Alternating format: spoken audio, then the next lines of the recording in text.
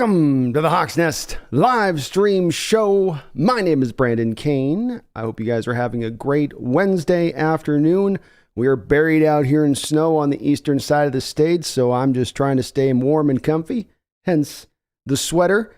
We got a little bit of stuff to talk about today, a couple different items. We're going to dive into the player Pro Football Focus scores.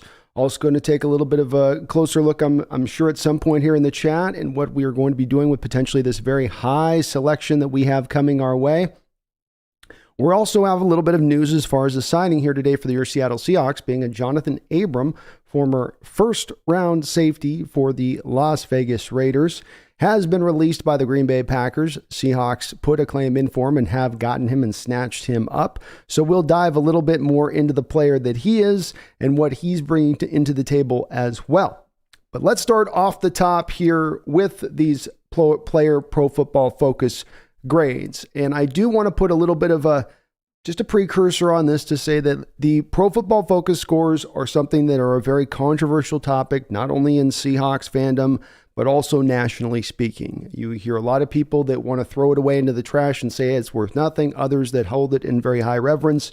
I don't think I'm certainly one of those folks that would throw it into the trash, but I don't think that it's also the end-all be-all stat. It is useful. It's useful as a metric. It's useful in discernment. It's useful in giving you something else as far as a piece of data is concerned to expand your understanding of a player or a team or what's going on. And certainly the analytics are not as far along as they are in baseball and basketball, where it's a little easier to gauge things. There's a little bit more moving parts going on in the NFL that makes that a little bit more difficult to actually pull off. Nonetheless, I think it's getting ever better. It's ever improving. And I think we'll find as I go through these scores today that they very much do match up with what we have seen on the eye test. You know, what we've been able to, watch this season on the football field. The first guy off the gate, which I don't have a graphic for, but is essentially our first, our first Pro Football Focus guy we're going to look at. And I don't think we got to say too much about this one. This is obviously our best rated Pro Football Focus player on the year. By a fairly good margin, I would say, by at least eight good points. And for those wondering on this metric, if you're somewhere between about 65 to 74-ish, you're playing about league average on a varying scale. If you're 75 up to even into the 80s, low 80s, you're getting into kind of at least elite, probably by 84, 85. You get 85 up into the 90s, you're superstar type player as far as what you're providing on the football field. So Geno operating at an 83 plus clip this year as from the quarterback position by Pro Football Focus's metric. And of course, Pro Football Focus looks at every individual play of every individual game, and they make a judgment on that player snap in and snap out. Again, not a perfect tool, but a useful tool. Geno Smith, obviously, and all the other metrics that you could take a look at with Geno this year, yards per attempt, completion percentage, passer rating, QBR, even scrambling yardage. Everywhere you go down the line with it, he's done a tremendous job in those aspects of things. And this is just another stat, another data point that does back up indeed that Geno Smith has been elite this year, that he has been up into that area of things, that it's not just simply the players around him getting it done, but he's getting it done. So nothing more to really say on him on this one. I'm going to dive more into some of these other players on this in these looks, because I think we already know what Geno's been this year. But again, it's another stat that does back up what the other stats back up, which backs up what our eye test tells us as well. But let's look at the first thing here, which I'm going to take a little glance at the offensive line to start things off. We've had mainly 5 guys on the offensive line I wanted to look at. I don't think that we can get a look at some of the other guys that have played with their sample size of snaps and take much away from that. These are the guys that have played significant snaps. These are the guys that I think we want to really take a look at. Charles Cross, Damian Lewis, Austin Blythe, Phil Haynes, Gabe Jackson, and Abraham Lucas. And as you can see down the line here, the rookies have held up very well. I said at the start of the year, one of the pillars for success of this football team would be if these tackles could come out and give you league average play in the first year, because that would be cumulatively better than what you've gotten in recent seasons by the combination of those two, left tackle and right tackle. Dwayne Brown's had some good years, but the right tackle position's been a little bit dodgy at times. And so that's just indeed what you're getting here from Cross and Lucas in their first year. Cross at 65.3, Lucas at 67.3. That's league average, and that's obviously giving you what it's given you this year. Imagine what happens when they're playing at 74, 75, 76 into next year as far as their rating matching up to what their play is on the football field. So tremendous to see those guys at that spot of things. Also, Damian Lewis settling into the left guard spot, 70.8 score. He's had some really highly graded games on top of that. Feels like he's gotten a little bit better as the year's gone along, though maybe last week or two it's maybe not been as good. Austin Blythe shows you this is what you're going to get for spending $4 million on a journeyman center. There's some good, there's some bad, but it's going to be a little bit below league average by a good 10 points on the overall metrics of what he gives you on the field. And that's really driven by his lack of run blocking, because he actually probably pass protects at a little bit above league average by their metrics. Phil Haynes has been a welcome addition in there as Gabe Jackson's having a hard time, I think, with that. I believe he has a knee thing going on that they're trying to take care of. Those guys have been splitting the action between him and Gabe. He's outperforming Gabe by a moderate bit, right around the bottom edge of league average on that standpoint of things. But this has been a big part. As you look at these scores from this line, this has been a big part of the success this year, is that these guys, you don't have a guy at 42 over here, right? You don't have some guy up at really, really low. Your lowest performer is Gabe Jackson, and you've even been able to reinforce that position a little bit with Phil Haynes and him coming in there and helping that out. Again, I think this does match up to what we'd all say we've seen on the football field from these players this given year.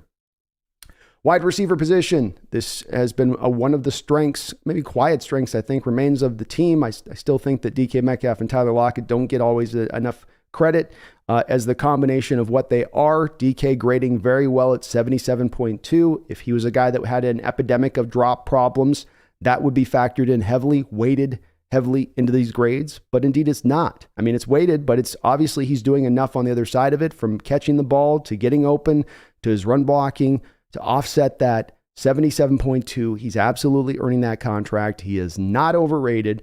I think he's going to be a tremendous player now and into the future for this team, and a leader moving into this team, into the future of this team.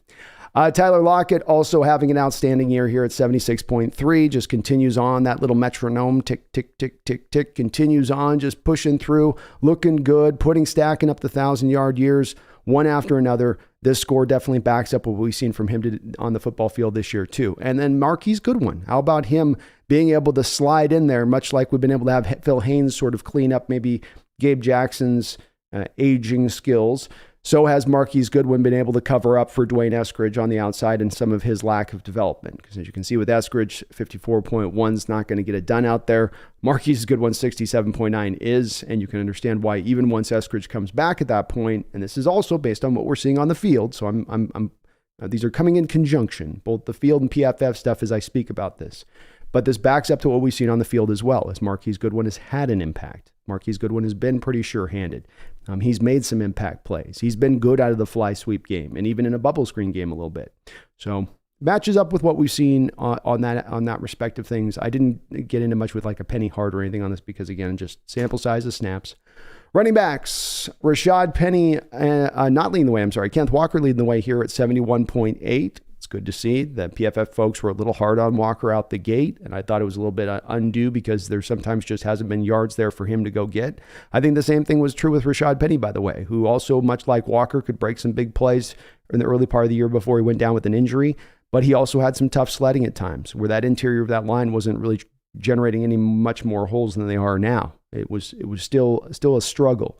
Travis Homer comes in as another quiet, solid component of this team that went down to that injury for a little while this year, has come back ever strong. He's really a good third down back in this league. I think somebody's going to notice that into this offseason when he does become a free agent, but he has been a very important part of what we do in that respective things, from blocking, pass blocking, not run blocking, obviously all he does is pass block, but also pass catching. He had the play that he broke off this past week against the Raiders where he catches a little ball out in the flat, looks like it might go for 6 or 7 yards, and he houses it. He's got some great ability. He's seemed like this year he's almost taken his game even a little bit up to another level, and a little extra gear up, and that has been very encouraging to see. DJ Dallas, 55.5.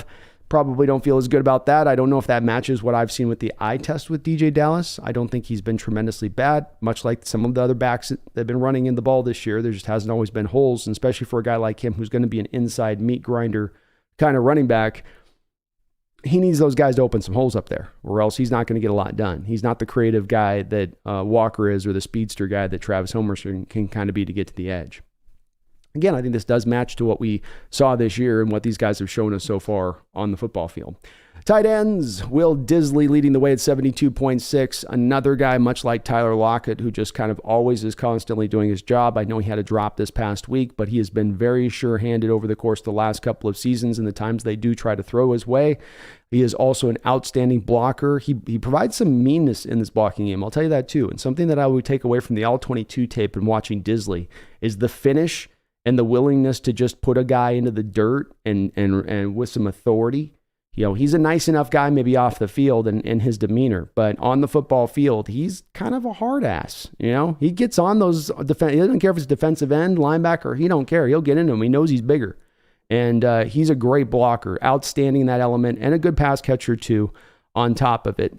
Noah Fant at 67, coming in there with a solid season. Again, maybe he's not going to be the star that the Denver Broncos thought when he was picked in the first round, number 20th overall back in the day, but he has still been a very good player for us, and he's had some moments where he's somewhat broken out. He's also been, I think, a little underrated from what I thought he was going to be in the run blocking game, in his ability to do that. He's shown a willingness in that respect of things, and usually those H-back type tight ends don't tend to want to do that stuff as much. So it's good to see from that standpoint of things. Fant has been overall very solid for us.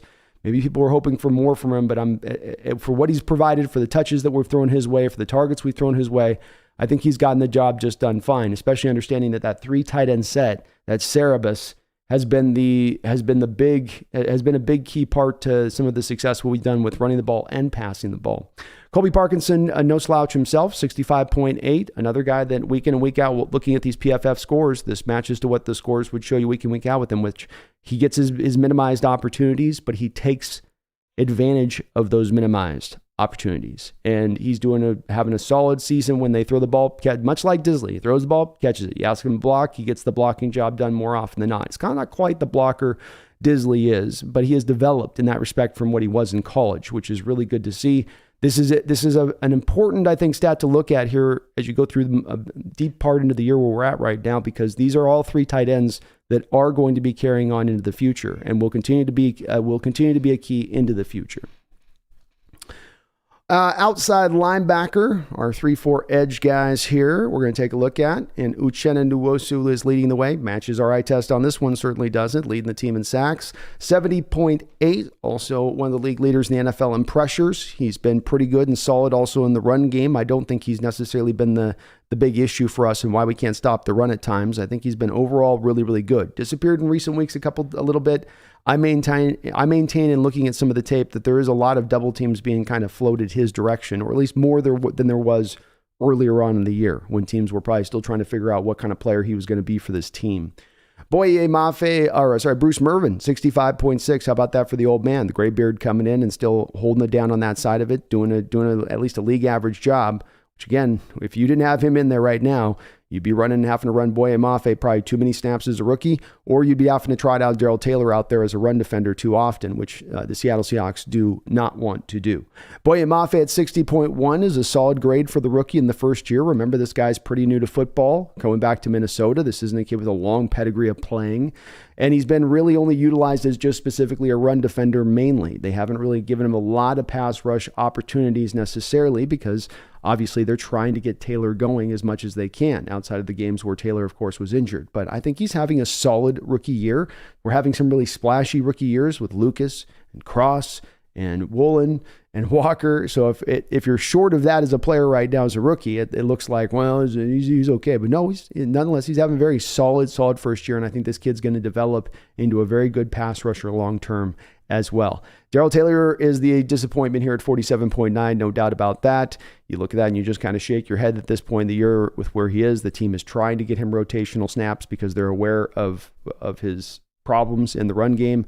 And unfortunately, even in those rotational snaps, he's not getting you a lot of pressure. He's going to get his tries still through the year here to develop. Maybe he can kind of turn it on. Last year, he had a real hot 5-game run. Be great if he could tap back into that to finish this year off.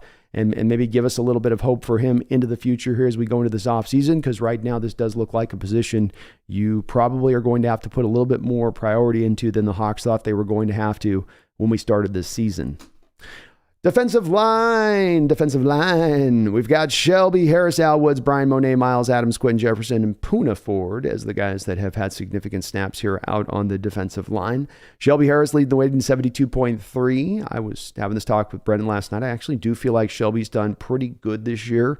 I think he, like Al Woods, there's only so much that those two guys can do down there. The rest of the guys aren't kind of holding up their end of the bargain. Then things can get led astray. It just takes one guy getting blown out of his gap and you've got a run play. It takes one guy who doesn't command the double team, so that double team block can go down to the linebacker and you've got a blown out running play. And Shelby Harris and Al Woods are definitely, as the two guys that are elder statesmen, so to speak, are doing their jobs. These guys aren't playing a million snaps. Shelby Harris did have a little bit of an injury this year, which put those other guys out there for some more snaps early on. But to me, both of those guys, neither of those guys, I should say, are anything close to being what I'd say was the problem defensively speaking. I think they've been fine. They've been good. And if you had other guys behind them that were equally in a good rotation of where they were at from a performative level, I think this defensive line would be doing a lot better job at the very least, of stopping the run. Brian Monet, 53.1. Disappointing year for the guy that you gave the contract extension to, and you gave him that contract extension with the thought process of his development continuing on forward beyond what it had shown on the football field prior. Brian Monet hadn't ever really bursted out for you, hadn't been an impact player, but you gave him a contract. Now, it wasn't a huge contract. You can get out from under it after this year, but you did pay the man, and when you really didn't have to. That deal's not looked out so good in retrospect, and he has certainly struggled this year to take that step forward in his game. Miles Adams has played probably the most sample size of snaps of these guys on this list at 57.1. That's been a little bit up and down. He started out really rough through his first couple of games and then was going on pretty strong. And then you got to that Tampa game and he got kind of targeted in the run game in that respect because the team thought they were going to be able to use him as more of a pass rushing defensive tackle in that game. And they weren't able to do that because Tampa Bay kind of had them outmaneuvered, at least schematically in that one, or not schematically, but outmaneuvered in tactics. Quentin Jefferson, really disappointing. If Monet is kind of a disappointment at 53.1 with the money you gave him, Quentin's probably a big disappointment with the money you gave him, and he's at a 46 rating on the year, which is really bad. 65, as I said, was right around average. 46, 20 points lower than that. You're into bad city at that point. You're into that's not just a little bit below league average. That he is absolutely, when he steps on the football field right now, he's a problem for us. It's a problem. Poona Ford's had a couple of bright moments. It's not been all bad for him. Had a sack this past week, but the consistency is not there with him in what you're asking him to do. He looks like a little bit of a man who's out of position, a guy who is better put at a 4-3 defense as that guy sitting over the one tech. Though I would even offer at this point in his career, I don't know if he's still as good at holding up against those one techs as he was a couple of years ago, because I've seen him take on double team blocks this year and he's getting kind of blown out of the holes. And so I don't know even if you could have him go back to that old stuff and it would be just as good as before in asking him to do that. But, another guy like Quentin, like Brian Monet, you give a lot of money to, that's just, as you can see with these PFF scores, I don't think any of you guys would go against this and say that this doesn't fit up to what you've seen on the football field. Cornerbacks, only really 3 guys to look at here. I don't see much of a need to look at anybody else. These guys have run out there most of the snaps, and so these are the ones that I think we just kind of lock in on. This is also your future a little bit. Certainly Trey Brown hasn't had enough snaps on the outside yet. Tariq Woolen, 70.8. Great rookie year here out the gate. Obviously, he's had a moment or two where he's given up some catches here or there, but I think he has been outstanding. Certainly, I think he's one of the league leaders right now in Pro Bowl voting. Only going to get better from here. You look at this Woolen grade, you look at the Kenneth Walker grade, the Lucas grade, the Cross grade. Those guys are only going to get better. Only going to probably get even a lot better. Like, you're going to even get a very big leap forward into that second year from these guys, if not by their third year with them. So be not just encouraged by what you've seen this year so far with these young guys, but also what's coming into the future. Mike Jackson at 60.1. I think he's kind of started to fade just a tiny bit through the year, but hey, he had Devontae Adams one-on-one all game long last week. It was going to be a rough day at the office, no doubt about that. I don't know how much you can hit him on that one. I think overall he's been solid for you. It will be interesting to see if the coaching staff does look at Trey Brown working in there with the thought process of they've got maybe a little bit more potential there with Trey Brown, or / they're going to need to know what they have in Trey Brown as we go into this offseason so they know what to do with him. Kobe Bryant started out really, really low with PFF. They were really banging on him through the early parts of the year, but he has gotten better, as you would hope a rookie to do, as he has gone along. The man has had, 4 forced fumbles, but then he's had 2 other forced fumbles and 2 interceptions that were taken off the board due to turnover or, not a turnover, but a penalty or some freakish thing, or like this past week, a whistle blowing early. He's the guy that caused that fumble on the goal line deal.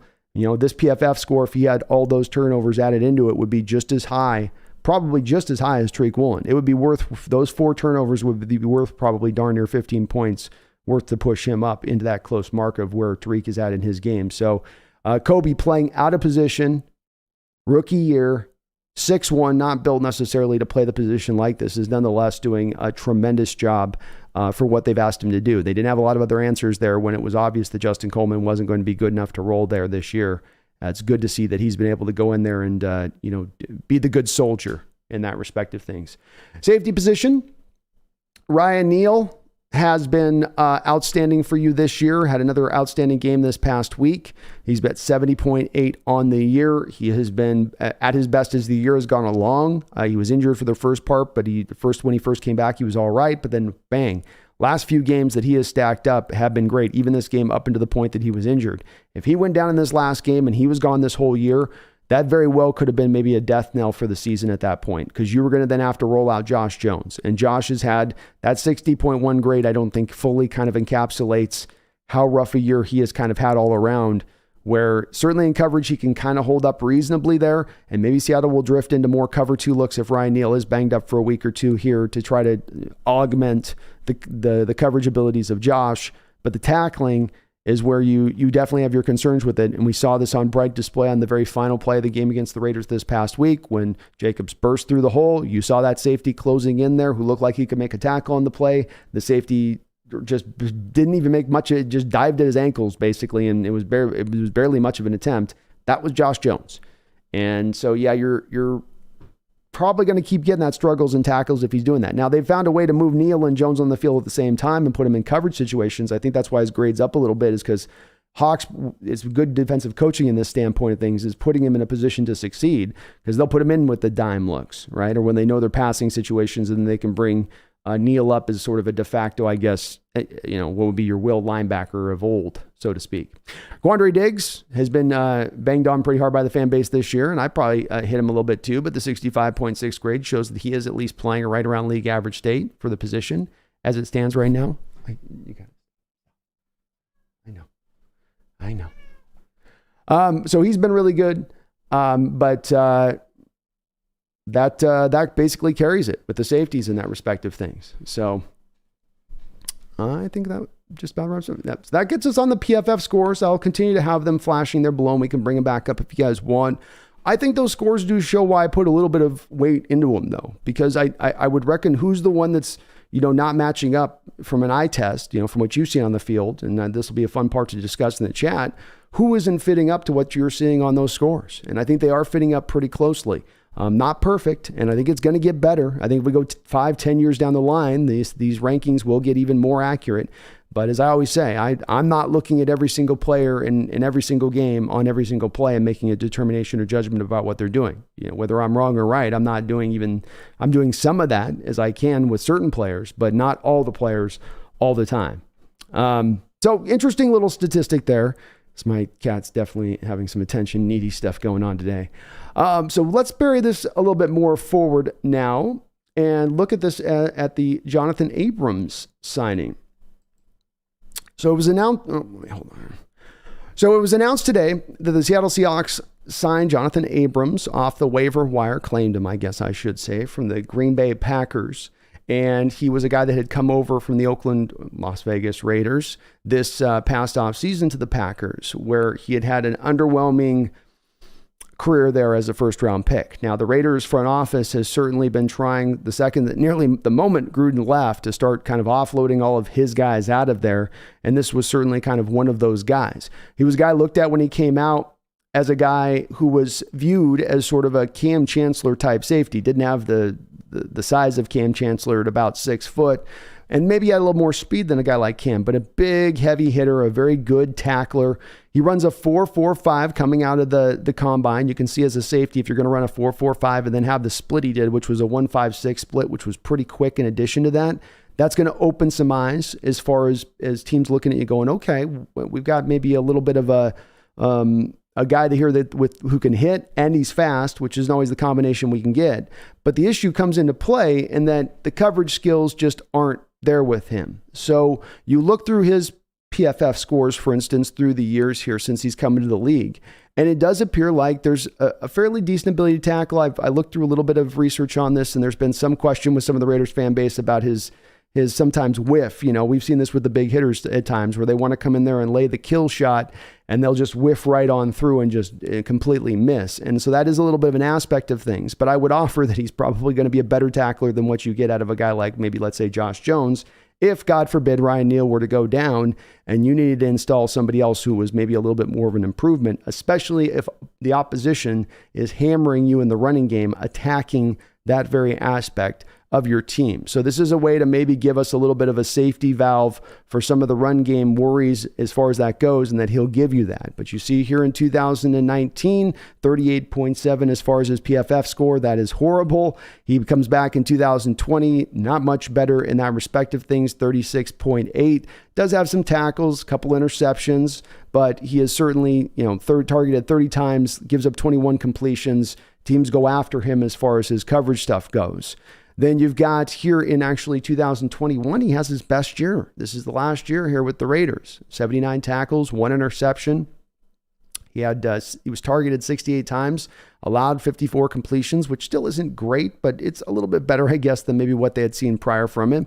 He got a 56.9 grade, which, as I said, 65 is going to be about average. So that's still a little bit below average, but certainly better than what you were getting from him in the 30s over the prior couple of years, which then does draw us towards this season now here with the Packers. 38 tackles.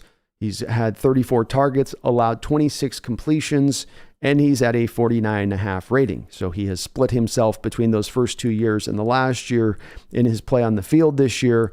And I guess you would say that it is underwhelming nonetheless. I believe, though, that this signing is completely about trying to have a little bit of a backup plan if, God forbid, if Ryan Neal can't get back out on the field quick enough, or if Josh Jones does continue to struggle in tackling. Coach Carroll does not want his defenses to stop the run. Even in those prior years where we've had some points where we've been historically bad through a good run of games, it's usually been in giving up air yardage or yardage in total. It's not in the consistency in stopping the run. That is the no-go place for Coach Carroll and his defenses, and he's going to want to try to take steps to stop that, because he can understand, as we've seen very clearly over the past couple of weeks, that when you have a team that realizes they can hammer you and it's just a matter of wearing you down and just staying committed to it, and even as they're staying committed to it, there's yards to be gained, they're not going to go away from that. They'll be perfectly happy to just beat you up in that respect of things. And Carroll wants to force teams to become one-dimensional, but not running the ball one-dimensional. He wants you passing the ball one-dimensionally speaking. And this might be a step towards getting the Seahawks into that direction of things. Again, if the safety position struggles to tackle, if Ryan Neal isn't there, who has played great. So that's my thought process on Abrams. I do think this is a little bit of a brighter spot than you normally would see for a guy that you're just pulling off the streets essentially at this time of year, because you've got a little bit of a weakness there for the position. And it's not an indictment of anybody in the front office that we do, because of the fact you're paying your two safeties as much money as you are through this offseason. And you brought Ryan Neal back into play. And you already had Marquise Blair on the roster at the time coming into this year. You thought you would reinforce the ranks enough on that. Stuff happens sometimes. So all things being considered, the options that are available out there on the open market to try and do something about it, it is at least movement. The kid does still at least have some potential. And I'll give you this, at the very least, he gives you a hitter on the football field. He gives you a guy that can maybe instill a little bit of intimidation in that respect of things, something that this defense could definitely use. I appreciate you guys watching here today. Do me this favor, please, and hit that like button if you do like what you're listening to. Also, please, if you're not subscribed, do get subscribed. We did pass well into 10,000 now this past Sunday, which was, thank you very much for all of you for helping me get to that mark. It was tremendous. It's been a celebratory time for me over the past couple of days as I've been able to enjoy this. So thank you to all of you guys in that respect who jumped aboard here, the Hawks Nest. Appreciate all of you in that respect of things. AI, what's up? JT, hello, big country. David Adams, hello, hello, hello. You guys liking the sweater? Yeah, this is my holiday sweater, man. I only get to wear this a little bit through the year, but it's coming out now for the next month or so till Christmas. So get used to this. Get used to this. What's up, David? Rob Terrell B, how is Pete going to fix the run defense this late in the year? If I'm McVay, I'm running the ball all day long until the dam bursts open. Yep, it's a problem. I'm not going to lie. It's a problem. I think the part that I would lean towards saying is that you don't have a running back like Jacobs back there, or I would even offer you don't even have a Leonard Fournette type that got you the previous weeks. Is there a Rashad White who had some success against the Hawks too in that Tampa Bay game? I mean, I don't think so. I don't think so. I'm looking at the one thing I wanted to point out, and we'll look at this when we do the game preview here in a couple days, but you're going into this game with Matt Stafford, Aaron Donald, Cooper Kupp, Allen Robinson, Joseph Noteboom, left tackle, and Ashawn Robinson, all I don't know, they have Noteboom as a tackle. I thought he was a guard. You have all those guys down in this game. So they're down they're down offensive linemen, receivers, maybe their quarterback. This is a game where, maybe McVay wants to try to run, but that's not always been the best part of that offense. And it's not always been the best part of that offense as far as going after the Hawks. I know a couple of years ago, Akers in the playoffs did good, but if you think about it, it's not, and I guess Gurley. So I got to take that back. He's had a couple of guys who've come in and done it, but usually when he's hit you that way as McVay, it's been with the talented guys. And with Akers, he doesn't seem to be the same player coming on the heels of that torn Achilles injury. It also seems like he's a little bit in the doghouse of McVay. Matthias, what positions do you hope we draft if versus we sign in free agency? I want to draft center and sign linebacker.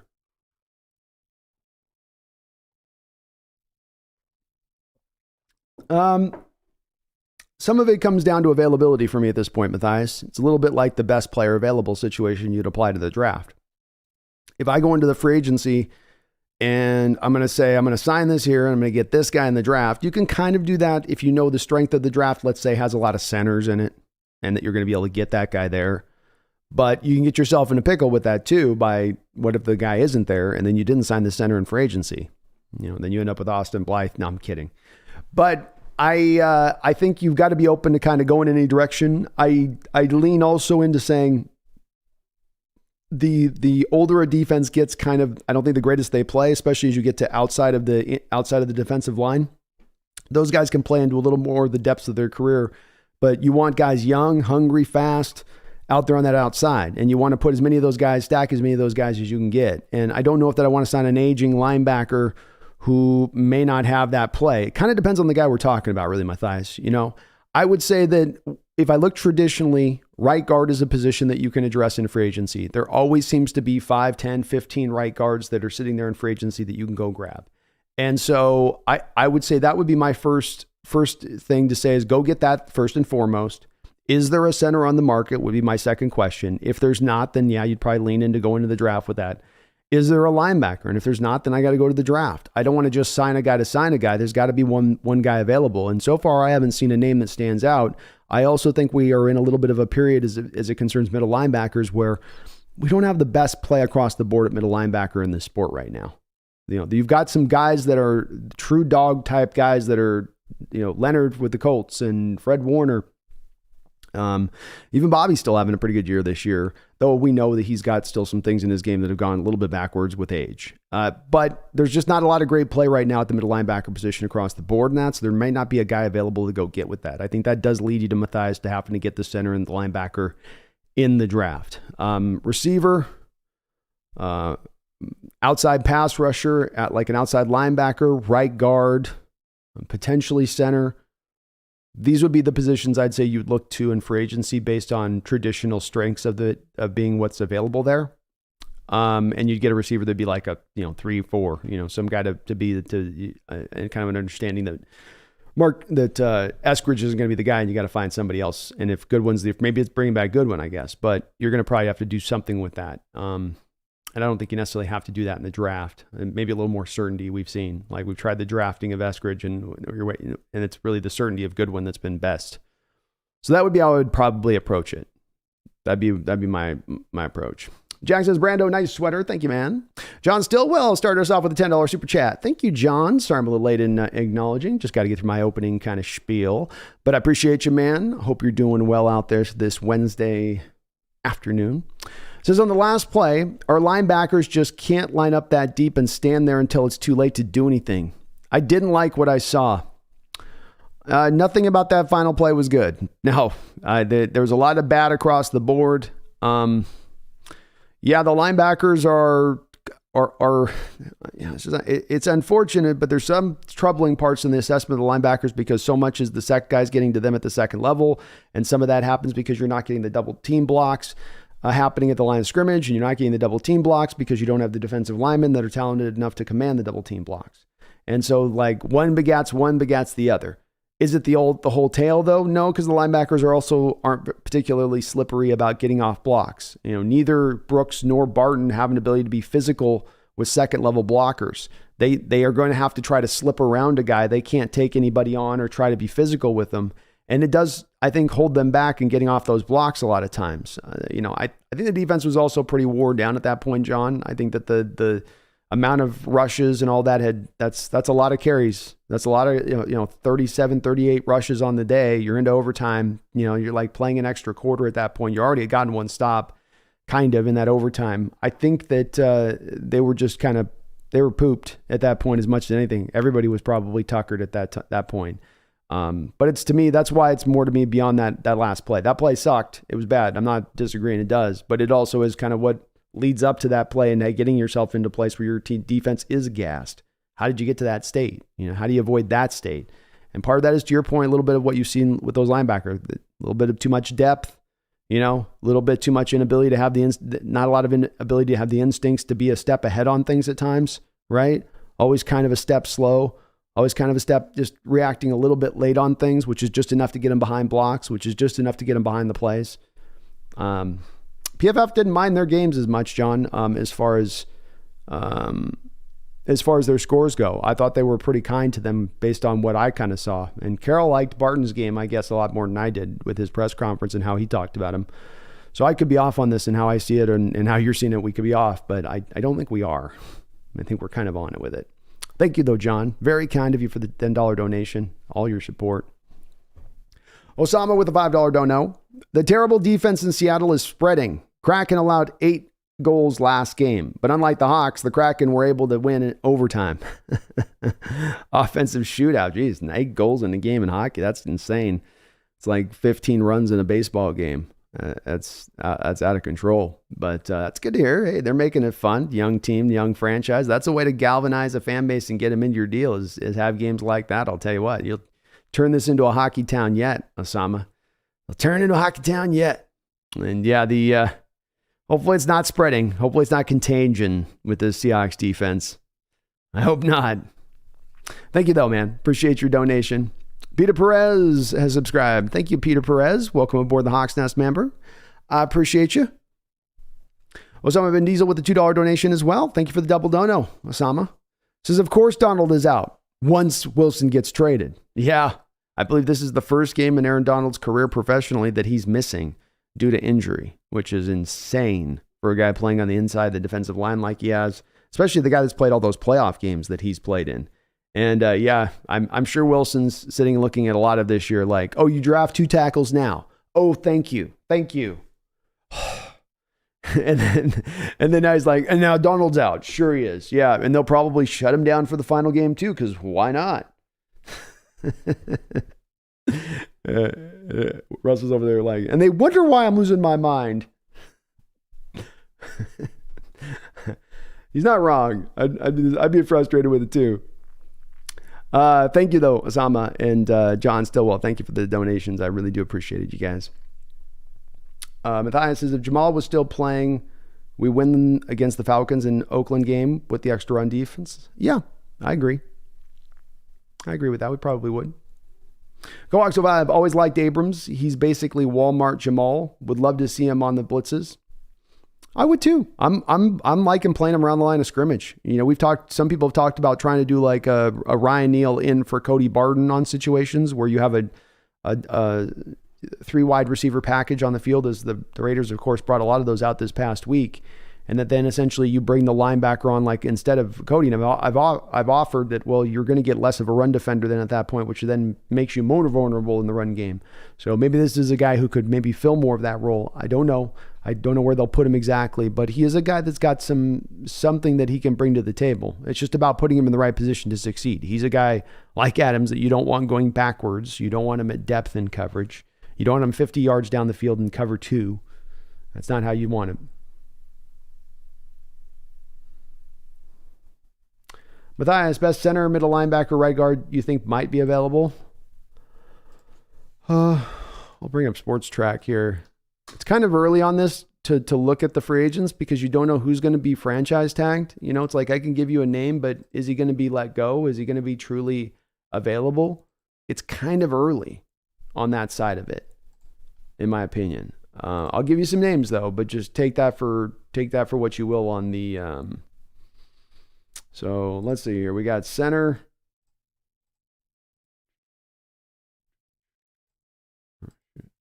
Center. You got Rodney Hudson, 33 years old at this point. Not going to probably look at much with him. Mitch Morse is a possibility with Buffalo. If he gets the open market, that could be a guy to look at. I kind of think Buffalo will find a way to bring him back into the fold, but if they don't, he's been a pretty good player throughout his career. Not a star, but pretty solid metronome type player out there in that respect of things.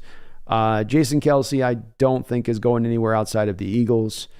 So I would probably go Mitch Morse is your best opportunity out there in free agency. Not a lot of other guys stand out to me. Garrett Bradbury with Minnesota is a possibility as well, but it's pretty light down the way.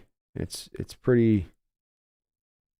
John Feliciano with the New York Giants could be a possibility. None of those guys are going to really move, I think, the needle for the fan base, though. As far as right guards go, Justin Pugh with Arizona is kind of old, but he'll be on the market. Roger Saffold is really old with Buffalo, but he has remained a pretty good player for a long time in this league. Neither of those guys I would be much on, though. And as I look at the right guards right now, it's kind of dicey right now.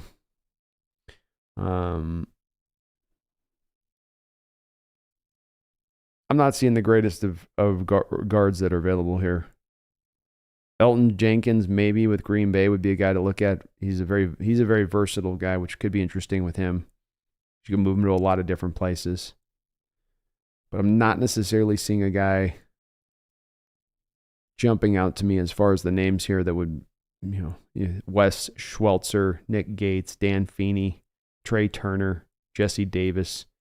And all these guys are kind of meh. But again, I think there's going to be guys that are going to be released too, in addition to those guard names. So not a lot of guys out there right now with the stuff you mentioned on that. Linebacker.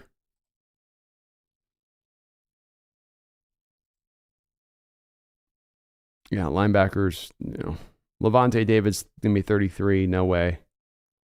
I'll tell you what, Devin Bush is going to be on the market with Pittsburgh. He's only 24. I don't know that he's been very great for them, but he's on the market. Baltimore's going to franchise Roquan Smith. There's no way they let him go after trading for him. Anthony Walker with Cleveland, he's okay. I don't see a lot of other guys out there. Denzel Perryman's had a good year for the Raiders. That guy could be an interesting name to go look at. Terrell Edmonds with Buffalo. Tremaine Edmonds with Buffalo. I guess if I'm pressed to say a name, I'd say it would either be Perryman or Bush I would take a look at. Or no, it'd be... I don't think Devin Bush is getting franchised if he's not getting paid. And he might not get paid because there's some parts of his game that aren't the greatest, like coverage, where then the Bucs are going to be, I think, a little bit cap-strapped to a degree. He may go, and he is only 24 years old. So Devin Bush is my guy to go out there and look for in free agency. If that's the one I feel the best of all those names on. How did Eskridge get a good grade? I don't know if he had a good grade, did he? He's at a 54.1. So, and guys will tend to have better grades if they've got the sample size attached to them for the most part, which is the case with Eskridge. He's also run blocked oddly well, which has helped his grade. Matthias, what's a good deal for us on the Geno contract? 3 years, 3 years like 80, 85 million. Give him 40, 45 million guaranteed. Keep it somewhere in the neighborhood of 25 a year. That'd be about right. Lower the first year cap hit down to something like 17. Second year cap hit goes up to 25, 26 or something. You keep the percentage low. Jack says D loses 70. Wow. I know. I was surprised by that too, but he's coming along. Paul Associates says, I took a minute to look at our depth chart, kind of thin. At safety? Yeah. AI, what about trading back a few spots and drafting Murphy? What we receive moving back 2 to 3 spots? If you move back like just 3 spots, you're probably going to struggle to pick up a first round pick. You might pick up a second on a couple of spots, but you might, if you get a team desperate enough, a first is probably about as good as it goes. If you're going to get to that magical spot, which is you drop back, I think about 6, 7, 8 picks, something like that. Then at that point, that's the haul that you can then pick up the 3 first round picks. I mean, I was just looking it up today. The Redskins traded up in the first round with the Rams, and they gave up 3 first round picks and a second round pick. And they were picking, I think, 9th or 10th or something like that on that selection, if I remember correctly. So the cost is high if you go back even a couple of more of those selections. I maintain at the moment that that's my ideal movement for Schneider. I keep him picking inside the top 10, but then I get to pick up an extra first round pick. That to me, that right there is your straightforward, easy path to getting the most, even more, not the most, but even more out of this trade. Big Country says D-Lou seems a bit high. He's had some really good games, man, and he has been able to stabilize himself at the left guard position as far as not giving up a lot of consistent pressures. So it may not match up to what you're seeing on the eye test with him, but he's been a guy on a lot of those big runs you've sprung, for instance, with Kenneth Walker, where he's come back across, and also on the Rashad Penny run in Detroit, where he's coming back across the formation and laying those wham blocks, and that's showing off some of the mobility some of us thought he kind of didn't have. I think he's having actually a pretty solid year overall. Rob Terrell says Blythe is too high. He was horrible. That's fair. It's definitely fair. Tiago Tanakwa says draft Michael Schmitz. You cowards. I'm with it. Rob Terrell, would love to see the Hawks draft Charbonnet in the 3rd round? I'd be okay with it. I think that'd be good value for him. I think he's probably a 2nd round running back. Pull him in the 3rd. That's pretty good. Big Country says wide receiver grades seem on point. They do to me too, man. I agree. Paul says, would love to see Osiris Torrance top guard this year plus Osiris Torrance. Let me write them in on my names, man. It's an interesting name. Osiris. Is that some old name stuff right there? Osiris Torrance. It's like a name out of a book, dude. It's like an author name would think that up. I'll look him up, though. Rick Cepeda, what's your take on Clint Hurt and the assistant coaches grade-wise? And what name for your Mariners channel? And what's the name for your Mariners channel? Oh, okay. The name for my Mariners channel is called The Crow's Nest. So if you're looking for some baseball action, I do play-by-play baseball this year. Got in about probably 40, 45 games last year, something like that. That's probably 10. I did like 30, 35. I'm going to try to get to a good solid 80 games of play-by-play this year on the baseball channel. So it's called The Crow's Nest. Should pop up pretty quickly on that side of things if you look. My grade for Clint Hurt this year. Oh.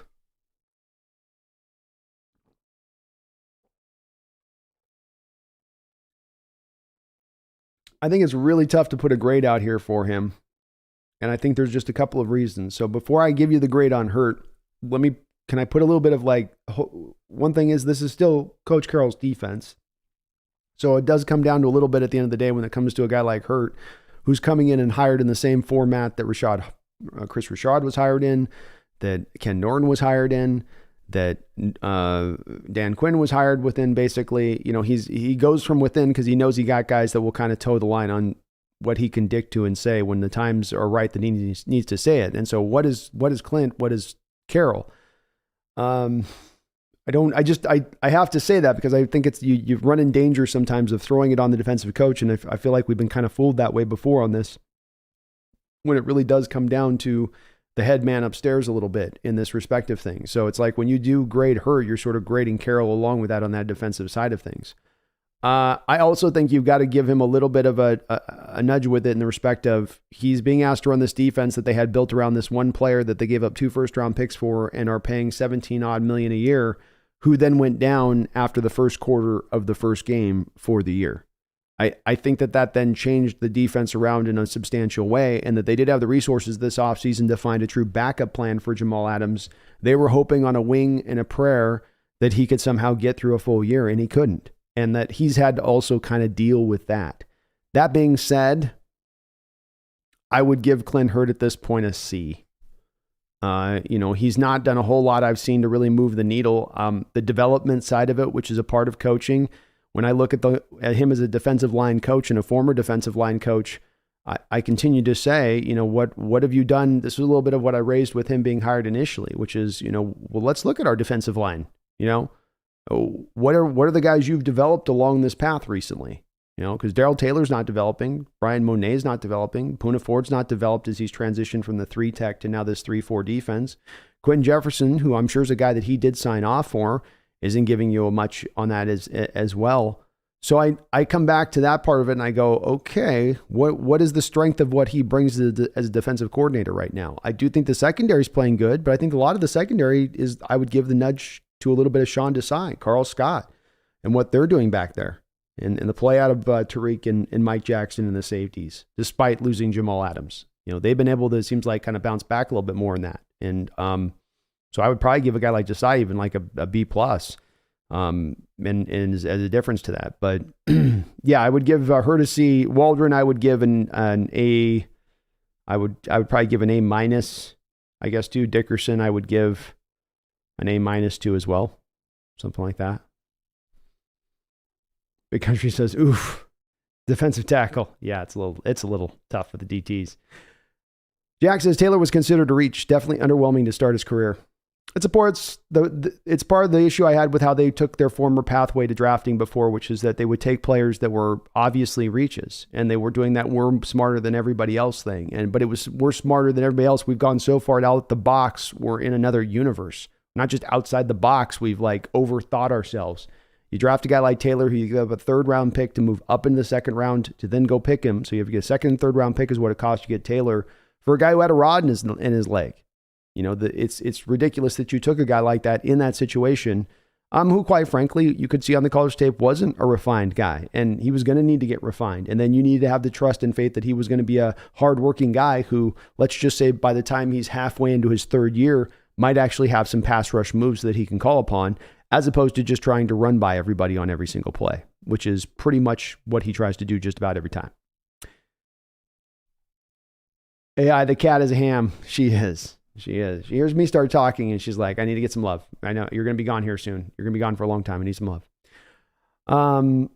Saijin, thank you for the $5 donation, Saijin. I appreciate it. It says, fix the freaking defense. We are not going anywhere until we do. Well said. And I can't put it any better than you can on that. It's why I think at least three of the first 4 picks in those top 2 rounds are probably going to go to the defensive side of the ball this year. I think they're going to recognize that aspect of things very clearly. I think you're going to get some money spent to the defensive side of the ball along with that. So that's going to be brought into this, no doubt about it. But they've got to find fixes. You had last year a year where you gave up a franchise record in the amount of yards you gave up, which brought about these defensive changes. You're now on pace to give up even more yards than that this season. It's not acceptable. And I think it's got to begin with a couple of places. But first and foremost, it's got to begin with, what do we want to be? What do you want to be defensively speaking? Because right now you're trying to be a Frankenstein.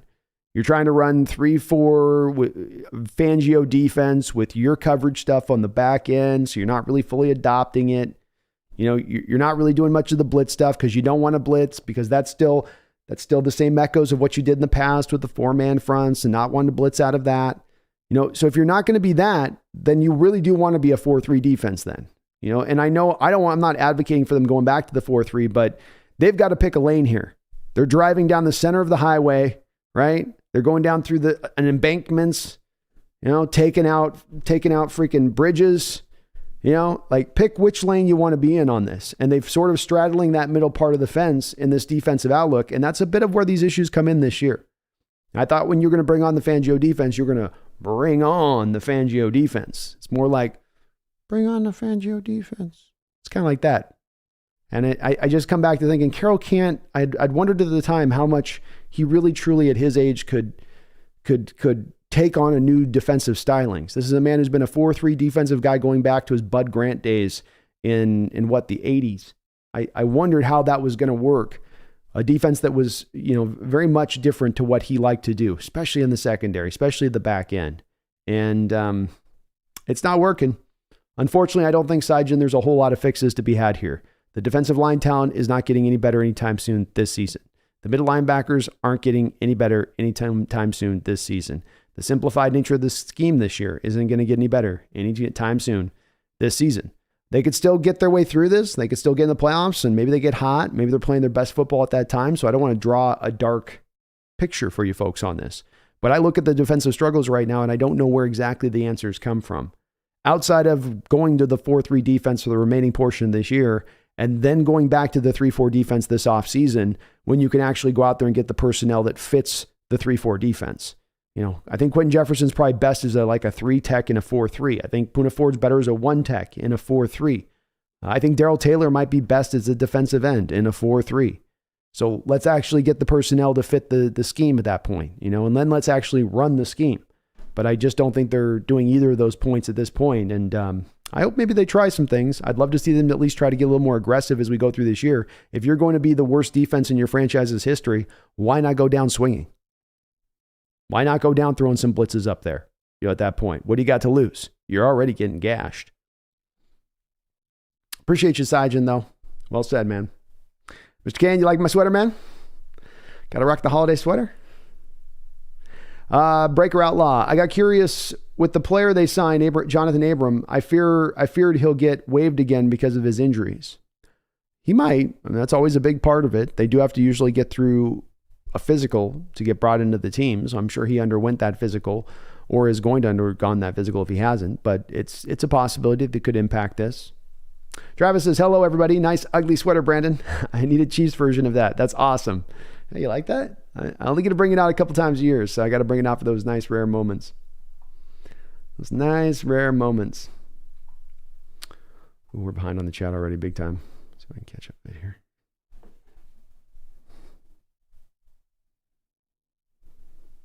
Paul Zuzia, Mr. Kane, member 1 year, face fuchsia, tongue out. That sweater, got to be a big fan.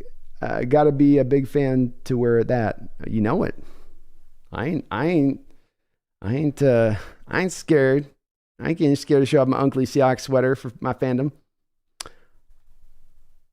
So Seahawks are a good group, not good. Paul says the Hawks are linebackers are as a group not good. No, they're not. Jackson has been a really nice surprise this year. Gabe Jackson? Oh, Mike Jackson. Yes, he has. Solid season for the kid. Solid year. Breaker Outlaw, I agree. The linebackers do need to get better. I think he's going to be a target in the draft specifically. I wouldn't be surprised to see them go with 2 guys in the draft, quite frankly. Mr. Kane says, Jalen Carter, Quentin Johnson, Osiris Torrance, Drew Sanders from my draft simulator just now. Not too bad, man. I got to look up this Osiris Torrance guy. So you're second guy to mention him on Big Mr. Kane, my brother from another mother. But I'm on Jalen Carter. You know that. Jalen Carter's my guy. My guy. Yeah, Paul says, Shelby Harris is a keeper. You got him on a 1 more year deal here beyond this season, and I'm perfectly happy to let him play out that final year, even at the price tag it's at, which is like $8 million, I think. That's fine with me. AI, Affetti, Posick, Collier, Blair, McDowell, Taylor, Barton, Penny, Green, Brooks, Eskridge. Top picks in the last 6 years. All disappointments. It's why our defense sucks. Very true, man. Very true. If you don't get development over a 6-year period with all of those high picks, first, let me go just through the picks of those guys. First, second, third, first, second.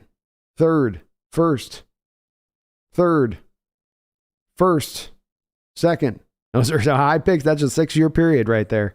Yeah, if those guys don't develop and they just you get stagnation or bad play from them, then you're not going to go a whole hell of a lot in any direction as far as defensively is concerned. And some of those guys are outside of defensively, but just developed, and it's not been there with them. We had a bad run of a few years there drafting wise, no doubt about it. Ran in the cut says, Mr. Kane, Pumpkin is grabbing my attention. Haha, she is. She wants some love. Hawks family says we need Will Anderson. Well, Hawks family, you're not alone. I might put a poll up and see today. We'll see if maybe where people are standing on who they'd pick right now. If we had the pick of things, I'll put a couple names up maybe here. Travis 303, Seahawks have an easy win this week against the Rams. The teams looked awful against KC. Couldn't move the ball at all. This could be your defense's get right game. I agree. I know that they're dangerous, and I know McVay's had Carroll's number in recent years, but nonetheless, they are coming into this game so wounded and down so many important players on both, not just defense, but offensively speaking, and they haven't looked good this year on top of it. You do feel like you've got them, just kind of got to put the death shot in, so to speak. You know what I mean? They're already on their knees. Paul, top 4 picks should be offensive line and defensive line. Quarterback can't throw when they are running away. You'll never get any arguments from me on that, Paul. I love building in the trenches. Mr. Kane says, wonder how long it's going to take to get Abram on the field for us. Well, as somebody else mentioned above, there is a little question on health and how good he's feeling and where he's at on that aspect of things. But imagine if he's healthy, that he'd be on there pretty quickly, even as much as this week, because this might be a week, Mr. Kane, that Neal sits. I know Carroll said they're hoping to get him back this week, but they may turn into becoming a little more cautious with it. Flying Blind says, missed the start of the video. How did the offensive line grade out? Oh, no problem, man. I got him right here. Offensive line went down as follows. You had Charles Cross at 65.3, right around league average. Damian Lewis at 70.8, just a smidge above league average. Austin Blythe was at 54.9, and that grade's being determined a lot by what he's doing in pass protection, not by what he's doing in run blocking. Because I know he's really bad in run blocking, but as bad as he is in that aspect of things, he's actually really pretty decent as far as a pass blocker goes. Phil Haynes and Gabe Jackson, Flying Blind, are, of course, both guys that have been interchangeable at the right guard spot this year, kind of splitting the duties. Phil's at 63.4, and Gabe Jackson's at 57.7. So Phil's just slightly outplaying him by about six points or so on the PFF grade. And then Abraham Lucas, our other rookie there on that offensive line, was rounding out at 67.3. So both Lucas and Cross are playing at the very least league average to in Lucas's case, maybe just a hair above league average. But for them to be in that place in their rookie year, as you can see matched up against Flying Blind, the other guys you have on that line that are veterans, and they're outperforming them right now, you can only imagine and wonder what they're going to be at a year from now, 2 years from now. Big Country says, I think you forgot the inside linebacker scores. You know what? I think I did too. I did forget that. So I forgot the inside linebacker scores, but I do have them here. So I will. Did I just not do those on my deal? I was probably stupid and just didn't add them onto my deal. Yeah, I probably forgot those ones. You're right, I did. So the inside linebacker scores are as follows. You've got. Did I not do those? I think I did those. Oh, maybe I didn't. Crazy. Inside linebacker scores, you've got Cody Barton at a 51.6, and you have Jordan Brooks at 58.3. So Brooks is outplaying, and this matches my eye test as far as Brooks minorly outplaying Cody Barton. But it says something, doesn't it? You have Jordan Brooks darn near leading the league here in tackles, if not leading the league in tackles through most of this year. And yet he's got well below a league average grade in his overall score. It does speak to the fact that you do have a guy that has the limitations he does have in coverage, and Pro Football Focus recognizes that. And yes, he is indeed leading the league with 122 tackles this year. So, despite leading that league, he's still down there at only a 58 58 grade, and certainly Cody Barton at 51.6. This is why I bang on him. He gets so many snaps out there, and it's just he is a deficiency on this defense. This is a hole that is sitting on this defense right now. So, Big Country, no, you were right. I forgot to put it in the initial deal. I forgot to do a graphic on it. So you're 100% right there on that. But both have been below league average. In Brooks' case, he would be passable, I think, if you had somebody a little bit better than Barton on the other side of him, maybe a little bit more, especially a guy who could be better, way better in coverage. I think Barton's just a little bit better in coverage at the end of the day. But yeah, both are definitely still not a benefit to this defense or helping carry the day much. Paul says you had Trey Brown. He's only played a couple snaps, Paul, so I didn't include him on that. It's too small of a sample size. Hawks family, we have a top 4 offense. Our top 3 picks go defensively, then our 4th a center. Yeah, I could see going that direction with the Hawks family. I will say, though, the center is a very has been a big issue in recent years, and I wouldn't be opposed to saying, look, here you put three players on the defensive side of the ball, maybe even spend some money on the defensive side of the ball, but then do take one of the second-round picks and put it onto a center. Get maybe the best center in this draft. I think that would be especially a guy who would have some mobility and be a scheme fit. Jack Abrams has a 49.5 PFF grade. He does. Would we put him in the same position that the Packers are putting him into? Would we find a way to try to put him into more of a position to succeed? I present that as a possibility. I don't know one way or another with it. The guy says Abrams is trash. Laughing out loud.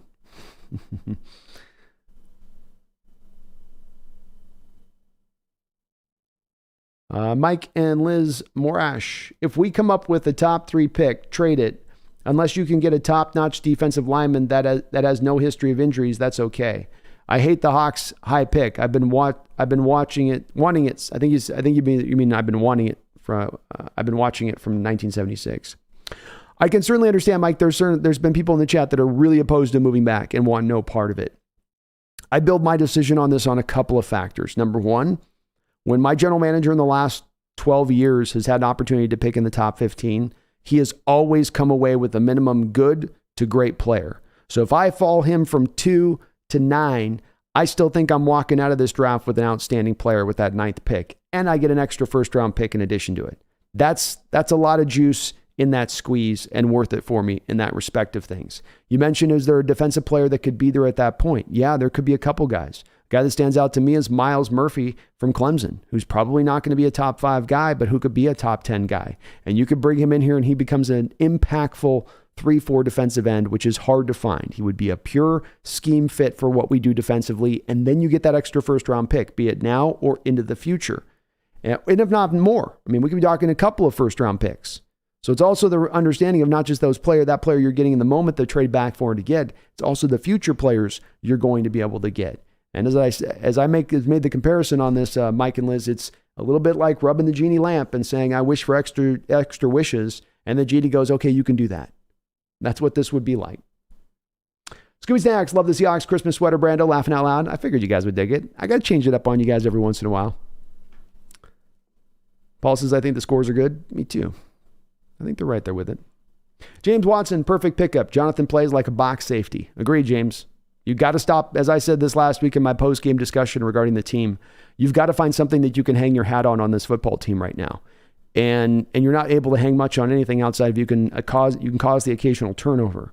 So you've got to find a way at this point to take away something offensively speaking. Is it the pass? Is it the run? And obviously with Carroll, it's going to be again with the run game, which I'm fine with. Jonathan will help you with that. I usually on these pickups with like an Abram signing would be like, I pretty much throw these kind of away as not anything really big or going to be worthwhile in impact. But this is one that I think could actually help you a little bit. Not game changer, but could help.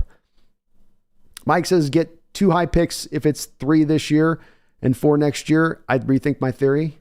If it's a 3 this year and 4 next year, I rethink my theory. Yeah, you could do it. Mike, if you go 2 to 8, you're picking up probably at least 2 first-round picks. You're going to 8, so you're not losing the first-round pick, but then you're picking up an extra first-round pick and a second-round pick minimum at that, if not more. Paul says most of our defensive issues are poor linebacker performance. Modern linebackers need to cover. Agreed. It's a big part of it. I think defensive lines with it too, but I think those are both big parts. Jack, no Donald, no Stafford, absolute must-win again. It is. You got no excuses, man. And I'll tell you what, the Seahawks team has benefited a lot this year from being able to go in some of these games and go against teams that aren't at their full strength. It has been helpful. And they have not always taken advantage. So I hope that they do take advantage today. Megan Gog-Roger with a $20 donation. Thank you so much, Megan. I appreciate it. And I hope you're doing better out there, down there, my lady Dananda. Says, sorry, I'm late. B in the 12s. Phone has been ringing off the hook for my birthday. Well, happy birthday, Megan. I hope you're doing well. She says, can't think of a better group of people to spend my time with today. Well, hopefully you got some nice cake coming in route your way, something delicious. And thank you for the $20 and happy birthday to you. See, I went live on your birthday. It's like I knew or something. Megan with another $5 dono. Thank you, Megan. Says, B, losing the third pick is as bad as you telling me Dave Craig is better than Jim Zorn. And you know how I feel about my guy. I get it. As you saw, Megan, just a second ago, interaction and just had, there are a lot of folks that would not want to move back from that pick and say, no, you're going to lose out on so much of a better player that you could grab there. And I do get where they're coming from. Some of the great players that you've had in your Hawks history have indeed been, taken very, very high. Let me look up really quickly. I want to check this one out really quick to make sure I'm right about this one. So, you've got, you've got Cortez Kennedy taking top 3, Walter Jones taking top 6. You've had some great players in your history here selected up around that height. Even a Sean Springs, I think, was taken pretty high at the time, though. Obviously, he wasn't the same level of those guys. But you've had the bottom line is you've had some success. I'd even offer Kurt Warner, who you took really high in the draft. I think he would have been really great. He just had the torn ACL at the time, and running backs mattered at that time to take them there. It was a different era. But you definitely come away with a guy at that selection, Megan, that is going to be an outstanding player, a guy with Hall of Fame kind of level of talent. First, are you going to get that at 8 or 9? Maybe not. But the collection of players that I could add with all of those picks, what you could assemble at that point and turn this Russell Wilson trade from 2 first-round picks to 4 first-round picks, 2 second-round picks to 3 total second-round picks. That kind of haul, that kind of grouping, to me outweighs, just from my standpoint. I get where you're coming from, Megan. I'm not pushing back that I completely understand those that say, no, I just want to stand pat. But just from my angle, that's so much of a weighted amount of gold there on the other end of that I just couldn't turn it down. And I think there's going to be a team that's going to be willing to jump for one of these quarterbacks. If we're ready to sit with Geno on ours, that there is that team that's going to make that crazy deal, Megan. And do look at the past history, Megan, when teams have made that trade. It's not been the team that's traded back that's been hit. It's not the team that's moved backwards that's been the one that's lost in those deals. Every single time they seem to win. If it's a huge trade up into the top 5. I'll give you a couple trades in recent history, Megan. Trey Lance. Has that worked out best for the Niners or the team that traded? Robert Griffin, Washington Redskins. Was that better for the Rams or was that better for the Redskins? Even Mitchell Trubisky, who the Bears traded up to go get. Was that better for the Bears or was that better for the other team that moved back out of it? And so some of it depends on who the player is available and all that other stuff. And I do get where you're coming from. I do. But for me, it seems like it always benefits the team moving back a little bit. Appreciate you though, Megan. And again, your happy birthday. Happy big birthday, Megan. Sam the Great says, okay, there's no way we lose versus the Rams with all those injuries. No, we shouldn't. Amari Taylor, do you think we'll draft a quarterback this year? And if so, what round? What quarterback? I think we're going to probably draft a quarterback, but I think it'll probably be 3rd or 4th round. If Penix came out, that might be a guy that they would take a look at. I think there's a collection of guys down the line that you could go through as far as names here that, depending on where they're, if Hendon Hooker fell down in the 3rd round with his injury situation, that could be a possibility. I don't think Cameron Ward's coming out, but maybe something along there. If a guy like Anthony Richardson was there in the 2nd round, they might jump on him. Let me go in my quarterback list here I've got on my deal. There's a lot of QBs this year that'll be in that realm of in that 3rd and 4th round state of things. A lot of guys. DJ Ugalele, Will Rogers, Jake Hayner. Dorian Thompson-Robinson, Devin Leary, Jordan Travis even, who's kind of like a Doug Flutie type. Got some Russell Wilson vibes to his game too. And all those guys could be 3rd, 4th, 5th round guys that they would take a look at. I think there's a wide net of guys there, Amari. But I do think that they lean towards it being outside of them just loving one of these top quarterbacks, which I don't know that they necessarily will. Given their track record, their history with this, I think that they go somewhere with one of those guys in the 3rd round, one of those types of guys in that realm. Volcano Joe, aloha, Brandon. Aloha, Volcano Joe. How you doing, bro? Ran in the cut. The game is on my birthday. I hope the Hawks give me a dub. That would be a good birthday present. DJ Jimenez, hey, Brandon, who do you have in mind at center? I'm just starting to look at the center options. So I just looked at, I think when just reading the free agent options that are out there, Mitch Morse wouldn't be a bad addition at 30 years old. I think he'd give you a nice veteran who could come in and know what he needs to do and get it done. I'm not sure on him I got to go back and look at him on a mobility standpoint where he was from able to kind of get out in space and go. So I've got to do a little bit of, looking into him, I think. There's not a lot of centers available on the market. There's some guys in this draft, Schmidt, Patterson with Notre Dame. I kind of need to still get my dive into them. I did the Luke Wilper, the kid out of Ohio State, and I looked at him the other night and did kind of a deep dive into him. And I like him. He's a really good double team center. And it sounds like a silly skill set to add for a center, but you need a center who's good at the double teams. Not merely he gets the hands on the guy like the other guy does, but he's able to help truly drive him out of a hole when he does lay down those double teams. But to me, he is more of a phone booth center. He's a guy that I want moving a couple steps to his left, couple steps to his right. He's a trash can, hunker down.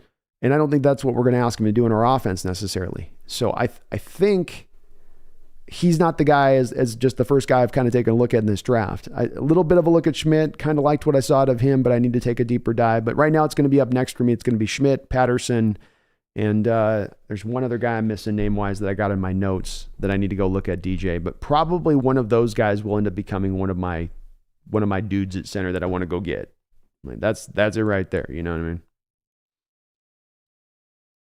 Megan with another $5 donation. Thank you, Megan. I do appreciate it. Says, okay, explain it to me, B. We had pick 9 last year and did not trade down. Why do it at 3? Because what you gain from trading down from 9 to, let's say, 15, Megan, it's about cost, okay? And I'll unpack this question all the way around because it takes me some time to do this here, Megan. You got your tiers in the draft. And the way your tier system is, you have tier 1, tier 2.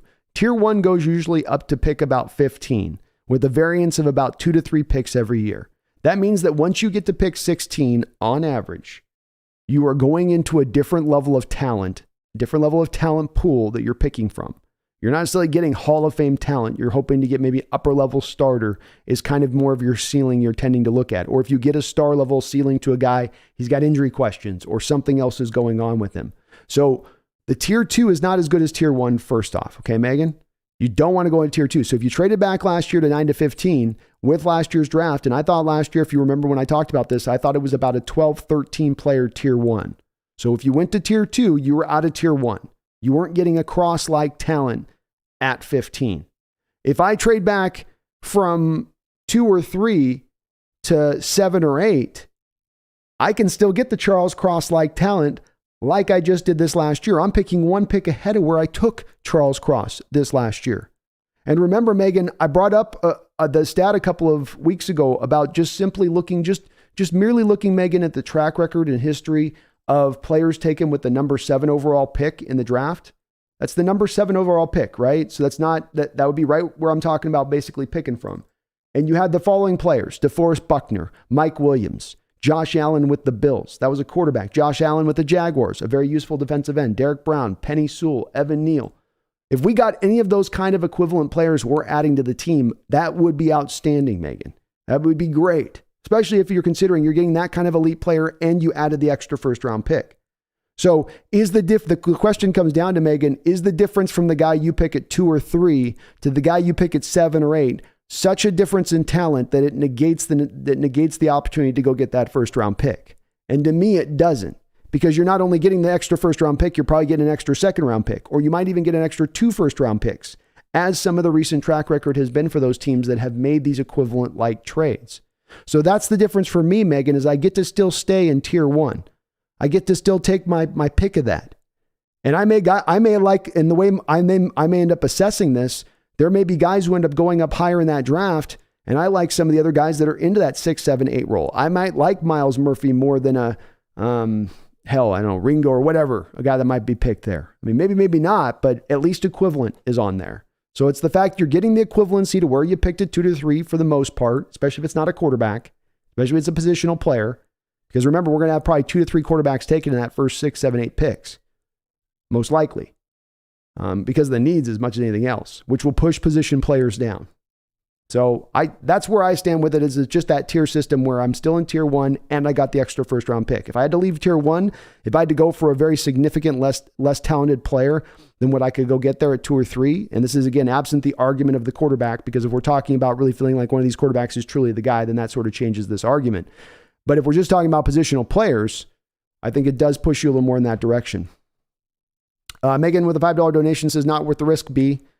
Stay at 3, more choice. Thank you for another donation, Megan. I do appreciate it. And look, like I said, this is not one of those stances where I look at it and somebody says to me, this is where we stand. I go, I don't understand how you're at that place at all. I completely get folks saying, no, I just want to stay where we are. I get uncomfortable with moving back. I do get that. And look, Schneider's had some track record in the history that's made fans uncomfortable with trading back. But again, I would offer my counter to that would be the reason you traded back was exactly for what I'm talking about with this tier system.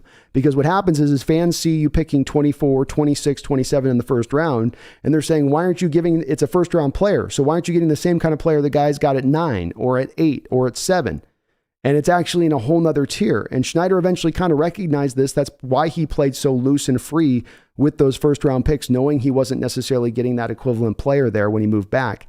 That's, though, an apples and oranges situation to moving back into still that tier 1 state of things and staying in that still strong draw area where you can still pull a really good guy. And the risk is, if there's risk here, Megan, it's a matter of, okay, well, I was going to maybe get this player here, but now I'm getting more of a risky proposition by picking at 7 or 8. Well, what's the track record to back that up outside of your gut instinct? Because John Schneider's picked 4 times in the top 15 in the last 12 years, and all of those players have been good to great. So while it's not a large amount of sample, that's enough there for me to have confidence in him picking in that money area and having more confidence to pick in that money area. This also goes in conjunction with what we've seen from the NFL recently, which is that they're getting their picks more right. I just read off those last 7 picks taken with the number 7 overall pick in the first round. That's the last 7 and not one bust to be had. So not only is it that Schneider and company are good at picking in that top of the area of the draft, I'd offer most teams, as we've gone through recent histories in the NFL, as it's evolved, teams are getting better in their assessment of players coming out of school, and you're able to land more assuredly on those kind of players coming out. Megan, with the $2 donation, says, when was the last time we had a top 3 pick? I believe it was 92. I believe it was 92. So it would be Rick Meyer. But Megan, I mean, that wasn't a great pick for us. He ended up being basically a bust quarterback. And you picked at number 4 as well in your history.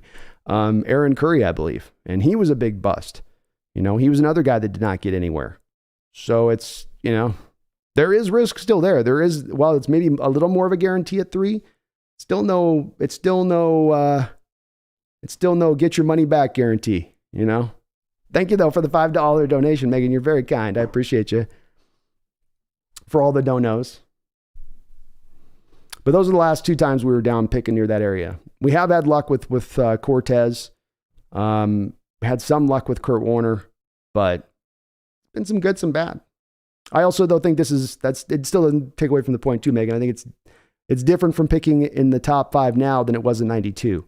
Or even when you were doing Aaron Curry in, 2005 or something, 2007 or something like that. So I think that the game has moved even ahead in that respect of things.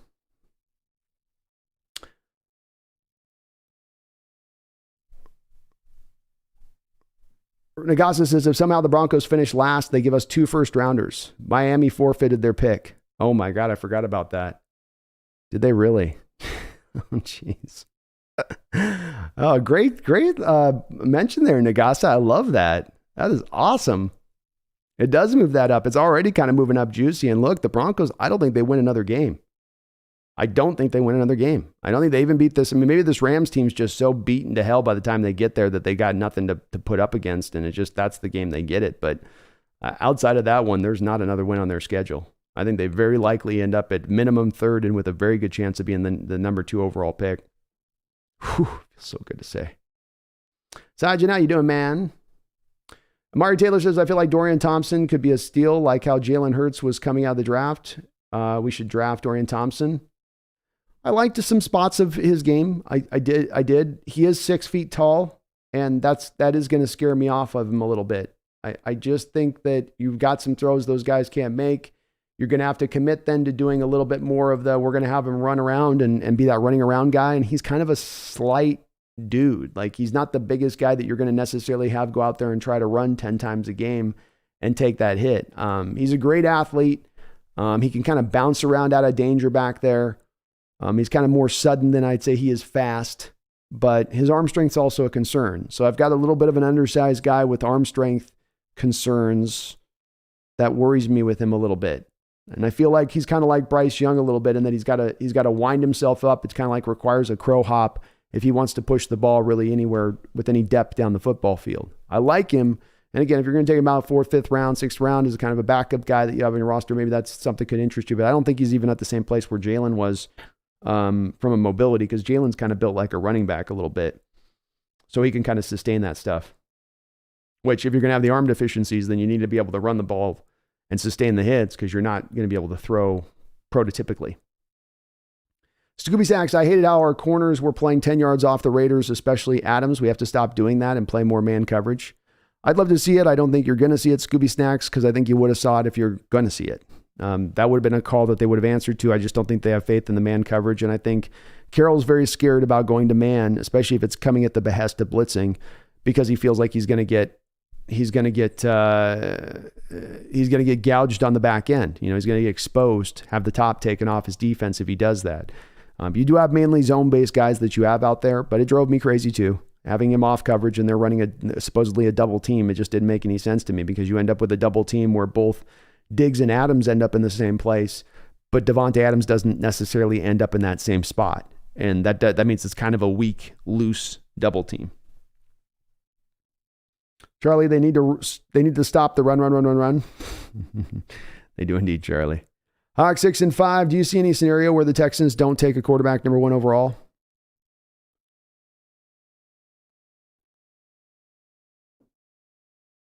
They fall in love with Will Anderson. That would be the only scenario. They look at Will Anderson and they see a guy that's going to be Von Miller. The Texans had also, I mean, this is a long ago as far as track record of success, but you know, you look at things historically, I think, in your franchise to a degree as well. And you have a Mario Williams taken number 1 overall by the Texans back in the day. And he went on to have a pretty good career. Was he a game changer kind of guy that you expect to take at number 1 overall? Maybe not, but I think he had almost 100 sacks for his career or something. You know, he ended up being pretty good for a good amount of time, a good overall player. So Texans have been down this road before, I guess, is what I'm kind of saying with that. And we've been down this road before with other teams looking at like that, like Von Miller was. Von Miller wasn't the number 1 overall pick, so that didn't happen that way. I keep saying he is. I don't know. I keep remembering it that way, but no, he wasn't. So it's all about whether or not they view him as being generational or not. He's the only guy that you could possibly do that. Miller was taken number 2 overall.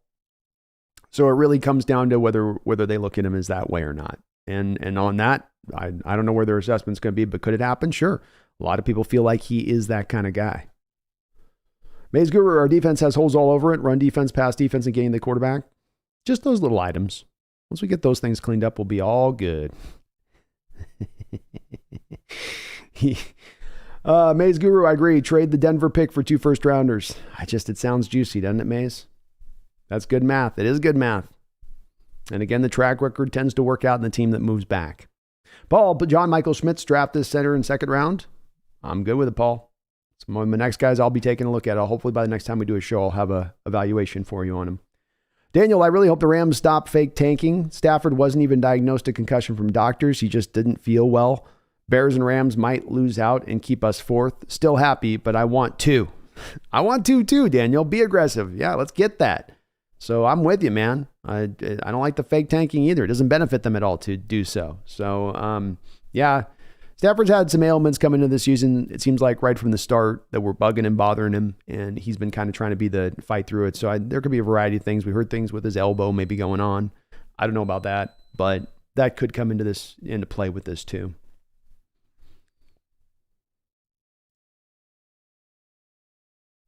Osama says Major League Baseball winter meetings are coming soon. Expect some moves by the Mariners there. We'll be doing a live on that too if they do, Osama. Sure did suck seeing the Astros get Abreu. The guys in Detroit, Houston, and Philly have 2 first-round picks. We could trade with Detroit or Philly. That's what I'm saying, man. That's what I'm saying. I think Philly probably just takes their picks and rolls, but certainly a team like Detroit or any of those, certainly Detroit or Houston, if they bypass a quarterback, let's say with the number 1 overall pick and say, we'll come back and get one later on. We'll go with Anderson instead here first. Somebody asked how that could happen. That could be another way they could go with it. So I like it too, man. I like it too.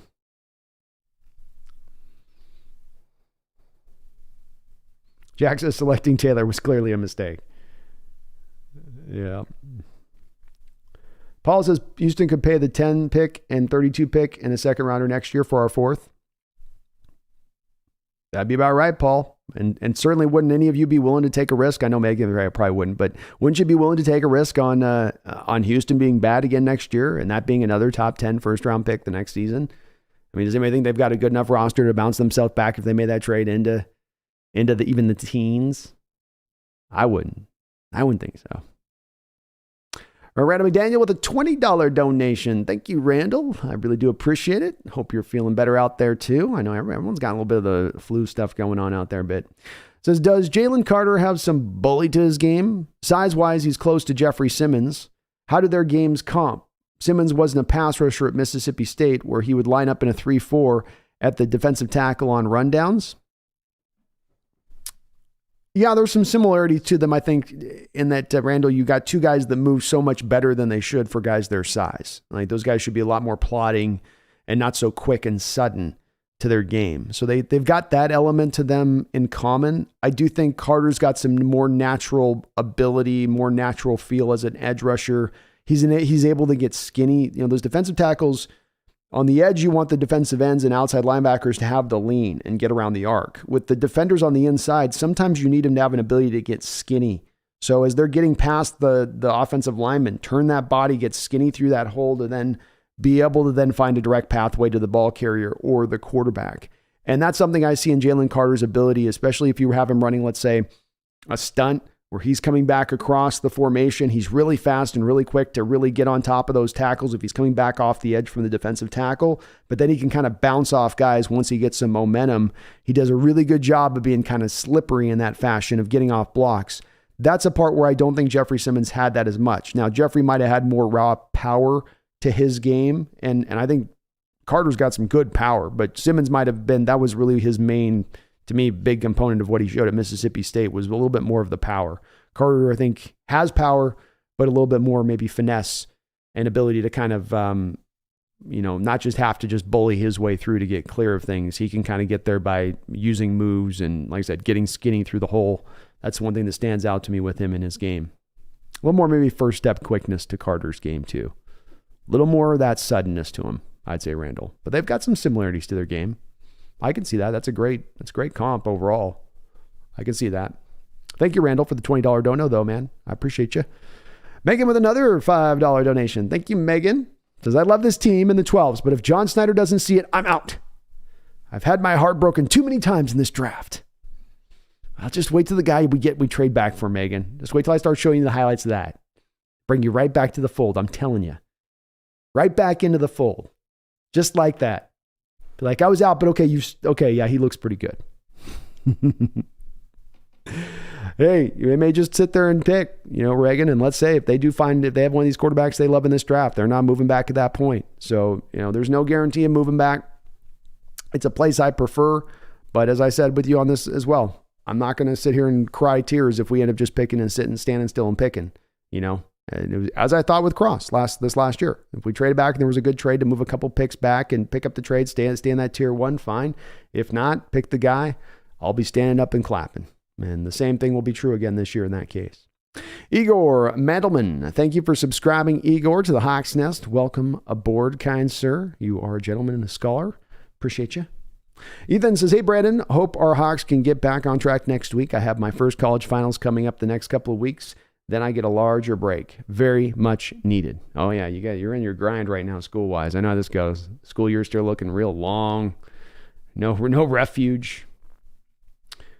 Ghosty Boy, why is K9 dropped off these last 2 games? Ghosty Boy, you can see a video on my channel. I think I titled it Dancing Too Much, and it was right in regards to Kenneth Walker in his game against Tampa Bay.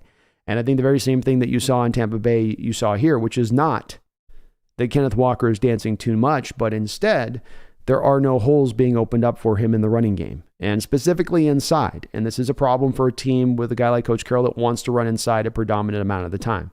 So he's getting the ball. There's too much early penetration, and it's not just one guy getting penetration. You're seeing it coming from so many different areas. It's one after another, after another, after another. And that's the part where we have multiple guys pushing guys in the backfield, getting penetration. There's just nowhere for the running back to go. Ethan says, I get to visit Hawaii for the first time in a few weeks. Very excited. I'm going to be doing myself a winter trip out to Hawaii here soon. Go visit my mom's. David Adams, how come the Hawks never found DQ's replacement? Dan Quinn? Oh, Carroll thought he was going to do the same thing he did with Dan Quinn, which is essentially hire from within. I mean, I think technically Quinn had been the defensive coordinator with Florida the prior year to you bring him here, but he had been on your staff before. So you knew what you were getting in him to replace Gus Bradley. So they just looked at it as, we've had a history of success doing it this way. Let's keep doing it this way.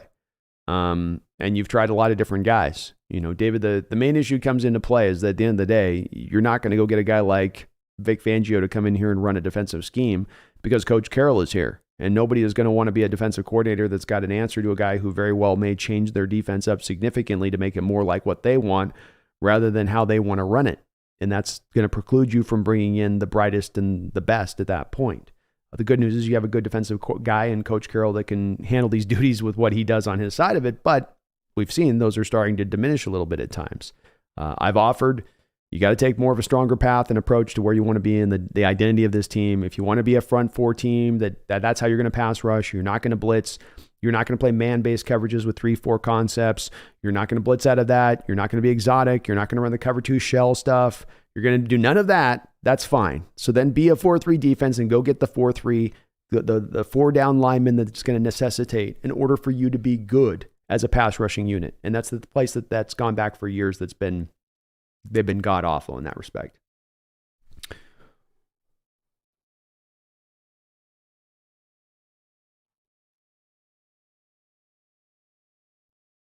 Oh, wow. We're a little bit behind here. Midnight Sun, how you doing, man? Good to see you in the chat.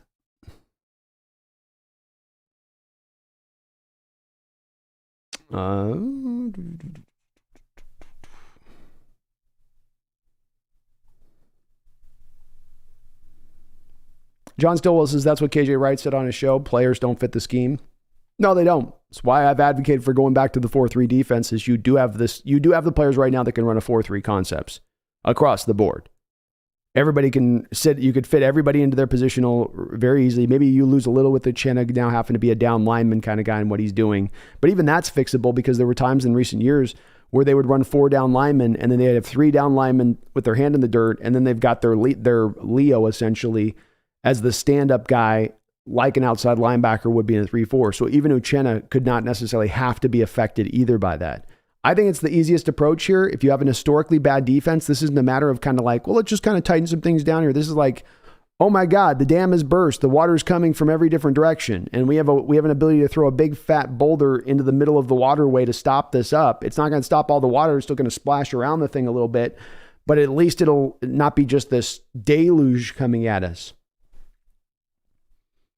Maze Guru says, I'm on the fence about the sweater. I'd still like one for Christmas.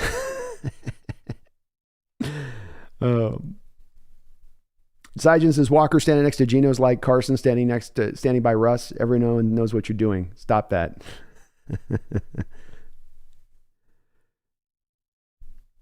Maze says I'm very disappointed about Barton this year.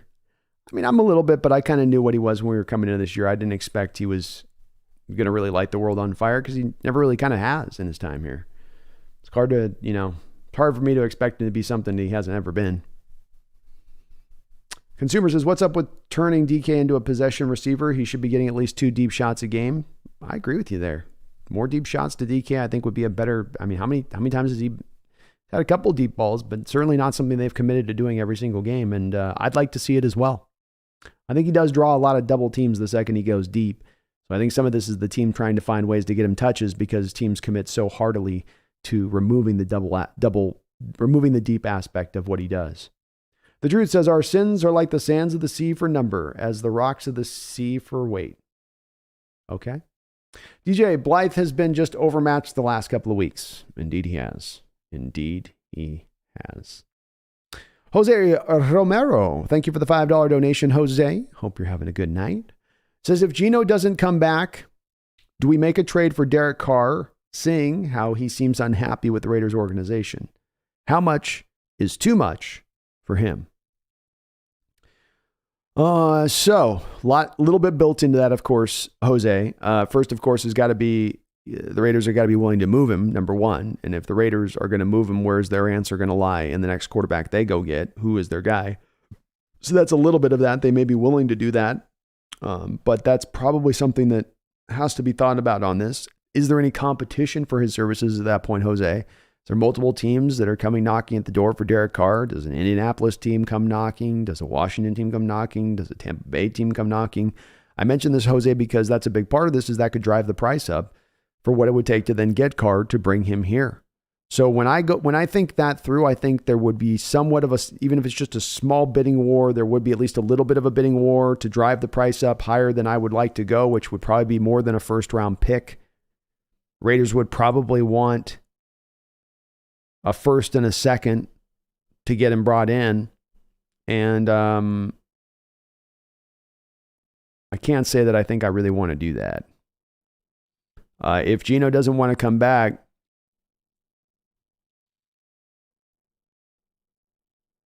I think I'd rather just take our picks and run, try to maybe bring back a Drew Lock and go draft a quarterback than for the competition with Drew Lock. If it really does come back to that. It not being about Geno returning. I think that'd be the way I would prefer. I just think you're going to give up too much in resources to get Carr, not to mention the final thing that's the kill stroke on this one. You're probably going to then have to sign Carr to a contract extension. And he's probably going to ask for a lot of money at that time. So that's also a bit of a factor in on this that we probably want to consider too. You put that all together for me, Jose, and I'm a no on it from that standpoint of it. Megan with a $5 donation. Thank you for all the donations tonight, Megan. And again, happy birthday, Megan. Says, no chance in hell until you admit Zorn is the better quarterback, B. I got to do a deep dive, Meg, to redo that. I got integrity on this. I can't lie about it. So I got to look deeper into it. I got a game where Zorn, I think, threw for literally 17 yards in the game. 17. But maybe you'll bring me around to it on this one. Maybe eventually you'll get me around on that one. Greg was just so gritty. Just so damn gritty. Just my opinion. Thank you again, Megan, all the donations on the channel, though. I appreciate you. Just my opinion with the $2 donation says, do you know there is a state park named after you? There's a state park named Brandon Kane? Or it's the Hawks Nest?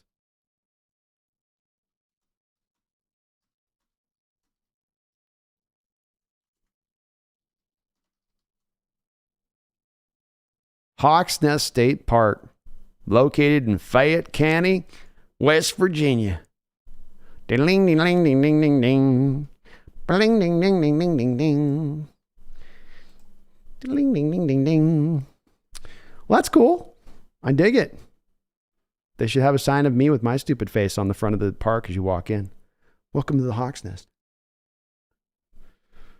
Double thumbs up. Oh yeah. The double thumbs. That's a cool little fact, though, just in my opinion. Thanks for sharing that, man. Mr. K and Brando, if you do a poll with it, will it be the quarterbacks with non-quarterbacks or separate them? I'm picking the same player either way, but just asking for a friend. I'm going to say the guys that are likely to be there. So let's run this. Let's run this poll. We're going to run a poll. And I'm going to put out the poll of the players that we're likely to take it. Who we should take at number 2. That is the question I pose to you, my fellow Hawk brethren. As I'm putting this poll together. Give me a second here. So here's our poll. I'm gonna be the engage the audience. Where's my poll? I want a poll. Start a poll. Let's add options. Ooh, let me add options. Okay. We're going to say at 3, because right now, Sports Track things saying we're likely to be at minimum 3 right now by the odds of things. So let's go with Jalen Carter, Will Anderson. I'm going to say by 3 that by 3, I think that Stroud will be off the board, but let's say Levis is there. Or let's go other. That leaves, I think other leaves the community a chance gives the chance of it just being more open-ended at that point. Like we're not on the button with these names, I guess. Would that be an indicator to me on that?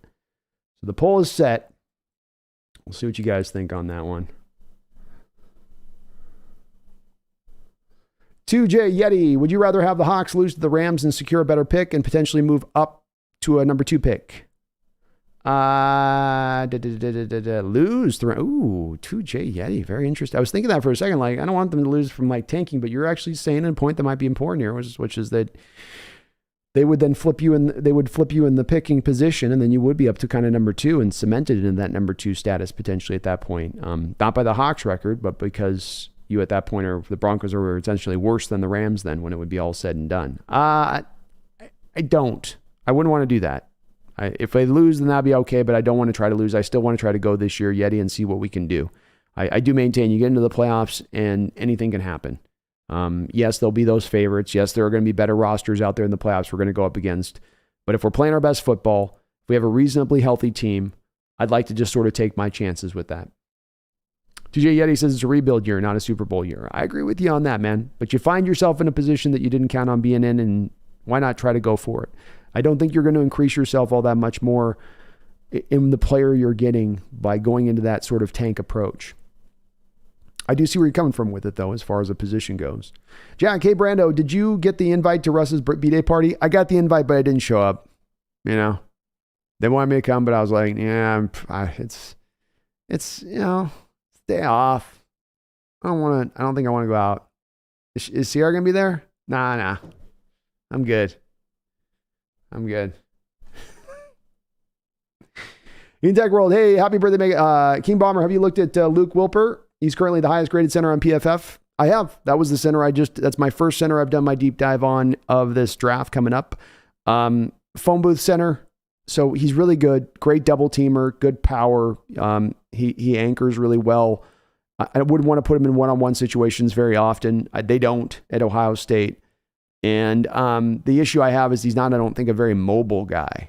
So he would fit, I think, more into a traditional offense, King Bomber. You know, if he's to go to like Kansas City or something, that'd be, I know they got Creed Humphrey, but that's more of the type of place that he probably should be landing at, as opposed to a place that's going to ask him to, you know, kind of get out in space and be able to move people really off the ball one-on-one at times, which is something I think they would like to find if they could. I don't know if they will be able to or not, but he's good.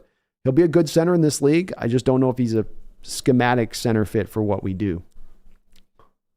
Megan says, thanks 12s. Fairly quiet so far as I'm still not 100% after long COVID. Oh, well, hopefully, just keep improving, Megan. Keep improving. And hopefully it's a wonderful birthday. TJ Yeti, Will Anderson or Jalen Carter? Yeti, I'm more of a Jalen Carter guy myself. Anderson probably has a higher ceiling. Carter's got the higher floor. Carter is more of the need of what we have at the position. I don't know if Will Anderson's going to hit a ceiling or not. I think I've got to do a lot of projecting on that one that I don't like doing when I'm picking that high in the draft. John, imagine us signing Saquon in free agency. How good of a running game would be? pretty damn dynamic at that point, John. What'd be nice about that too is you could unburden him of a lot of carries at that point because you've got Walker there, so you're able to kind of keep them balanced. But I don't think the team's going to spend any money on the running back position in free agency, partly because they got other places they're going to want to address, I think. Pandalorian says, hello, Hawks Nest. Congratulations on 10,000 subscribers. Thank you, man. I appreciate it. Your content is phenomenal, and I'll be joining you on your journey to 50,000 and beyond. Oh, very, very kind of you to say. Keep the awesome content coming. Well, thank you so much, Pandalorian. I'm really proud that we got past that 10K. I love doing this, man. It's my favorite thing in the world to do. I'm going to keep doing it, keep going. And I appreciate the fact that the content that's coming out, especially the stuff I'm trying to kind of push that's more the shorter stuff this year, is really... people are really reacting well to it. Something to kind of build on in addition to doing the live streams, and I'm going to keep that stuff coming. So I appreciate that, Pandalorian. I really do, man. And hey, thank you for jumping on this journey, man. On to 50K, brother. Now on to 50K. And we will get there. We will get there. Oh, yes. It will be mine. King Bomber says the whole move back thing does not work. I mean, I gave a couple of examples of it working for those teams that did it versus, for what they've got in return. It doesn't work if you don't pick players right. And if you don't you don't have a plan for who you're going to pick moving back, and you're just moving back for the sake of moving back. But it's worked in recent history. It's been for the betterment of the teams moving back than it's been for the betterment of the teams moving forward. If the Rams just stood there and took Robert Griffin, are they in a better spot for doing that at that moment? No. They'll be in a worse spot. They got the better of that one. Yet he says, I'd only move back if it was still within the top 10 and another first round pick for next year. That's exactly what I'm saying, Yeti. Bingo. That's exactly on point with exactly what I'm proposing. King Bomber, taking multiple shots doesn't work for a reason. There's reasons teams trade up for players. There's a reason that some players go before other players. Yes. I tried to kind of get in the nuance of this a little bit, Bomber, with the discussion about the tier 1 and tier 2 ratings of things, and this is why, for instance, King Bomber, you've got Schneider picking 4 times in the top 15 and he's hit on all 4 of those picks. It's going to be easier to pick within the tier 1 ratio than it is into the tier 2 range.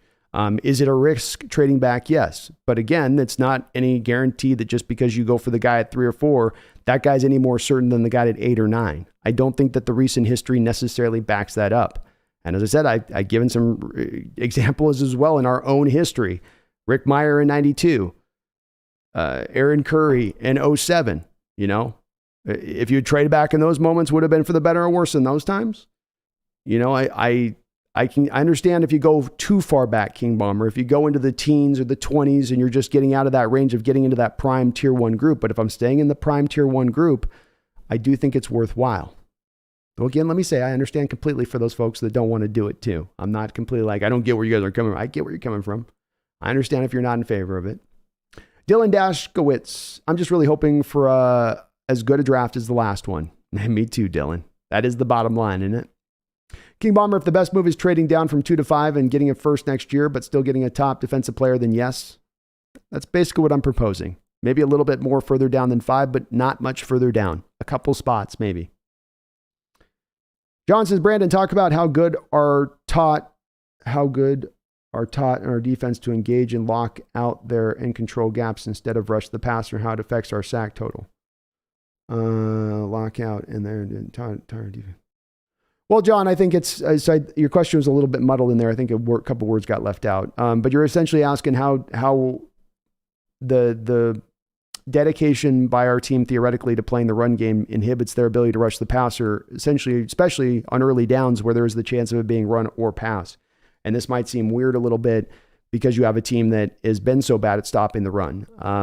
I think that some of that there is with this, John, because you have been a 2-gapping team in the past. I think they're trying to do more of the gap and a half stuff this year. And sometimes you see this with Jefferson in a lot of his plays. He runs himself out of his gap by doing the gap and a half stuff. He doesn't do the half gap stuff, which the current defensive scheme, instead of before you had your defensive linemen's 2-gapping where they've got to be responsible for each shoulder. That's how your defense predominantly ran before. Now you have a defense that gap and a half. So you pick one gap or the other. You pick a shoulder to attack essentially of the offensive line, but you should always have a backup plan to get back to that other gap if something goes wrong, if you see the team attack that half gap. The defensive linemen have struggled to be able to pick that little component of the game up. It's a difficult component to pick up. It's not easy technique to learn. but it hasn't been a fit for our guys. And so there's been a bit of that. They still run some of the two gapping stuff at times too. But to John's point on this, when you're going to two gap, that does then take away your ability to pass rush. And again, especially on early downs as you're trying to play the run, because you're going to first and foremost be just sitting down, trying to stay with your other guy shoulder to shoulder and create literally a wall for that offense to not have any holes to run through. But then that means you're not getting upfield all the time. That means you're not always trying to generate a pass rush and get by a guy. And it's very hard to go from early in a down, holding up at the line in the point of attack and trying to two gap to go, okay, now I can rush the passer. And already a second or a half has gone on, or 2 seconds have gone by on a play, and now it's too late to generate any kind of real legitimate pass rush, not to mention the offensive lineman's already hunkered and set down and ready to deal with whatever you're going to try to bring.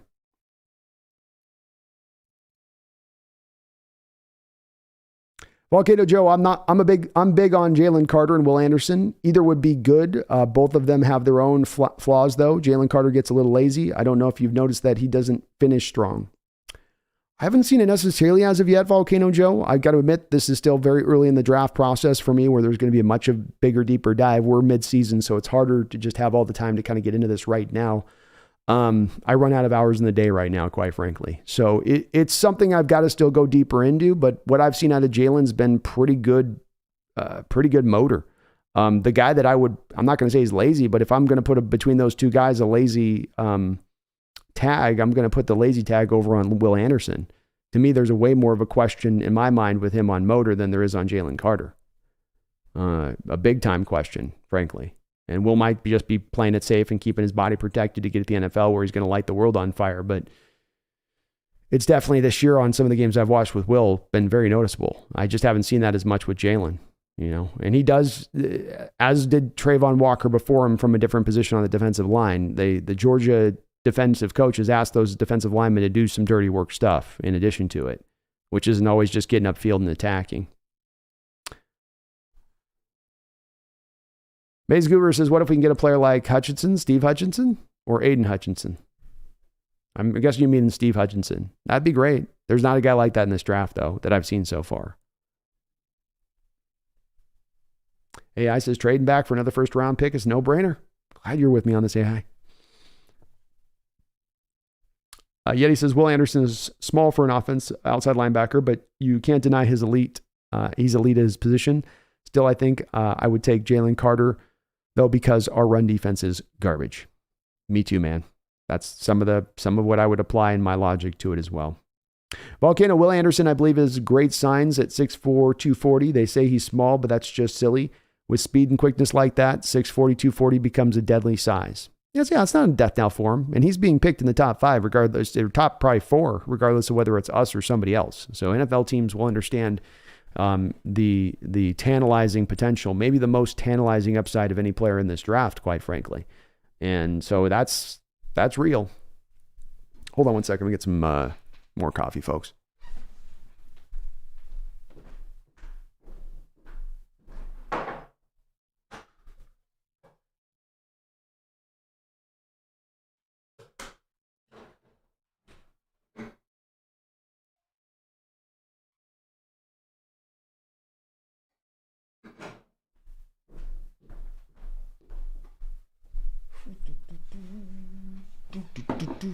King Bomber, I'm frustrating seeing commenters. I'm frustrating seeing commenters go trade down and get a bunch of picks for what? Seattle always misses on these late round picks.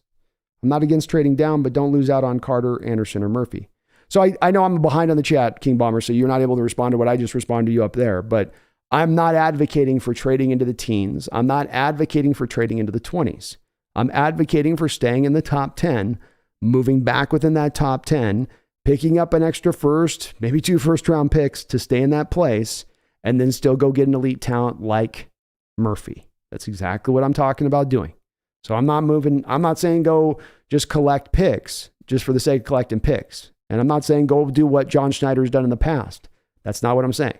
But remember that Schneider did that stuff in the past. Schneider moved out of the 20s so often. Schneider moved first-round picks in the 20s for players like Percy Harvin, like Jimmy Graham, like Jamal Adams. The reason he did that is it's indicative of exactly the point I'm making, which is there are 2 tiers first at the top of the draft. And the tiers don't go because there's 32 first-round picks. There's 32 first-round players. It goes 15, and then it goes 15 to usually like 45 is tier 2. And so tier 1, you still remain within trading back. You're not getting a substantially worse player, a substantially worse potential player moving back 5 or 6 picks, but you are getting a substantial more amount of draft capital by doing it. That is not to be denied. And it's not just about you then trading back and picking then at 7 or 8. It's if, let's say, you picked King Bomber to get the Texans' first round pick for next year so they could go back up and get their quarterback in this draft. Then you've also got, like what we saw happen with Denver, that same kind of gamble go on next year that you could come out and benefit from getting another top 10 pick. Is it worthwhile at that point to take that risk? Yeah, I think it is, especially as you look in this draft. Because I don't know if you guys have taken a look, but in the top 10 picks that are going to be picking this year in this year's draft, it's all teams that traded for the future first round pick. All teams, 3 teams in the top 10 of the first round of this draft. Seahawks, right?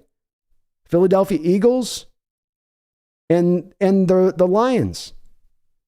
All teams that are going to benefit from making those trades. That's my point on this, is that you can be anti-trading back and say, no, I want to do that. But look at the track record on this. For the teams that do this, it tends to benefit the team moving back. If you're going to be anti, just look at the data to find the anti-point, or the point where it never works based on this, and that. As opposed to, well, it actually works in favor of these teams trading here. And no, also over there. There's this one there. But I'm not wanting to go back too far.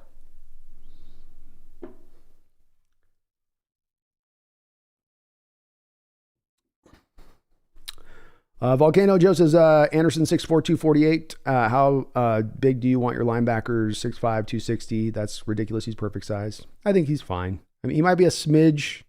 He might be 10, 15 pounds light, Volcano Joe, but it's not enough to, again, it's not impactful enough to deride him as a prospect, or that he can't play as an outside linebacker in this league at a great level. Sam the Great says, put some more beef on that defensive line. As much as I want just an amazing player at number 2 or 3 pick overall. Me as well, man. Yeti says, Will Anderson would still be one of the smallest outside linebackers in the NFL. He might. I mean, he's a young guy too. He might still be adding more weight with time as well. I think he's like 20, 21 years old. So still a really young cat. I think he'll be fine at the NFL level. Von Miller didn't come into this league at the biggest guy either, size-wise when he first walked in. Since 1976, what happened draft day 1980 then? Since 1970, what happened on draft day 1980? I don't know. Yeti, not saying Will Anderson's bad. He's elite, just stating facts. No worries. What's with this? Let you guys have that debate within the chat there. Rick Meyer was not number 3. Rick Meyer was the number 2 overall selection. He wore number 3. Maybe that's what's got you confused on that. Jack, I still really like Stroud. Would love to come away with either Anderson, Carter, or CJ. I'm with that too, Jack. Sign me up. King, I believe it depends on the situation. Take the Dolphins. They trade up to get Waddle. They also traded down from 3. Agreed. It depends on it. Part of this is going to be a bit of who's available, how the situation plays out. What is the player that falls to you there when the guy you trade back from it? Any team making that trade should be informed by those aspects of it. And if they don't have a firm grasp of getting a player that is equivalent, if they don't have a firm grasp of getting one of their guys by then moving back, then you don't move back. But if you can still go get that guy, and I contend you probably will be because you are still remaining in that tier 1 state of things, then go for it. Yeti says Jalen Carter is the Chris Jones of this draft. I like that. I like that comp. Good comp. King Bomber, you can look at the Eagles jumping a team and getting Devontae Smith in 2021. As something that's been a good move for them doing that, as being a worthwhile move. I mean, Devontae Smith's been all right. Has he been worthwhile of trading up for? I mean, if Devontae Smith's so great, why are they trading a first-round pick last year to get A.J. Brown on the other side? That's a little bit my question with it. But I guess that is an example of one kind of working trading up for.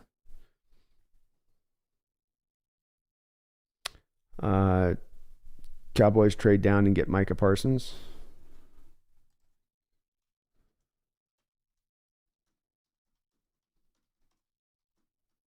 So I notice in all of these ones you're pressing on, these are not picks that are making in like the high selected picks.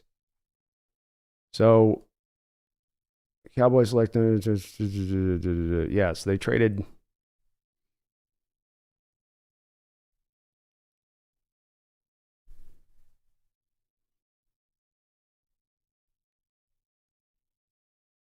Okay, so you're bringing up Micah Parsons. That's two spots they traded down to get Parsons.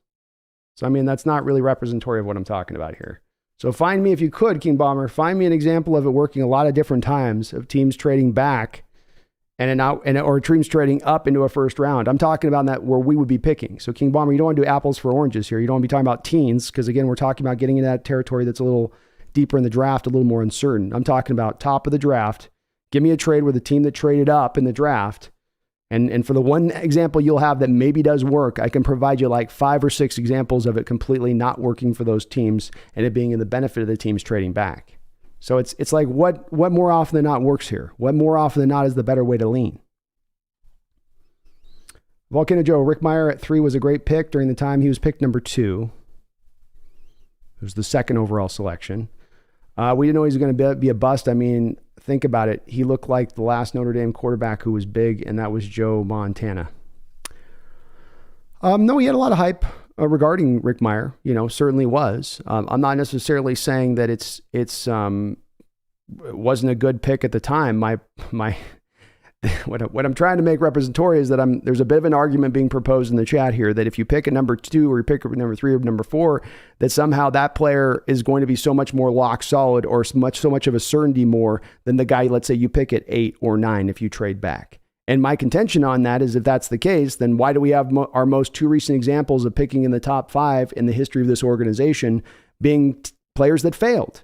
Kind of takes away from that point. That's my point on it. It's not that Rick Meyer was something they should have seen coming.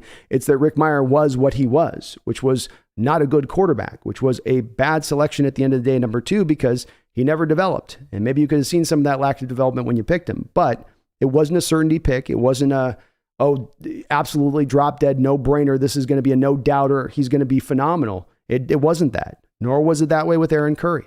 And so there still remains that question there when you're picking even in that low area, even if it's a smaller question, even if it's less of a chance of that risk that does exist down there.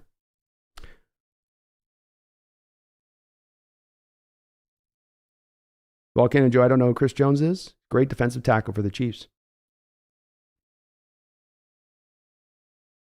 Mr. Kane Van Pran? Is that another prospect? I haven't looked at him yet. Jack Quentin Williams is a better Carter comp. That's been mine. Quinn Williams, kid out of Washington's kind of got some stuff to him a little bit too. He's a little bigger than those 2 guys a bit. I think he's got another extra 10, 15 pounds, a little more sand in the pants.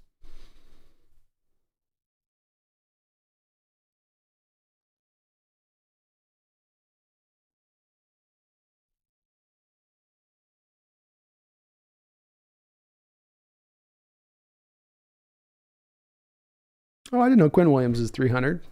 I thought I saw with Quinn Williams he's like 285. Okay. That is a good comp then. That is it. Oh, I'm sorry. I'm a little bit behind on my chat, so my bad. Randall McDaniel with a $5 donation. Thank you, Randall. Are we seeing Geno regress? Teams adjusting to him or just 2 shaky games? Maybe a bit of all 3? I don't see the shaky game stuff myself, Randall, and how I look at his game and how he's playing right now. I don't. I mean, are we really applying he's regressing at this point on the performance of putting up 34 points on the board, offensively speaking? I can't see it on that. Are we saying last week it's because he didn't put up enough points last week when he's got no running game going on and the pass protection's not been the greatest over the last couple of weeks either in addition to that? I don't think I see regression in his game, no. Did he play his last 2 games as his best performance this year? No. I mean, is maybe this last game one of his worst games of the year? Maybe. But even I think in his worst games of the year, he's still playing very good. So, no, I think what you're seeing, Randall, here is that when you have an offense over the last 2 weeks that cannot run the ball, and I'm not saying like can marginally not run the ball, I'm saying cannot run the ball at all. When that's the case, then it becomes on the quarterback specifically to get the whole job done. And it doesn't matter who the quarterback is around the league. When that becomes what all on them to do, you're going to make their job tougher in getting the job done. And it's much more or less likely that they're going to be as productive as they would be, even if you get even a little bit of a running game going that's got some kind of consistency to it. In the last 2 weeks, there are no holes to be found in that running game at all. And teams are aware of the fact that they don't have to kind of worry about things because they can stop it up. They can get through the blockers. So no, I don't think it's that. I think it's more of the other thing with this for the dip. But even the dip, I mean, he's throwing for 300 yards, Randall. He's out there getting yards on the ground, running the ball. Yeah, there's the turnover-worthy plays, but he's still out there throwing frozen ropes and balls right on the money down the football field. So I can't ascribe it to that myself. Appreciate you, though, Randall. Thank you for the $5 dono. Paul Third with the $5. Thank you, Paul. Says, I like Mike Murphy, Miles Murphy, I think is who you're talking about. I think is Michael Murphy, the Notre Dame tight end kid. But yes, Miles Murphy, I love him out of Clemson. And you like Jared Patterson out of Notre Dame in the first round, or someone to replace Kobe? Where's the ball, Bryant?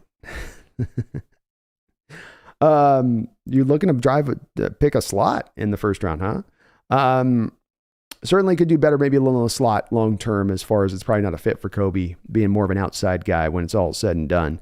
Jared Patterson's my next guy up. Him and Schmitty out there at Minnesota will be my next two centers I take a look at, Paul. So I'll have a better understanding of both those guys by the next stream when we meet back up on that.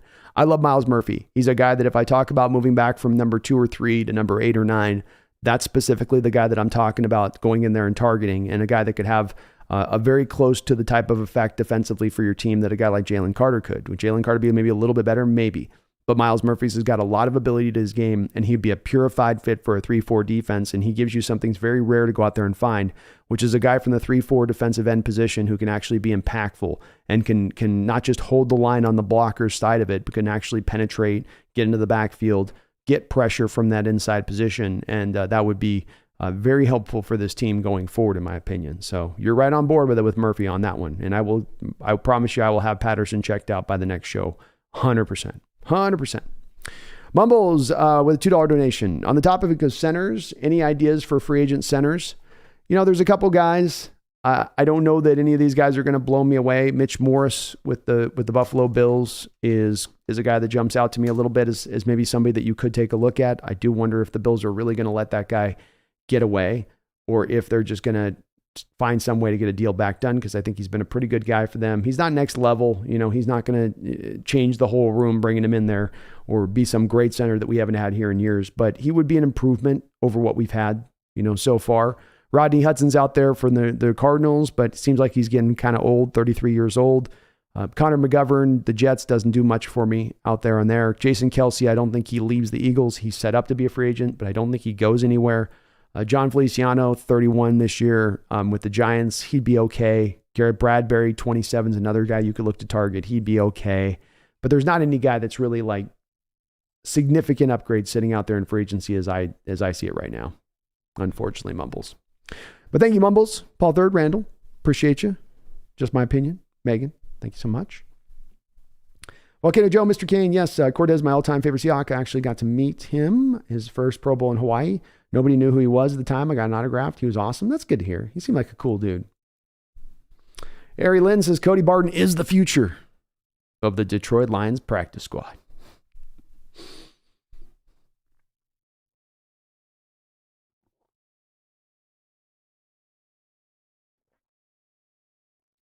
To Jay Yeti says, if we don't pick either Will Anderson or Jalen Carter, I'm throwing my TV into orbit.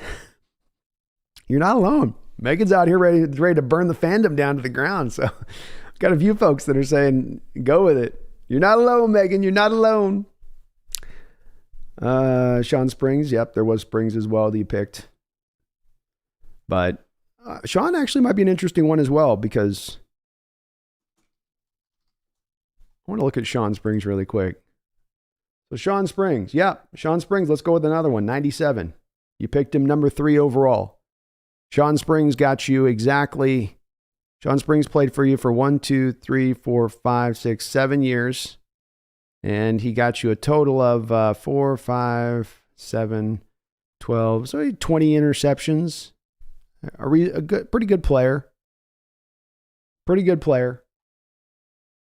Pro Bowl in the 1998 season. His second year, that was his only Pro Bowl. Second team All-Pro in 2004 when he was actually with Washington.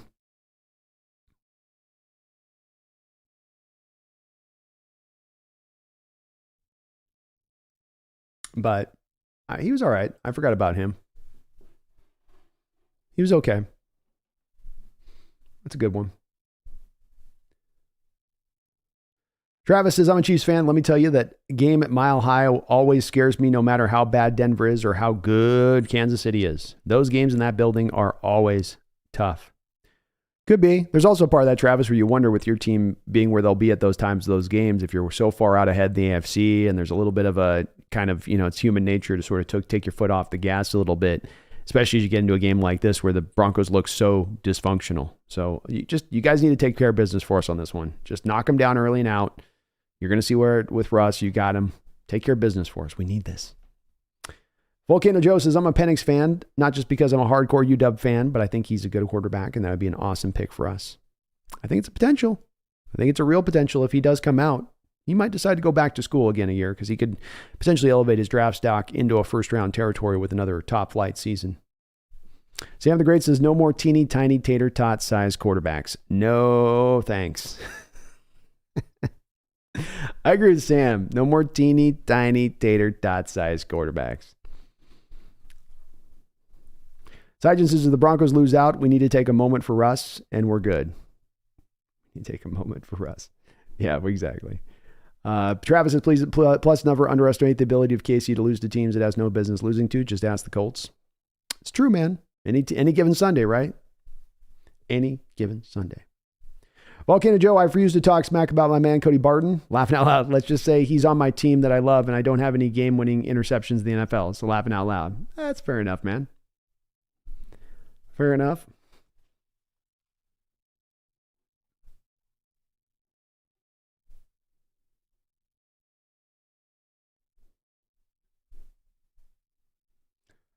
Scooby Snacks, I've been watching this team on a weekly basis for 40 years, and I've been through all the ups and downs, and I've been grateful for every second of it. I understand your frustration.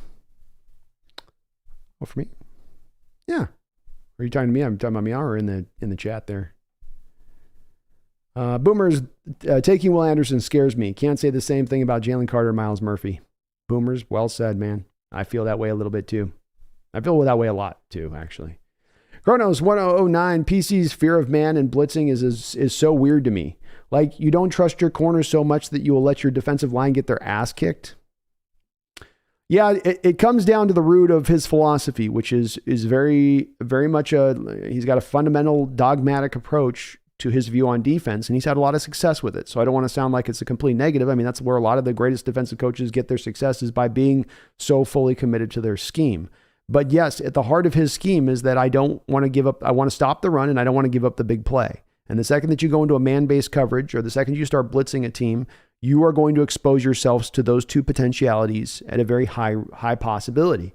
And that just goes against, he does not want to give up quick touchdowns. He wants to make offenses earn their way up the field because he thinks if he does that consistently, he'll get a fumble, he'll get an interception, he'll get a tip pass, he'll get some kind of game-changing play that will stop the offense up somehow or another. He doesn't want to trust the offense to be able to perform all the way down the field. And I think that's where it's a little bit of the lack of kind of evolution in his thought process on it, because teams offensively since the 80s have become more patient. And that's where this philosophy is born out of. It comes from Bud Grant. It comes from his time through all that period there.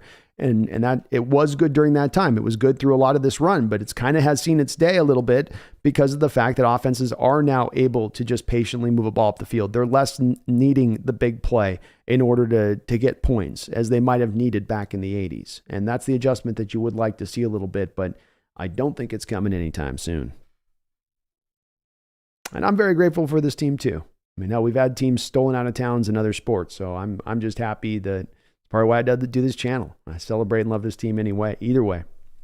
Liam Alchero says, I remember when I first heard about Will Anderson and watched his highlights. Can't say I was excited about him because his technique is barely there. I'm feeling Jalen Carter more or trade back. Liam, well said. I find myself in full agreement with you on that.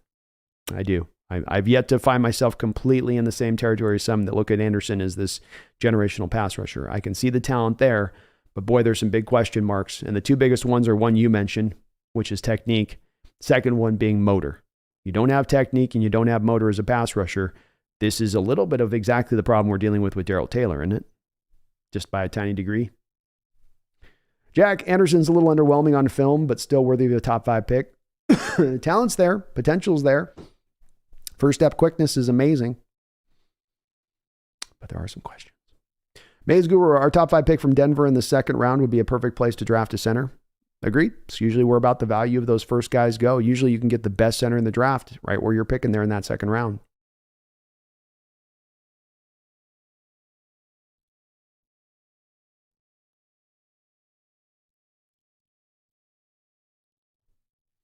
Yeti says Jalen Carter bowls centers and guards. Bullies. Yes, he does. Bowls and bullies, Yeti.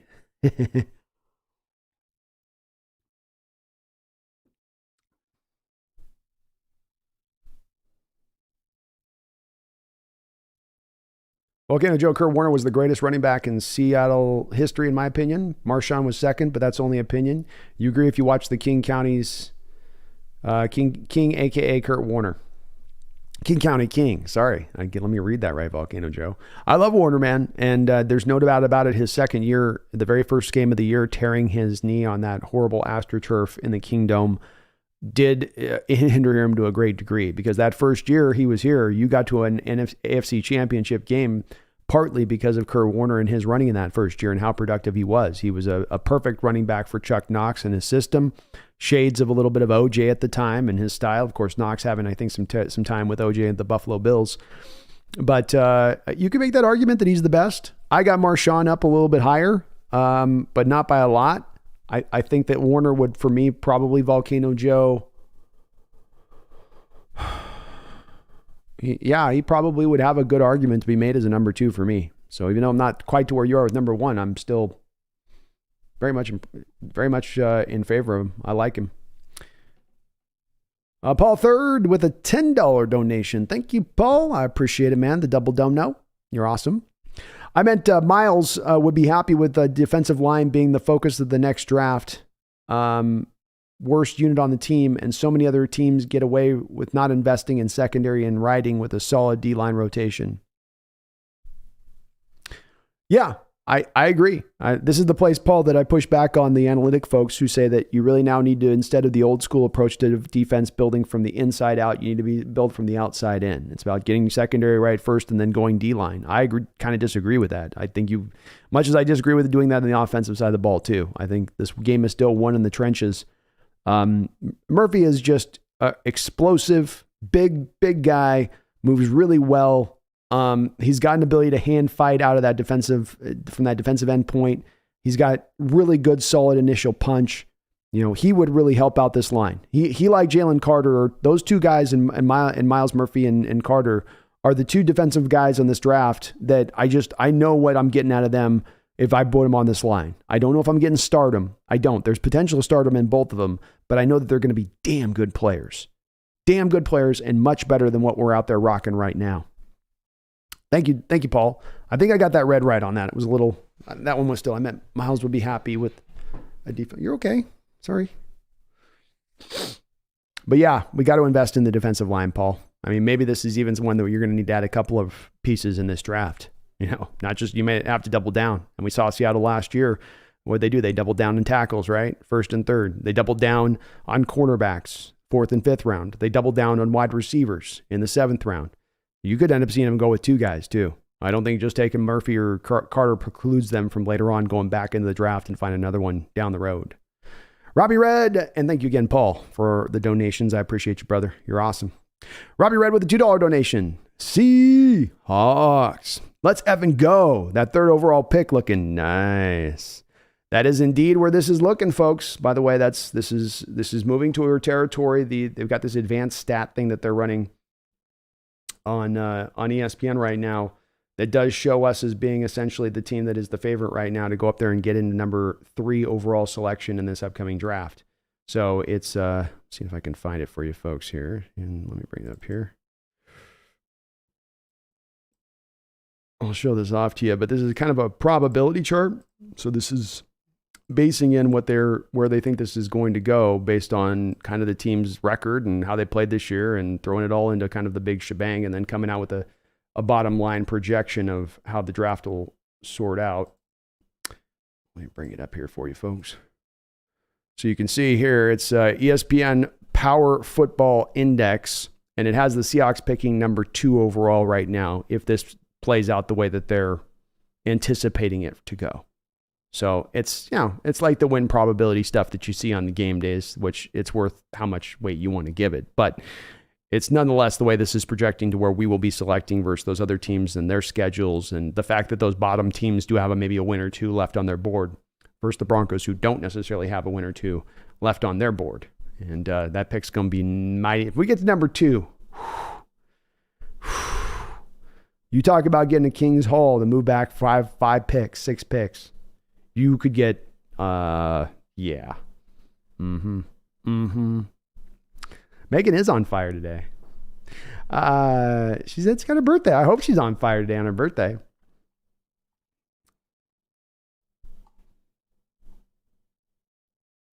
Sorry, I'm buying on the chat. I'm so bad about staying on the chat.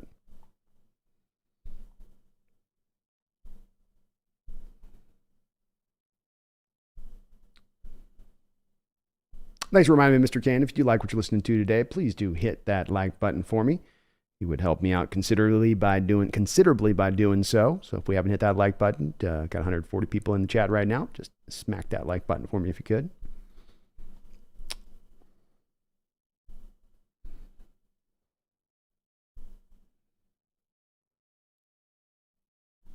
And the great says the Hot Wheels car is better than Derek Carr. Volcano Joe Brandon, I just caught that you can you explain to me about the Miami Dolphins giving up their pick or something? How does that affect us and what happens? I only follow the Seahawks. Ha ha ha. Well, I only follow Hawks too. Yes. So what happened is that they got in trouble, of course, I think with the whole situation. I don't know if it was, they've done so many naughty things, those Dolphins. Those are naughty, naughty Dolphins. Yeah, so they, I believe this was the thing with the Brian Flores deal. Like there was something about, he was being offered $100,000 a tank. I'm not sure if it was that or if it was the Brady thing where he was flirting with going over there and they were doing that and talking about that. But yeah, there was, I think it was the former. But what happened was the NFL came down and penalized them. Volcano removed a first round pick. So, that pick just gets removed off the board. It's gone. Like it just doesn't exist. Nobody gets to take the pick, but that then moves the order up in the draft into the second round and sort of turns that first round. If you're at the end of the first round at that point, that turns that second round pick into kind of the end of the first round as far as the selection goes, which is mighty important versus even if you're picking, when we were picking last year. Like if I'm picking number 1 overall in the second round or number 2 overall in the second round, or I'm picking 10th in the second round as we were this last year, there is a little difference there on that. Just a little bit. But yeah, Volcano Joe, the Dolphins were being naughty, naughty Dolphins. Naughty, naughty Dolphins.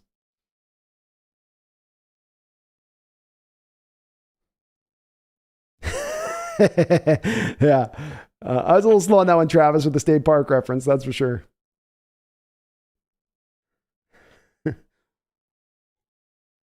No, Megan, I don't want them in my state park because I want to preserve the park. I want to preserve its lands and landscapes. 100 Sieben und 80 says, hey, Brandon, how you doing? I'm doing great, Sieben. How you doing?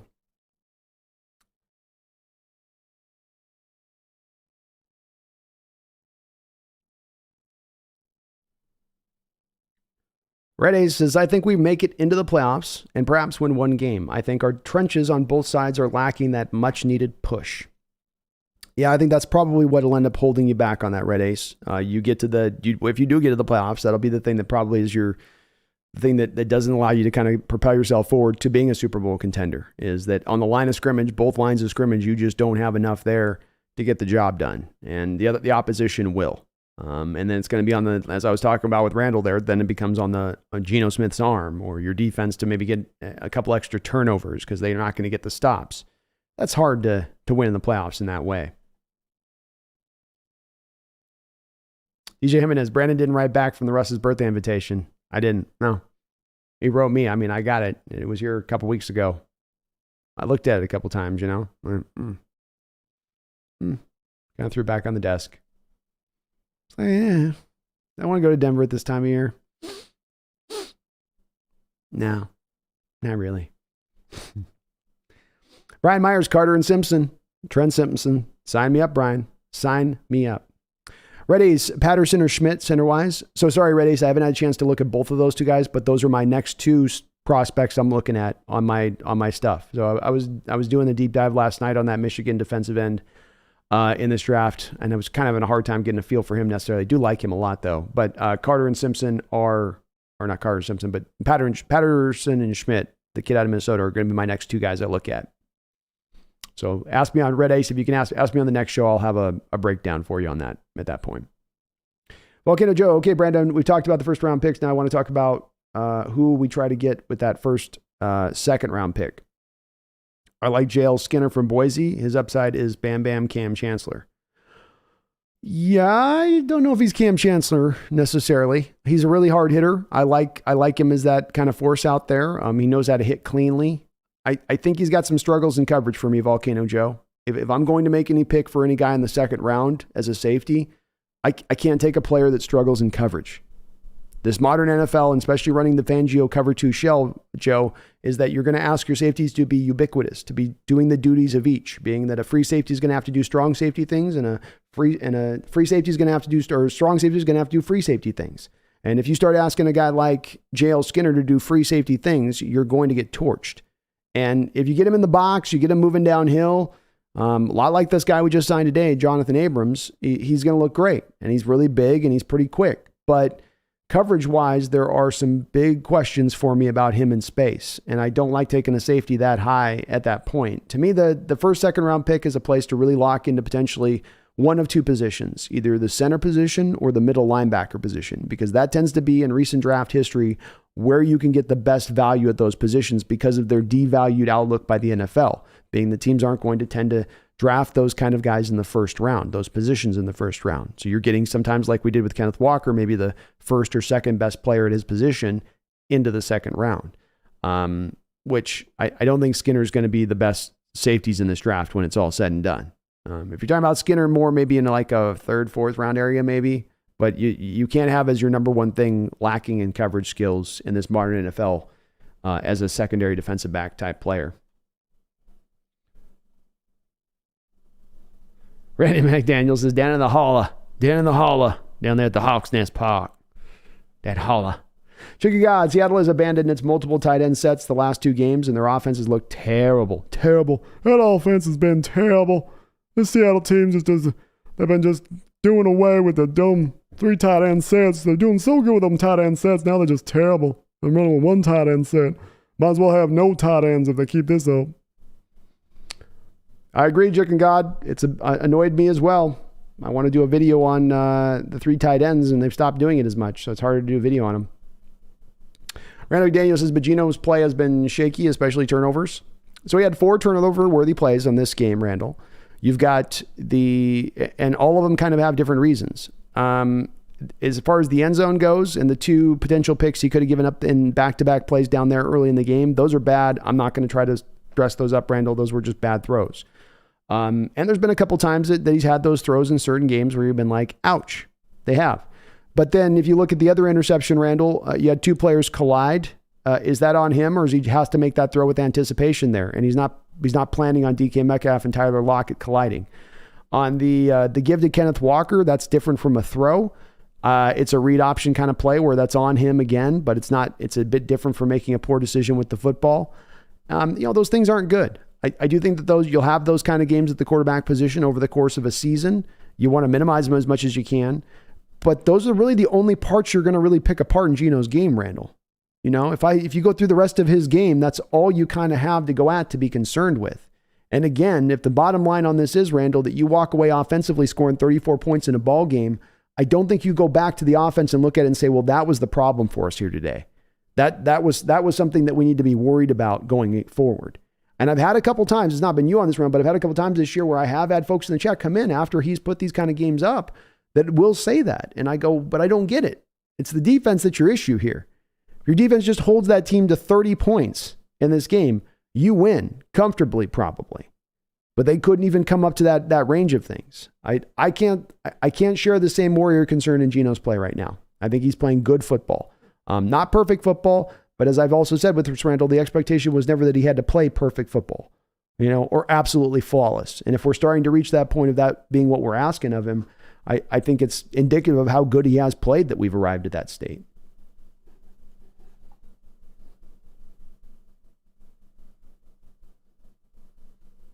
Yeah, Randall, I don't think you're saying he's being terrible. You're wondering if he's been shaky. I just don't think when you got a guy throwing for 300, somebody said above 300 yards, 2 touchdowns, using his legs as well in addition to that. Overall decision-making has been really solid. I can't get to the shaky stage of it at that point. It's imperfect. It's maybe one of his worst games of the year from a standpoint of not as good as some of the other amazing performances or great performances, but still, your quarterback throws for 325. You put up 3 touchdowns on the board. He's got 2 turnovers. Bottom line, he's had a good day. He's done enough to win you a football game. Especially, again, remember this with Randall. You're talking about him looking shaky. There's no running game. There's no running game the past 2 weeks. 0, zip, nada, nothing. Not an inch to be had. There's penetration on every single running play. So you're also having him perform at this level this last couple of weeks without having anything to fall back on as far as help goes. It's kind of all on his arm. And he's still doing pretty good with that. Red Ace, I think we use the Broncos pick, but trade back with ours. It's possible. I could see it.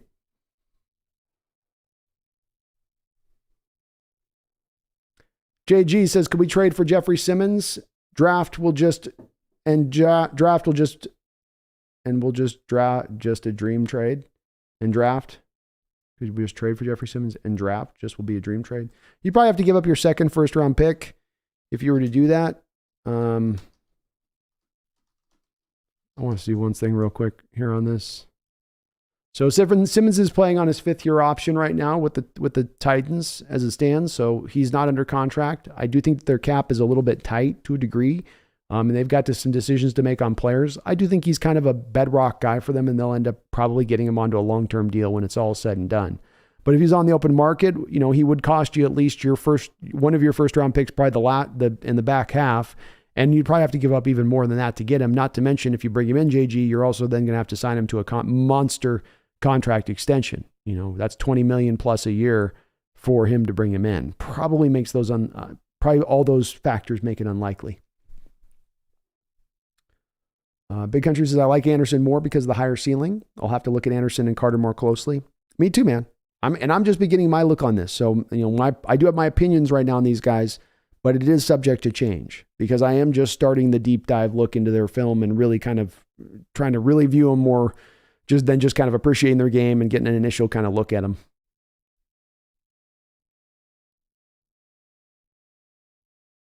Nick Guerrero says, who would you get with the 8th pick if we traded back, Brandon? Nick, the best guy for me, or the guy that I think would stand out, is the Miles Murphy. That's right at about the best value to pick them when you fall back to 8 at that point. That would be my guy I would jump on. Nick Guzman says, ideally we trade from 2 to 3 to 5 to 7, get a future first rounder, and even try to swing a 3rd rounder. Bingo, Nick. Bingo. That's just what I'm talking about doing. You get the extra first, maybe you pick up even another 3rd rounder on top of it, and you've only gone back a mere couple of spaces. Will Valdez, is this a draft that you would trade back up into the top 10, maybe get Carter or Murphy? No, I wouldn't do that on this draft. I think you got a good tier 1 group, but I don't think it's a potentially deep one, and I think the cost would be too high to go and make that kind of move.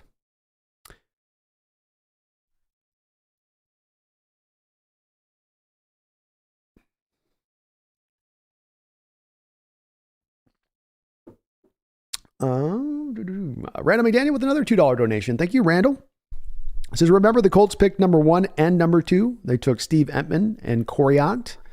Yep, 2 players that did not work out all that well for him. And in Entman's case, another guy, Entman had the same thing happen to him, Randall, that Kurt Warner did, where he had to play in that AstroTurf in Indianapolis, and he shredded his knee, and it just never the same, which is sad because Entman could have been one of the all-time great game wreckers in the NFL, one of the all-time great defensive tackles in the NFL. He was an absolute monster, completely deserving of that number 1 overall pick where he was taken by the Colts. But to Randall's point on that, as he provides that example, it's another point of you have a team right there that had a number 1 and number 2 overall pick, and they got no certainty out of either of those two guys. And there is still a question mark there where you then pick there. There is still a risk involved there where you pick there. It isn't some Vegas bet with a 90% probability on it. Not at all. Not at all. Randall with a $5 donation on top of that. Thank you, Randall. I appreciate it. You're very kind, brother. It says, instead of being, let me see if I can get it right here. Instead of being one less first round pick and in essence punishing some college kid, be cool if the NFL had a lottery. 31 teams have the same percentage chance to acquire the pick. Oof. I'm not a huge fan of lottery. I got to be honest with you on that, Randall. I think the NBA, quite frankly, has used the lottery system at times, and that they have messed with the results. The Patrick Ewing, for instance, selection to the New York Knicks is one that stands out to me as one that was stunk to high heaven of the NBA trying to, I don't want to give them another point that they can kind of try to control in the background. I already got to watch this crap with the officials on a weekly basis. So I don't want to see it in regards to the draft too. I think too, you could end up really putting some teams in a tough pickle with that. As far as making it harder for teams to kind of get themselves back to front, because you're just trying to keep teams from tanking necessarily. I think the NFL's got the benefit that the baseball and basketball don't have, and that you can rebound teams very quickly. You can get yourself to a point of optimism very quickly, and that then sort of does away with a lot of the tanking, because teams then truly do feel like they have a chance, as opposed to they have to do so much to stack so much in order to just get to a competitive place, which is what you have to do in times, it seems like, in the NBA. And you get teams like the 76ers talking about trusting this process that'll take multiple years of us being bad to get to. And I just don't think the NFL works the same way in that respect of things. And I don't know if tanking is as much a problem in the NFL. I know that there is that issue with the Dolphin owner paying his coach, and there is like the Browns had the rumors about them tanking. So there are those, what we can call maybe some of the dysfunctional organizations in the league that'll do it maybe. But I think by and large, well-run organizations wouldn't go that route, and they would see, definitely the downside in that. That's part of what I've talked about, Randall, with it, which is that you can tank. You can go get that first round pick. You can go be a bad team and get as low as you possibly can get. But you can also then instill a culture of losing in your organization by taking that approach. And so there is, even in those teams then that take that tank approach, Randall, there is that punishment that they then have to then bear, even if it is not one that comes from punitively from the league or whatnot. It just comes by the way that they run their team. I don't see a lot of teams having success by going out and tanking, and that bounces them back into being a successful team the year after. Again, unlike you might have in the NBA, where you could go draft one star in the draft and he can turn theoretically around an organization on his own a little bit. You just can't do the same thing in the NFL, I don't think. If it was more of a problem to me, Randall, if we saw more tanking, if we saw more teams truly not trying to compete year in, year out, I might feel differently. But I think it's the parity of the league allows for you to remain in that competitive place to where I'm not as much the fan on the lottery pick system. I mean, who's the team this year that's tanking? Maybe the Texans, you could say, but the Texans got put in that situation by Bill O'Brien, fleecing them of all their pick and putting them in cap hell on his way out the door. And that's going to require you to have to suffer some pain to do that. And that to me doesn't make them in a pure tank situation. That just means they're trying to tear the Band-Aid off and heal the wound. And that's going to take a little bit of time to get that done. You don't do that in one off season, essentially, or even two off seasons with the amount of damage Bill O'Brien did. So I'd be with you on it, man, if it was more of an issue like the NBA has with tanking, where it's half their teams are tanking halfway into the year. I don't think we see that on football necessarily. Thank you, though, Randall. Appreciate you, man. He's got a couple donations there. Mumbles with a $5 dono. Thank you, Mumbles. Says, going to Denver as a Hawks fan right now sounds like a death sentence. Would any of you guys have the balls to just put on a Seahawks hat and a Seahawks jersey and walk right down the middle of Colorado? Folks are good folks. They wouldn't do anything. Maybe if you're in some other cities in the U.S. that might be more dodgy, but just walking down or wear that shirt that somebody put up a couple of months ago of the Seahawks riding on top of a donkey, I think, saying "Let's ride," and that with a Seahawks hat. Oh, you get some bad looks. You get some angry looks, Mumbles. Angry looks. Those poor folks in Denver. I almost feel bad for them, but the AFC West hate in my heart burns too strongly. The cinders are too hot for me to feel any pity for that organization or its fan base. Random Daniel with a $2 donation. Anyone jumping off on the early 2023 draft list? We did take a look at this, Randall, a little bit. There's not a lot of guys. Guard looks a little lighter right now than I expect it will be. It's going to be a free agent list also, Randall, that is going to expand because there's going to be guys that get released and added to it that's going to soup it up and make it look a lot better. It's kind of underwhelming from guard and center, two positions I think we would have looked to attack. It's also kind of underwhelming when you look at the linebacker position. If I looked at middle linebacker, Deion Jones, Levante David, maybe Devin Bush. I think one guy that jumps out to me, if you can get your hands on him, and I don't know if he would, there's not a lot here, Randall. There's not a lot. Devin Bush, wherever he's at with Pittsburgh, they don't seem to be real high on him. Levante David's a little old at this point. I think Roquan Smith gets franchised by Baltimore. It's hard to look at these free agent lists early on because it's who's going to really be there, who's going to be franchise tagged, who's going to sign a contract extension. It gets a little bit tough to kind of make that assessment. Safety situation, Kareem Jackson, Keanu O'Neal, a strong safety if you're looking to kind of reinforce that beyond Jamal. I don't think you're going to do anything at free safety necessarily. Inside linebacker, there's just not a lot there, man. There's not a lot there right now. That's why I say I think you got to go to the draft to look at linebacker. So it's pretty dodgy as it stands in free agency, Randall. I don't see a lot of guys. You want to look at outside linebackers, you could go look at Melvin Ingram. He's 34 years old. The Lorenzo Carter of Atlanta. It's pretty lean there. Kind of feels like there's other positions that are in better states that we don't really need as much. Wide receiver, Nelson Aguilar, Sterling Shepard, DJ Shark, Randall Cobb, Marvin Jones, Julio Jones, Byron Pringle, Alan Lazard. None of those names do anything for me. I don't see a whole lot there with any of those guys. So we need some guys to get released here, Randall. That's the bottom line on that. We need a lot of guys getting released here. Defensive line-wise, I think LaRon Payne was a guy I was looking at who I think is due to be a free agent after this year. He could be a guy that I would take a look at. Beyond him,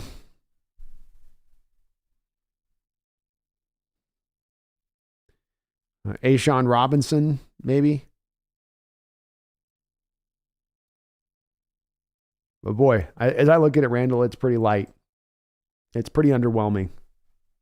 I would have hoped to have been a bit better, but I think there will be some guys released that'll be the guys that we truly look to target at that point, Randall. I think that's how you'll end up looking at those free agents, especially right guard. There's always ends up like 4 or 5 right guards that get released that are actually some quality guys out on the market.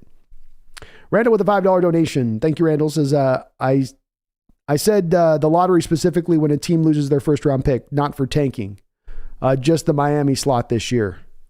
Oh, okay. Okay, my bad, Randall. I'm sorry. I misunderstood that. So lottery when a team loses their pick. So Randall's proposing that if you have the Miami Dolphins lose their first round pick like they did this year, that then you would have a lottery for who gets that first round pick. And it could go to anybody in the league. I like that, Randall. I'm with that. That's kind of cool. It's like a bonus pick you're giving a team at that point. I like it, especially because if it ends up as like a Buffalo, New York, team that's in the division with Miami, it ends up really chapping their ass for doing that. They really get the spanking at that point. So I kind of dig it on that, man. That's an outside the box one there, Randall. I'm with it. Do that, NFL. I'll be all over that one. Thank you though, Randall, for all your donos, brother. You're awesome. I salute you, sir. Megan with the $2 donation. I know why I hate the Broncos so much. Mike Harden. He's just one reason, Megan. Just one reason. There's Mecklenburg, who haunted my young childhood dreams with his big wrist pads. But I just have my hate for him. I do.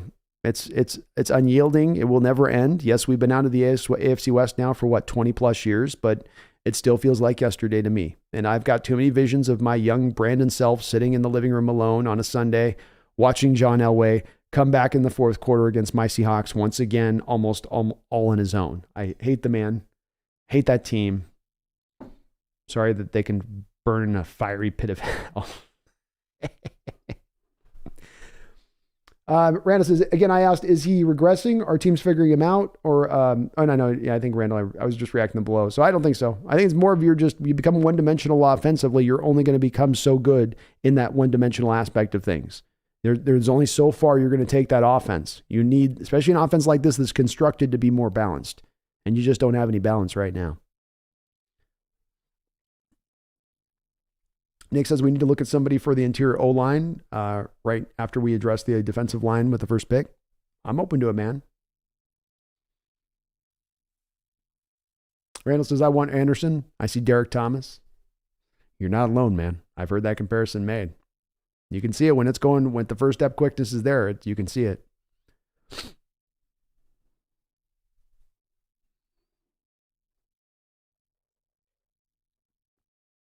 Volcano Joe says, heck yes, Cortez Kennedy was the biggest man in the world, and he was the best at being very skinny. Miss you, Tez. Yep, he could get skinny through the hole. He could, for sure.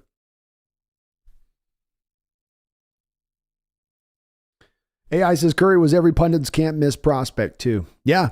I mean, as was the case that somebody was mentioning with Meyer, same thing is the case here with this. It wasn't you taking a pick that was a reach or people were rolling their eyes when you selected him. That's where people thought Curry should go. And that just happened to be one of the all-time worst, I think, first-round drafts we've ever seen, especially as far as that tier one, quote-unquote, elite talent is concerned.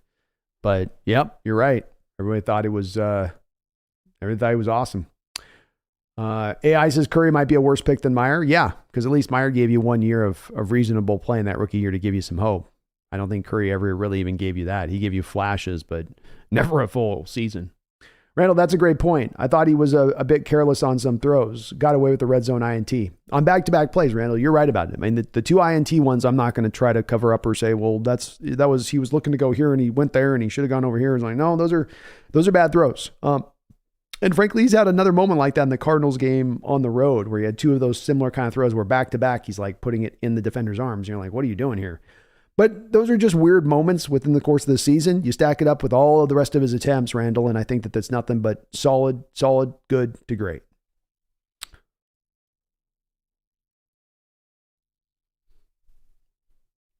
Nick, if we get two, we could realistically trade down twice, stockpile draft picks, and stay in the top 10 since so many teams will want these quarterbacks. Agreed, Nick.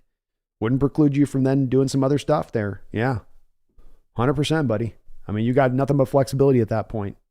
And you can keep doing it. You can keep wishing for more wishes.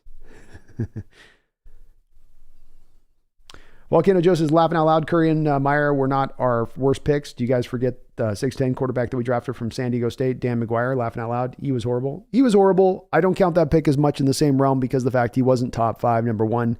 And number 2, that was the owner's selection. That was Ken Behring overriding Chuck Knox. Chuck Knox wanted Brett Favre.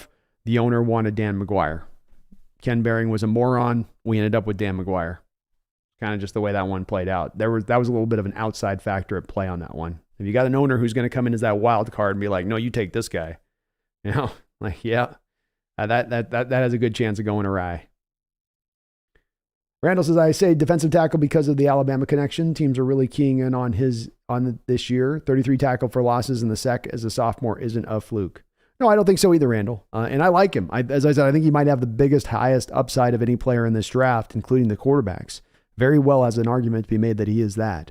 My two worries with him come to this, Randall. Lack of technical refinement and motor. And you see, as I said, you see to this like a kind of a poor man's version of this in Darrell Taylor this year. And why he has that lack of success is I don't see much of a motor there in Darrell Taylor, and I really don't see also very much of an assembly of moves that he can provide. He's got no counters, for instance. He's got, I'm just going to essentially try to run past you. And I worry a little bit that might have become the case a bit with Anderson, but it's just a concern. It isn't to say I don't see where he's potentially going to be really great as well.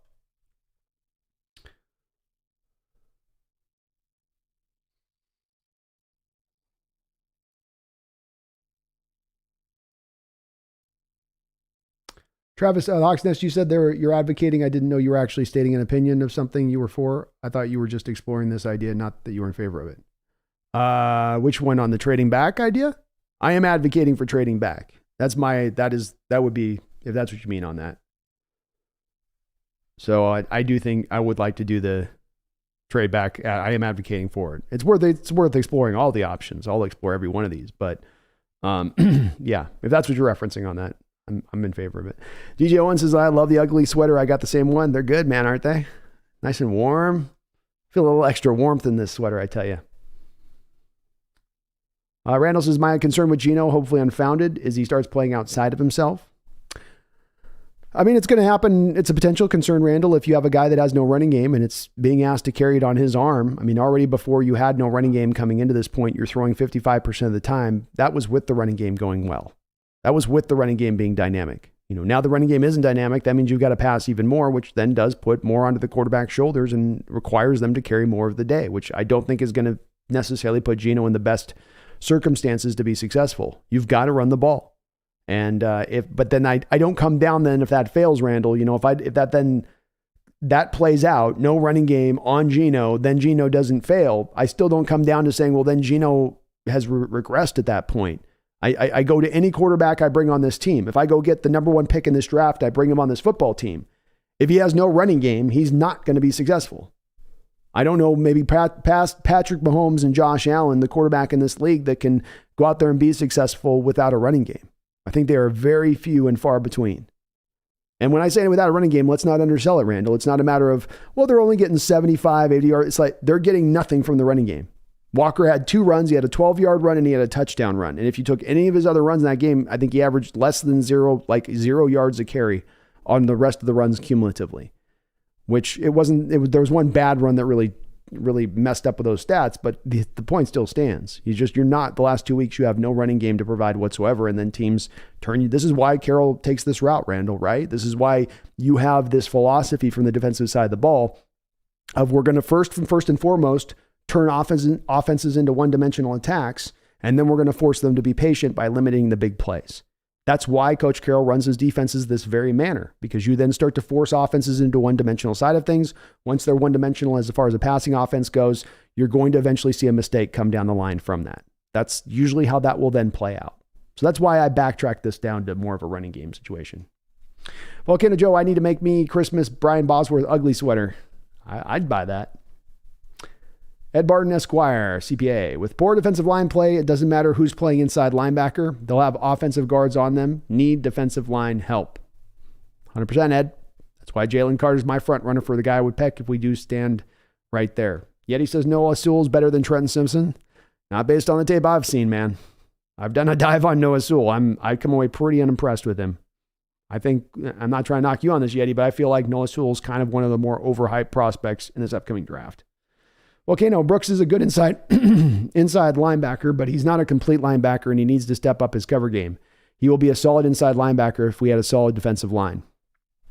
Yeah, I think he'd get swallowed up less in blocks if you could command some more double teams up front with the defensive linemen.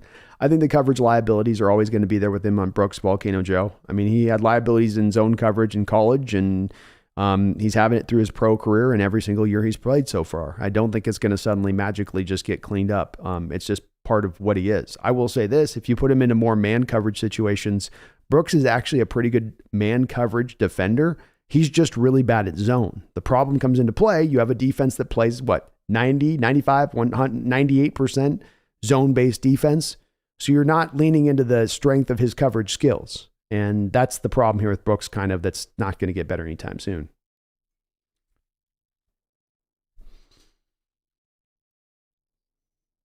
Yeah, I'm much bigger and higher on Trent Simpson than Sewell myself. I watched a lot of Sewell, man. I did, Yeti, but I just don't see it in him. I love Simpson. Randall, could the dreaded rookie wall be affecting some guys? More than likely, it was just 2 games where literally nothing went our way. I think there was a little bit of that. As much as anything, Randall, you're playing in Germany on a bad field in one of these games. And in this game this past week, Lucas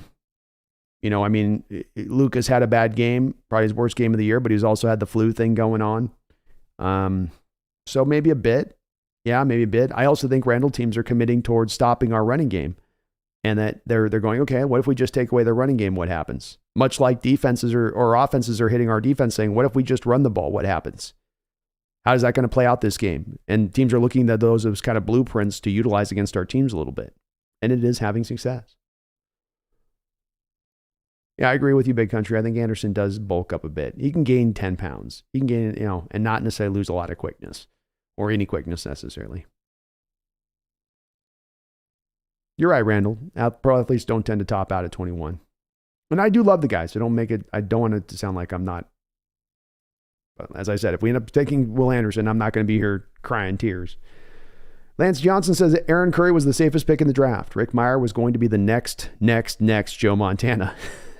At least we fleeced the Bears for 2 first-round picks because of the Dave Wannstedt error. It's true. At least with Rick Meyer, you were able to recoup that first-round pick by getting yourself first-round pick back in that respect. So that part did turn out very well for us, at least on that side, in being able to recoup. But yep, both those guys were viewed and looked at as very safe picks for where they were selected. Danny W. says Eagles didn't trade up for Devontae Smith. They traded the 7th pick to the Dolphins for the 14th pick and future first. At 7, Miami took Waddle, and at 14, the Eagles took 14. Eagles won that trade. I would agree with you on that. Yeah. It's better value to the Eagles at that point. As good as Waddle has been, it's still better value to the Eagles at that point.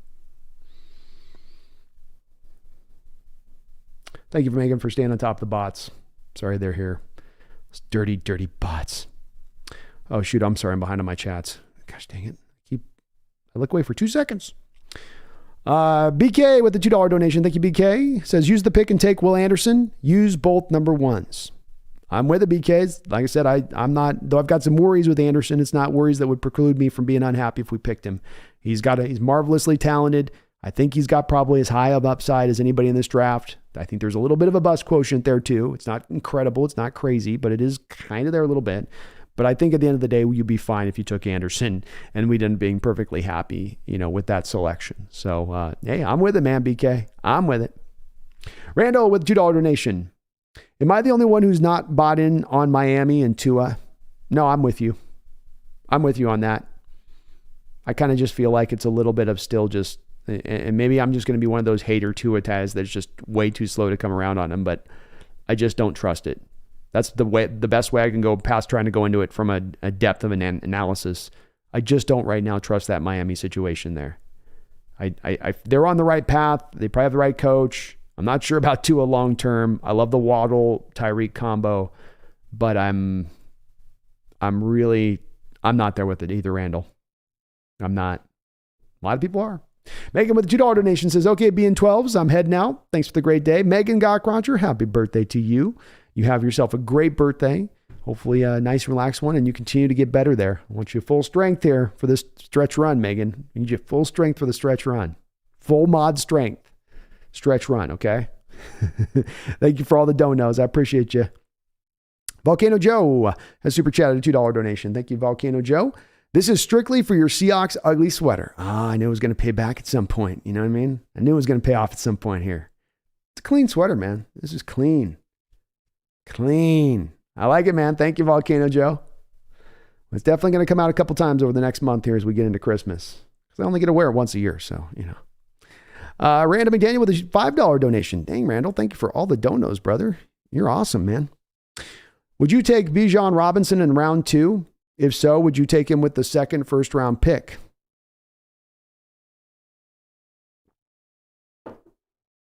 The first question, would I take Bijan Robinson in the second round with the first? Yes.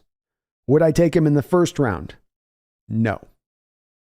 And it's a matter of maybe at this point looking at it from a lens of 14, 15 pick difference, but it is kind of a difference for me. I would rather go with the first round player at that point. I do maintain when you tend to pick a running back high in the second round, you're getting potentially either the best or the second best running back in the entire draft. And that becomes good value, or it's not necessarily good value to take the first or second best running back at number 19, for instance. So I wouldn't go as high in the first round to do it. I'm a pretty much a hardliner, absent a guy being like Adrian Peterson coming out, absent being a kind of guy like that. There's such a difference maker at the position. It's undeniable. And as much as I love Bijan Robinson, as much as I do believe, Randall, that he is one of the more talented running backs that's come out in recent seasons, I don't think he's going to be at an Adrian Peterson-like level of talent. So yeah, second round, I would go for something like that. I wouldn't pull it in the first round though for him. I would go other positions. And I think that Walker's shown at times this year of how a difference maker at the running back position. Penny showed this, I think, to a degree this year before he went down as well, how that can be so helpful for an offense and having that. And as we've seen with the running back position, even this year, Randall, just having one bell cow guy and saying, well, no, he'll be able to take all those carries and he's going to be fine. And now you tend to get guys beaten up. Rashad Penny's gone down this year for the season. You had Travis Homer go down for about a 5-6 game stretch. Luckily, Kenneth Walker's been able to play all the way through so far this year, but certainly getting a little more depth at the position moving forward and being able to have two elite talents that you're putting on the field at all times. I would be enamored by that. I know it wouldn't be the people's first track and take, but it's more me speaking about where I like Bijan's. You're essentially picking him right around where you took Kenneth Walker last year, and I think Bijan Robinson's a better prospect than Kenneth Walker was. And if I like the Kenneth Walker pick, then I got to be consistent with this, Randall, and then like the Bijan pick as well, too.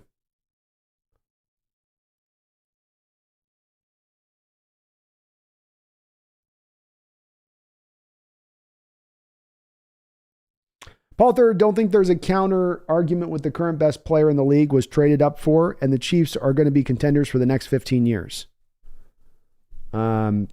Yeah, but again, it's more of talk about trading up in the draft to where we're trying to find, Paul, I'm trying to find more of a consistency of where we'll be picking versus where the Chiefs will be picking. So let's see here.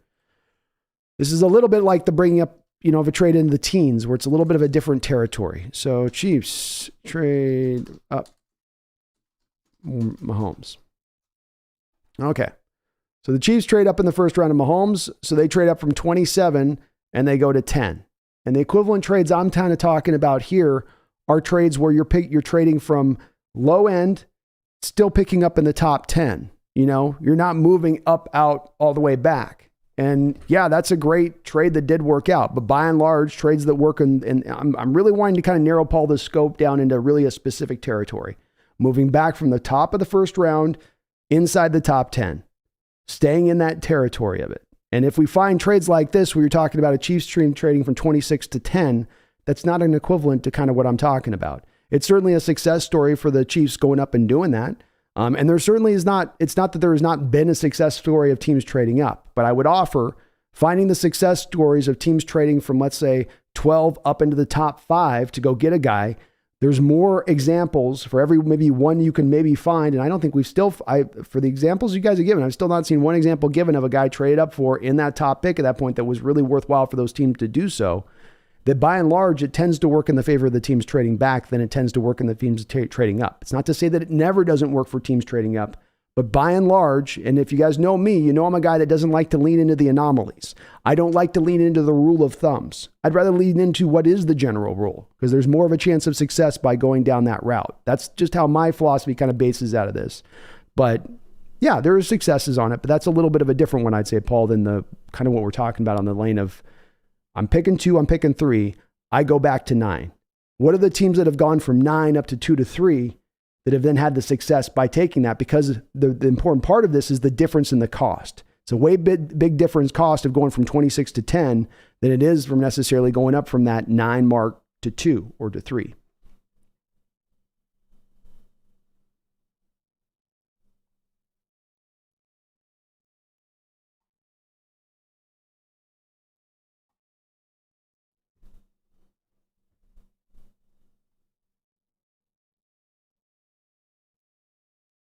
King Bomber, honestly, I shouldn't get my expectations high after last year. Knowing Seattle, we will trade down to like 15 and draft that linebacker from Arkansas, Drew Sanders. I don't think so. I think Snyder's going to want to stay inside the top 15 because both Snyder and Kell have referenced in recent years how problematic it's been not being able to pick inside that range. And having a second straight off season to be able to hit that spot, especially with the success that they've gotten from Charles Cross, I don't think that they're going to be willing to do that. Is Travis Kelce better than George Kittle? Asks Ian. I don't necessarily think so, no. I think he's more productive. I think Kelce's going to have a good claim to potentially being one of the better all-time tight ends when it's all said and done. But George Kittle is, I think, a more complete tight end. And I think George Kittle's playing with a less talented quarterback in a less pass-happy system, which doesn't allow him to have the kind of touches that Kelce gets there with the Chiefs. And that's a little bit of the difference there. But I would take myself, I'm more of a Kittle guy. I love Kelce, though, so it's not that I don't like Kelce. I like all that Kittle kind of brings to the table. Volcano Joe, fun fact, in 1980, the state of Washington got hit with his Mount St. Helens, but if you were a Seahawks fan, for the first thing you remember waking up was that we drafted Jacob Green. Oh, there we go. That is a fun fact. I like that. I like that. What's up, Emmett? How you doing, man? Nick Guzman, the disrespect from Seahawks fans towards Sean Alexander is unreal. He was the MVP, and his 0-1 to 0-5 run was absolutely insane. It was, man. It was. I wish I could drum up a little more of the props in his direction. It's less to me about trying to throw shade at Marshawn by picking or at Sean by picking Marshawn and Warner over him, but it is that I just like those guys a little bit better, and what they've been.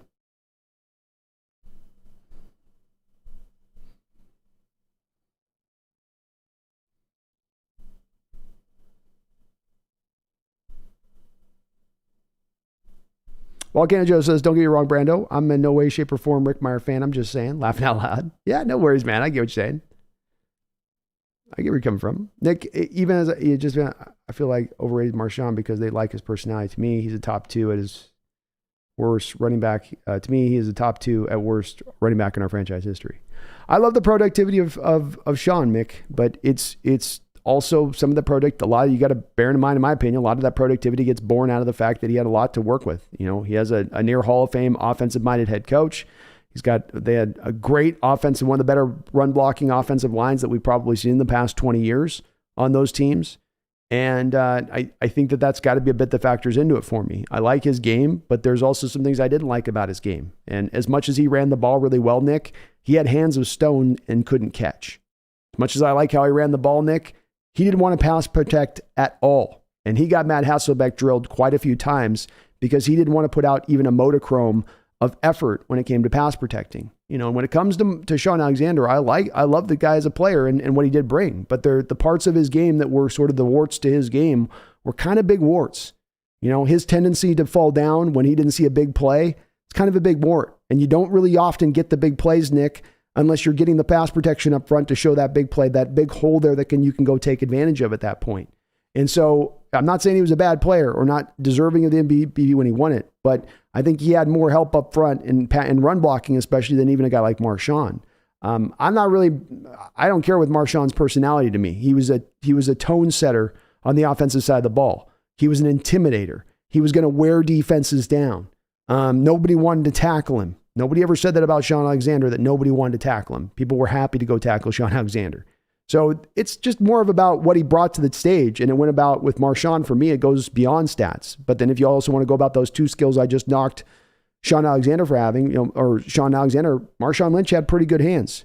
Marshawn Lynch was willing to pass protect and put his nose in there, and he did it well. But those are 2 parts that were holes in Sean's game, and kind of can't even argue with it, Joe Biden's Make a Wish. Have you looked at Emil Echohor from Alabama? I did indeed look at him the other night. Let me bring up my notes. Let me bring up Emil. So Emil, he's a very traditional right guard. So I do see him as a right guard only. He's very good in the run game, and he's decent as a pass protector, 5th-year senior. I see some Damian Lewis in his game a little bit. I think he's fairly NFL ready. Solid technique. He can move in space. He can hit reach blocks. Though I wouldn't say his movement skills are a huge plus of his game. He's efficient on his paths to his spots. So he moves well in space. I like that he's not really clunky. He gets there. Again, even though he's not necessarily the most fleetest of foot as a guard that you'll find out there, good enough. Strong, powerful initial punch that wins at first contact way more often than not. He always gets the defensive lineman kind of quickly into recovery mode. But this does then lead to his shortcomings. So though he sets up the defensive lineman into a place with that initial punch where he's like, oh my God, you got me up off my feet here. Now it starts to go backwards here the longer the play goes down because he gets rooted down. He doesn't move his feet as much, and he kind of just wants to stay there and lock the guy in. And in the NFL game, you've got to kind of move your feet a little bit more. I don't think I'd want him for more of a mobile-based quarterback who's going to hold the ball for a long period of time. I would want him for more of a Kirk Cousins guy or a Geno Smith kind of guy where the ball is going to be out of his hands on a 3 and a 5 step drop like that. But I like the power to his game. I like the finish to his game. Again, see him as a very similar prospect to what you had in Damian Lewis. So I would probably put him Joe Biden's Make-A-Wish at about a low third round value at this point for Emil. But a very clean prospect, a guy that should be just a good pro in this league for 7-8 years, at the very least, is just a solid guard. You know, it's not sexy, but it's something that can help your football team win football games. I'll definitely check out Torrance, Bomber, for sure. Brian Myers, anybody see the headline that Broncos acquired Lamar Jackson, cornerback Lamar Jackson? I almost lost my S. I did see that. That was pretty funny. Randall McDaniel with another $20 dono? Golly, Randall. Thank you for the $20 donation, brother. You're awesome. You're always awesome. My OG on this channel. I appreciate you, man. Thank you so much. It says, say we have the second pick and Carolina picks at 6. You know, they want Stroud. You could probably get not only 6, but also their first in 2024 and 2025. Maybe a third round pick too. Hell, you might get Brian Burns instead of a first.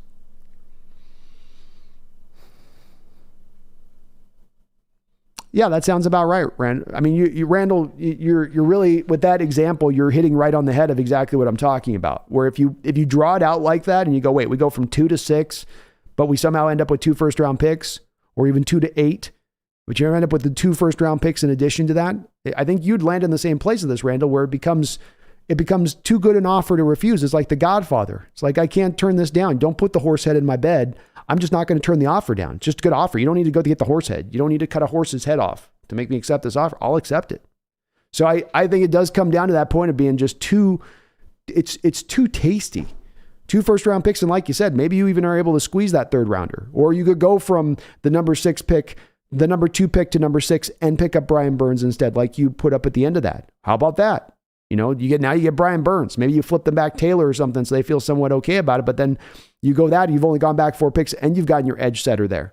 Yeah, I agree. I think you can see, Randall, as you bring up that example or a like example, that's why I'm in this lane of saying this is my right as we stand right now. This is the first one that I would go for as option A. This would be number 1 for me, because I think the returns are so undeniable at that point. You're improving the ball club within the next 2 years so much further ahead than what you would be by just sitting there and picking at that spot. And you're not necessarily losing out on some prime top end talent to fall back a couple of extra spots at that point.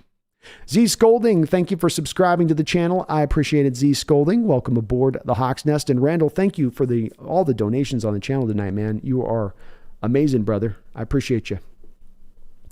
Jacob Chamberlain, love the sweater. Thank you, Jacob. Nick Guerrero says, I've watched Rob Stanton, and when he talks about $50 million available next cap year, he makes it sound like we won't have no money really. Like maybe we sign Geno and some of our own players. Well, $50 million, as we've seen in recent years, can get swallowed up pretty darn quickly, Nick. And certainly if you're signing Geno to a big deal, you're going to take up a big, huge chunk of that. The other part of this is that with having 4 picks in the first 2 rounds, there's a lot of so between Geno and those picks you have there on those rounds, you know, you could up a decent amount of that cap space at that point. So it's not an amazing amount of money. And because those 4 picks are kind of a double-edged sword with the cost, especially if you're going to have a number 2 overall pick, Nick, that means that that's going to be slotted to a pretty high. I mean, it's like something like he's going to make, I think, like $10. It's going to cost $10 million, I think, on the first year of the cap hit or something like that for a top 10, top 5 pick. So that's where, you know, there goes $10 million right there off the 50. And if you sign Geno, there's 25 off the 40. And now you're at 20.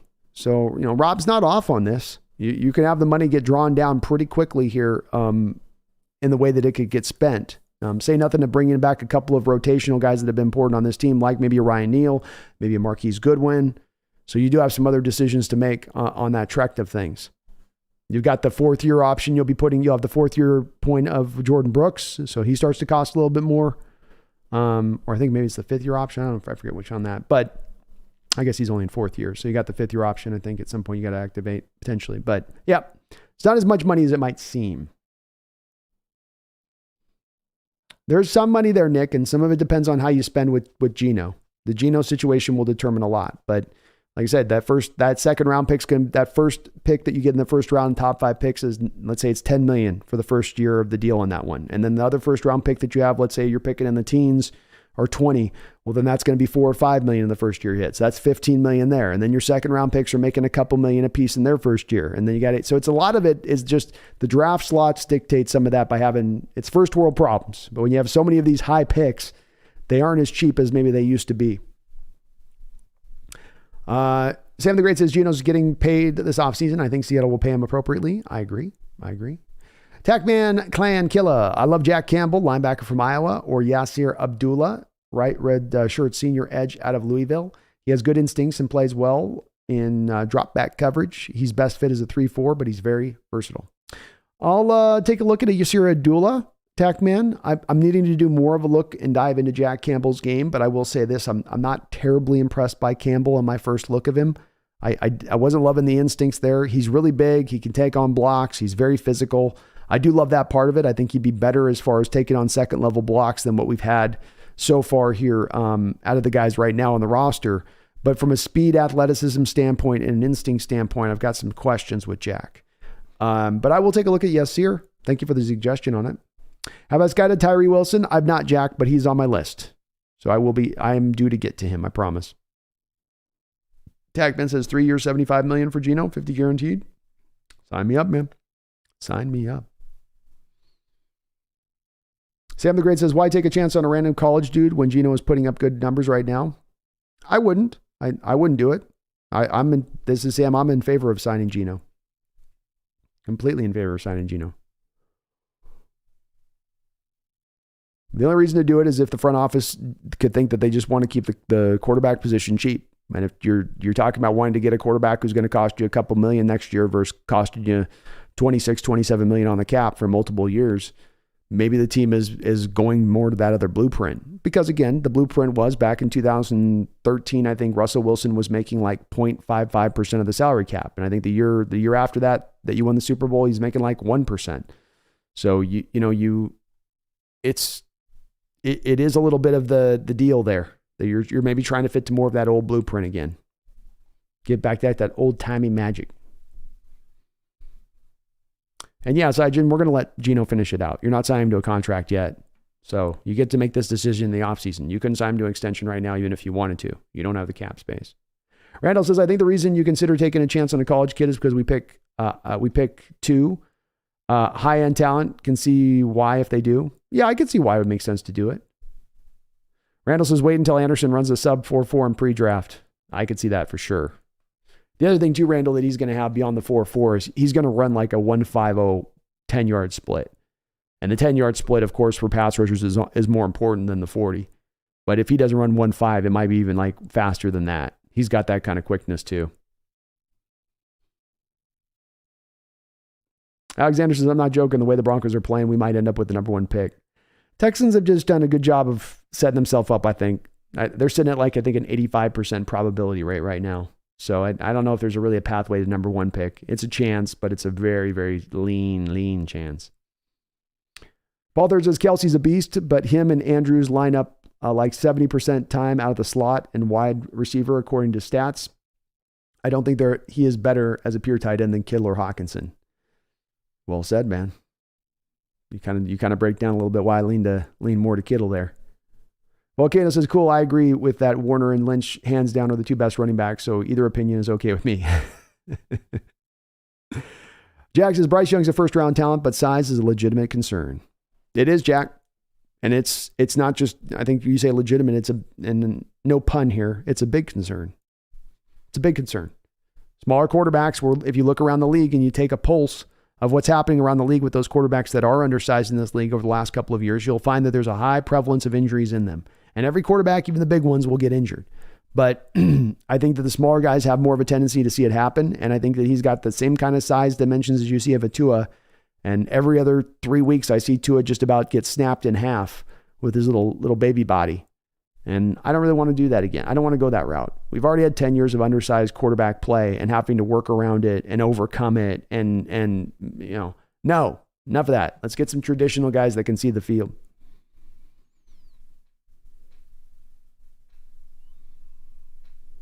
Randall McDaniel, the frozen envelope trick on Ewing. Exactly.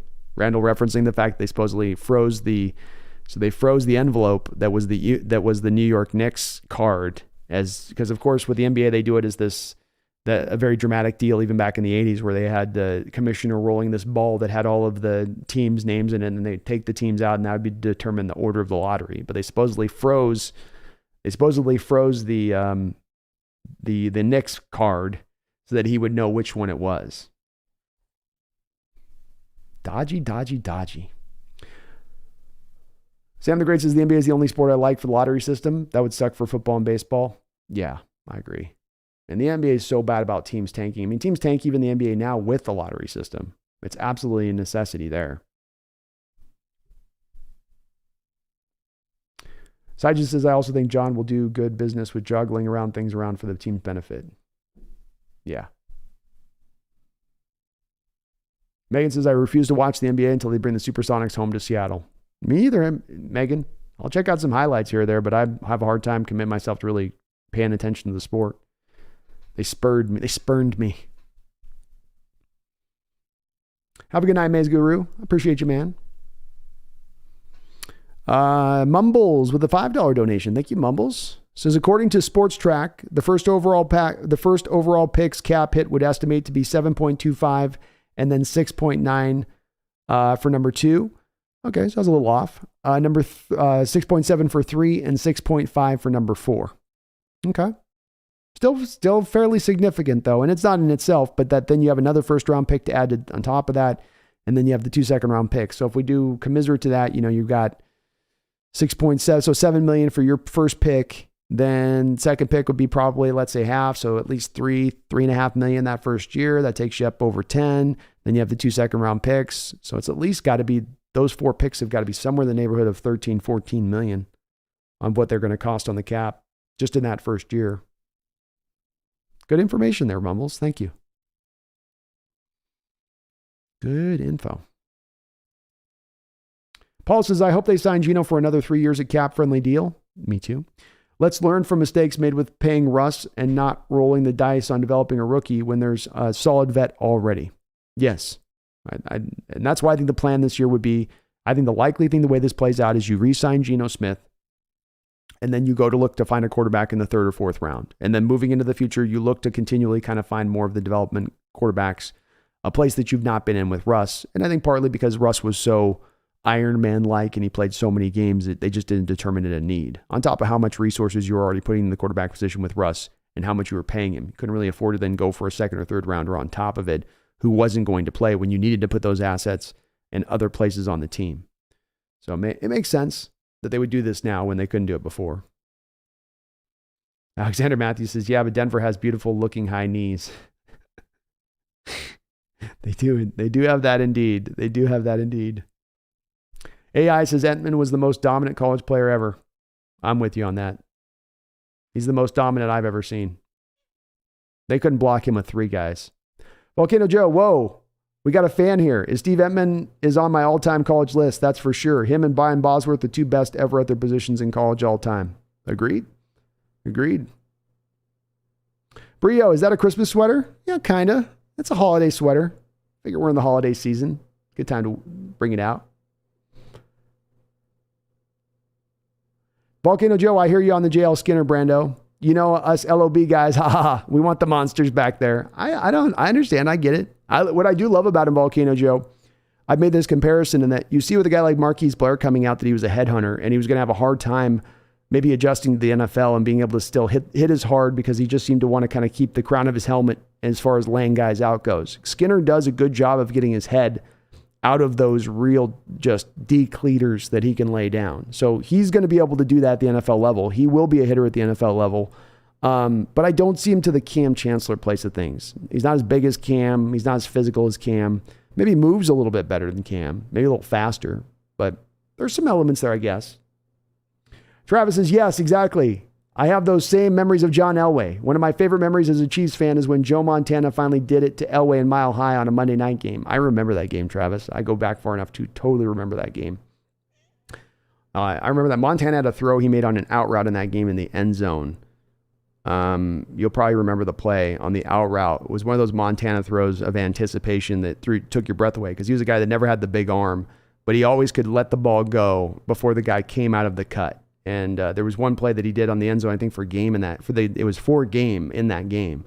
And it was an out route right at the end zone. And he absolutely just put it just past the defender's hand, just outside of his hand. Perfect ball placement.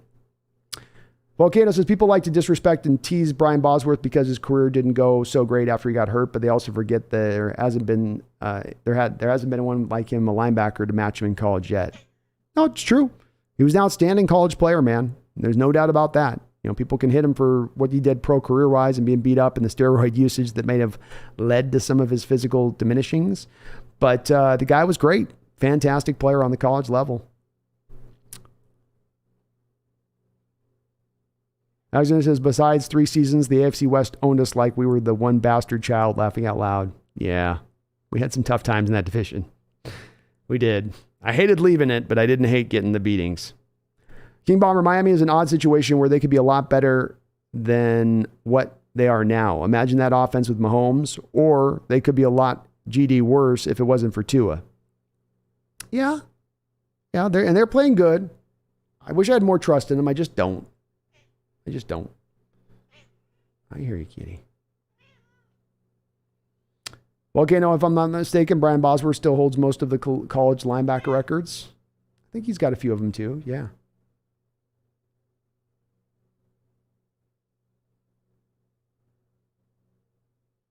Brio, I'm glad it's Christmas. I'm glad it's Xmas unit. As for Russ, he lost his life coach last year and as a result lost his grounding when I saw him getting into his chauffeur-driven white Rolls Royce outside of the mansion. Yeah, maybe he did lose a little of that grounding with that, Brio. It's good. Well said.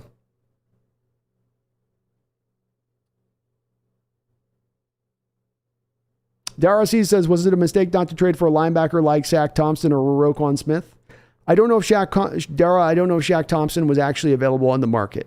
The Panthers never really showed really key indications they were truly going to go into a sell mode or a fire sale. Roquan Smith, I think, would have cost you too much to go out there and bring him in. You know, the Ravens made that trade. Good for them. 2nd and a 5th round pick. Now they've got to sign him to a big money deal. I think that's a little higher than I wanted to go for Roquan. 3rd round pick and a 5th round pick, maybe that, but not a 2nd and a 5th. That's just a little bit too much for me. Volcano Joe says it's freezing here in Hawaii at 78 degrees. Oh my God. I wish I could be freezing like that. Sign me up to that frozen.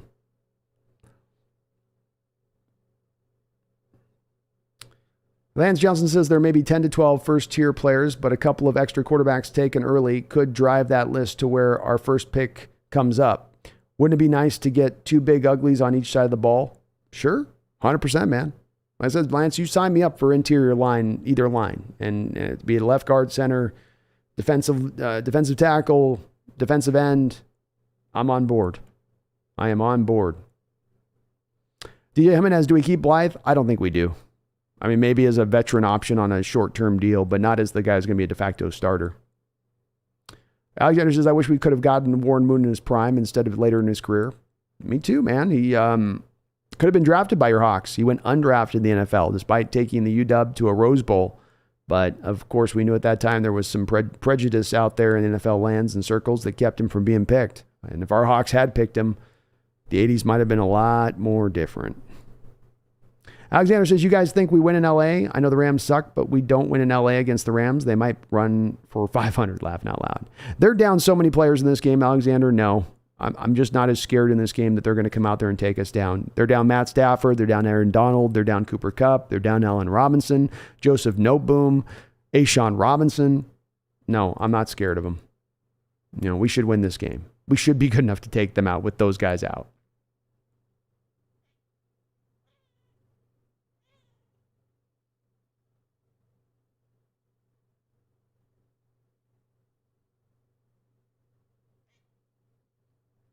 Big Country says, it's possible Abrams could be a decent depth safety. That would be a good enough for me.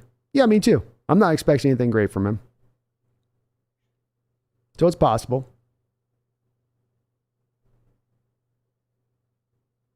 Or hey, Brandon, Seahawks just signed Jonathan Abrams, better than Josh Jones. He might be.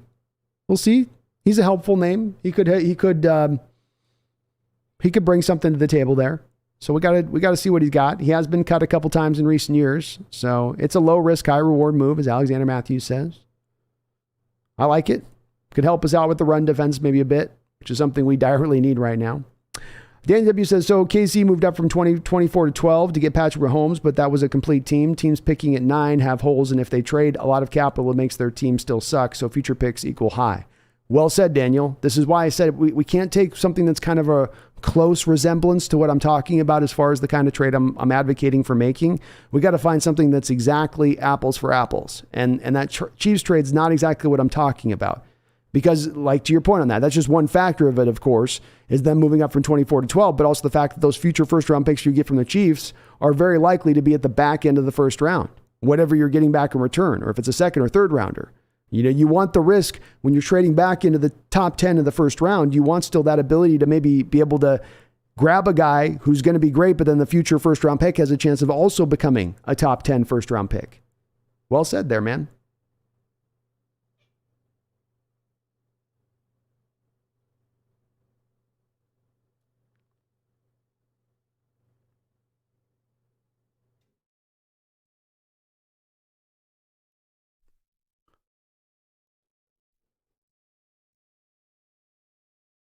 Boomers, Miles Murphy at 5. Brandon, thoughts? Might be just a tiny bit early for him, Boomers, but I wouldn't be against it. I think he's a pretty safe pick overall. King Bomber, hopefully you're right, Brando. Taking CC last year should have hopefully teach them a lesson to never forcefully trade down again. No, I don't think that they will. And I do think I'm right on this just based on that they won't trade out of that tier 1 group, King Bomber, because of the fact that both Carroll and Schneider multiple times over the years have mentioned how hard it's been to draft into the 20s versus how much easier it was to draft when they were picking up at the higher realm of the draft. And I think that does absolutely going to apply again this year. King Bomber, the last draft was an anomaly in their usual draft techniques, so I think they're going to go into this draft just letting it flow by, not trying to force anything. Agreed. And they had deals on the table last year that they did pass on. They could have moved up in the first round, but they deemed it too costly. They could have moved back, deemed that they weren't getting a good enough player to do so. So they did consider it last year. They just didn't go that route. DJ Jimenez says, John Schneider win general manager of the year? I don't think he does. I think that the Eagles general manager wins it. Partly because it's an East Coast thing, partly because Howie Roseman's done a fantastic job with the Eagles. I mean, he's getting that team to play like they're playing right now. All of his moves are seemingly coming up gold. You know, from the free agent signing of Darius Slay a couple of years ago to the Jalen Hurts draft pick in the second round, which he got hit for quite hard on at the time, to even the trading of the first round pick last year with the Saints, where now he potentially is picking in the top 10. I think it's hard to not, as good a job as Schneider's done, the heist of the century and all that. Roseman's got a team playing a little bit better, and he's matched it kind of step for step. Brian says the Seahawks have to pass the first round of playoffs for Schneider to win. Probably, yeah. I think it's voted on before that, though. Mesa Dale, I watched a USC game when my dad pointed out Williams' body language. Then I saw he painted FU with the opponent's logo on his nails. I like confidence, but something about him rubs me the wrong way. I haven't looked deep enough into him on the head stuff, where he's at with it. He's a kid, man. Kids are going to do funny things. And, I wouldn't let that in itself be a death knell for me. But I haven't really begun to look too deep at him because that's still a year out.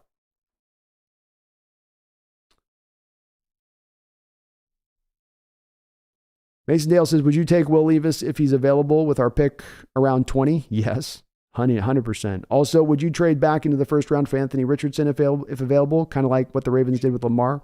No, Anthony Richardson's in a very much of a different state than where Lamar was. Lamar was a Heisman winner. Lamar had back-to-back seasons of top flight productivity. Anthony Richardson's in his first year starting, and he's still kind of finding his way along. And so I don't want to trade up into the first round to get Lamar or get Anthony Richardson at that point. But yes, leave us at 20. Mason Dale, sign me up for that. 100%. Volcano Joe, Alexander, yeah, bro, I got mad love for Sean Alexander always, but if we're ranking him and the Seahawks all time, I got him in the 5th best running back, or maybe just my 5th favorite.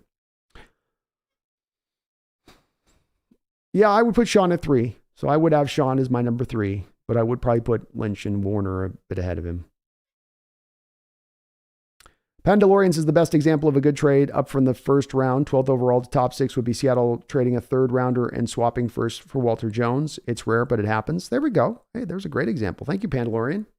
That would be more along the lines of what I'm kind of talking about. So that was indeed one that would have worked out in our favor doing that one. So having the great Levis will go high in the draft due to thirsty teams wanting a quarterback. They're so thirsty. So thirsty. Yeah, I hear you, kitty. Hold on one sec, folks. I'll be right back. Just use the bathroom real quick.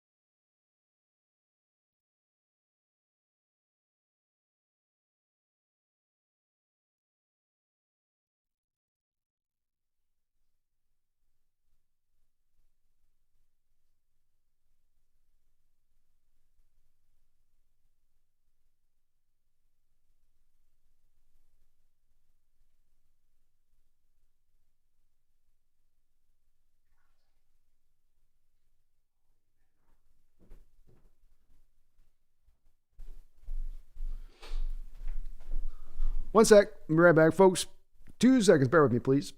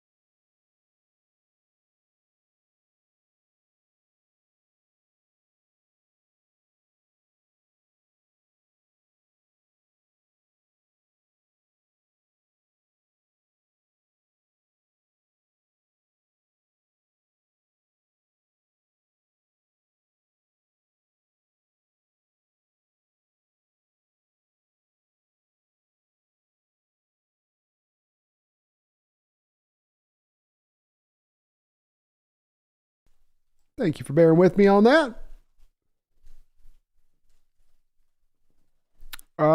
Danny W says, Rob's new blog post today, first 4 comments, not joking. Thanks so much for your efforts. 2, thanks for everything, Rob.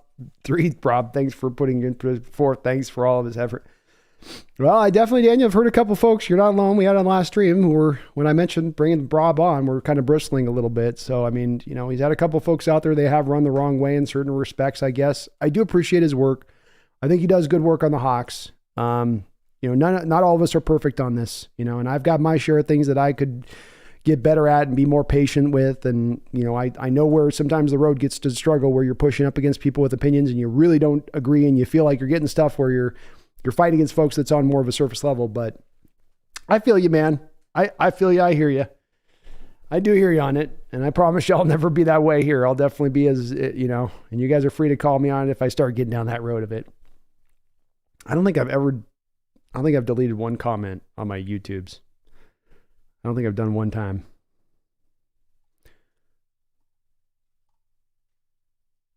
Alexander Matthews, F. Sean Alexander around 15th, maybe 17th. Oh, that's awesome. Jordy Clark, I really like that. I really feel like we should sign another back out of free agency. Maybe someone like Carlos Hyde would be able to get something going with a different style when K9 can't, plus the injury factor. I think you're talking about getting kind of as has been proposed a little bit, I've heard as well, Jordan, kind of a thunder to the lightning. That Kenneth Walker's he's not a meat grinder running back. He's not a 3 yards in a cloud of dust kind of guy. So having a guy that's a counter punch to that like that would be beneficial. And like you say, in those moments where you're not able to get any yards, at least you're getting a guy that can grind out a couple, you know, get you instead of into situations where you're 2nd and 11, he gets you into 2nd and 7. And yes, I do think a guy like that would be beneficial, Jordan. You could probably find that very easily in free agency. If you're talking about getting a guy that's a grinder kind of back, that's just, 3 yards in a cloud of dust, they don't tend to be very highly valued in the league. And there tends to be a lot of them. So you should be able to, I think, probably find a guy like that.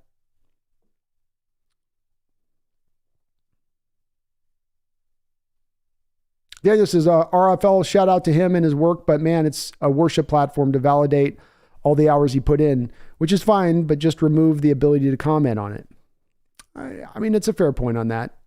It's a fair point. And I don't want to throw shade, from my standpoint. He runs how he runs it, and he's had success with it. He's doing really well with it, but I agree with you. I think, Daniel, it's also an indicator of why you hear me a lot of times get very much, and it's almost to remind myself as much as anything else with this channel of that. I want people with different opinions in here. I want us to have disagreement. I want us to sometimes get into some heated debates, and they'll be respectful, and they might get heated, and we have moments where we're banging heads, but it's all on point with talking about things and understanding that, if you don't have your argument challenged, your ability to really put together a good argument for why you believe what you believe is going to be pretty flimsy. So it's, I get it on that. I am a little bit torn when I hear on this, Daniel, to a degree, because it's like, I've had a commenter put this on with Brendan, who's got like, well, he runs a toxic Discord, so I'm going to unsubscribe to your channel unless you stop doing shows with Brendan. Like, okay, I go, okay, and I got a little bit of that on the thing with Rob, the thing when we did the show talking about last week, and I just kind of go, I mean, all right, we're just trying to do what we can do to kind of expand this thing, but some people draw out, some folks draw out that kind of like rancor with it. I get it. And your point on it's valid where you're coming from. I've seen the same thing there, with some of that stuff. Brian Myers says DraftWire has Penix going round 1. I don't think he's going round 1. Maybe he's done enough. That seems a little bit high to me, though. AI says Kittle's always hurt, though. Well, if we're factoring in injuries, I was just speaking on the pure ability. But if you're going to factor in availability with that too, then Kelsey might get the nod because Kittle is busted up a lot. Sam the Great says, big shout out to Sean Alexander, my favorite running back, even though Beast Mode has the best personality and the craziest play in Seahawks history.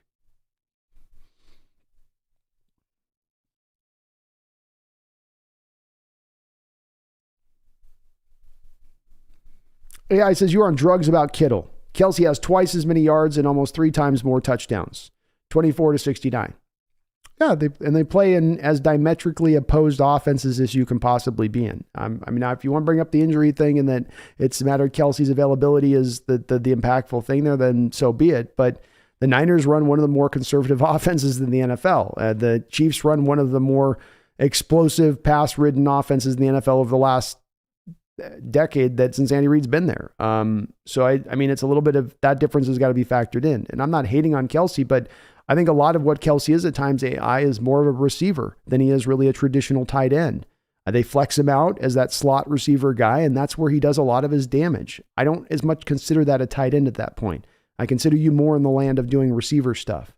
And it's great that he's able to do those stuff in addition to doing some of the tight end traditional stuff. But Kittle does all of the traditional tight end things I need him to do. And he's a better run blocker than Kelsey is.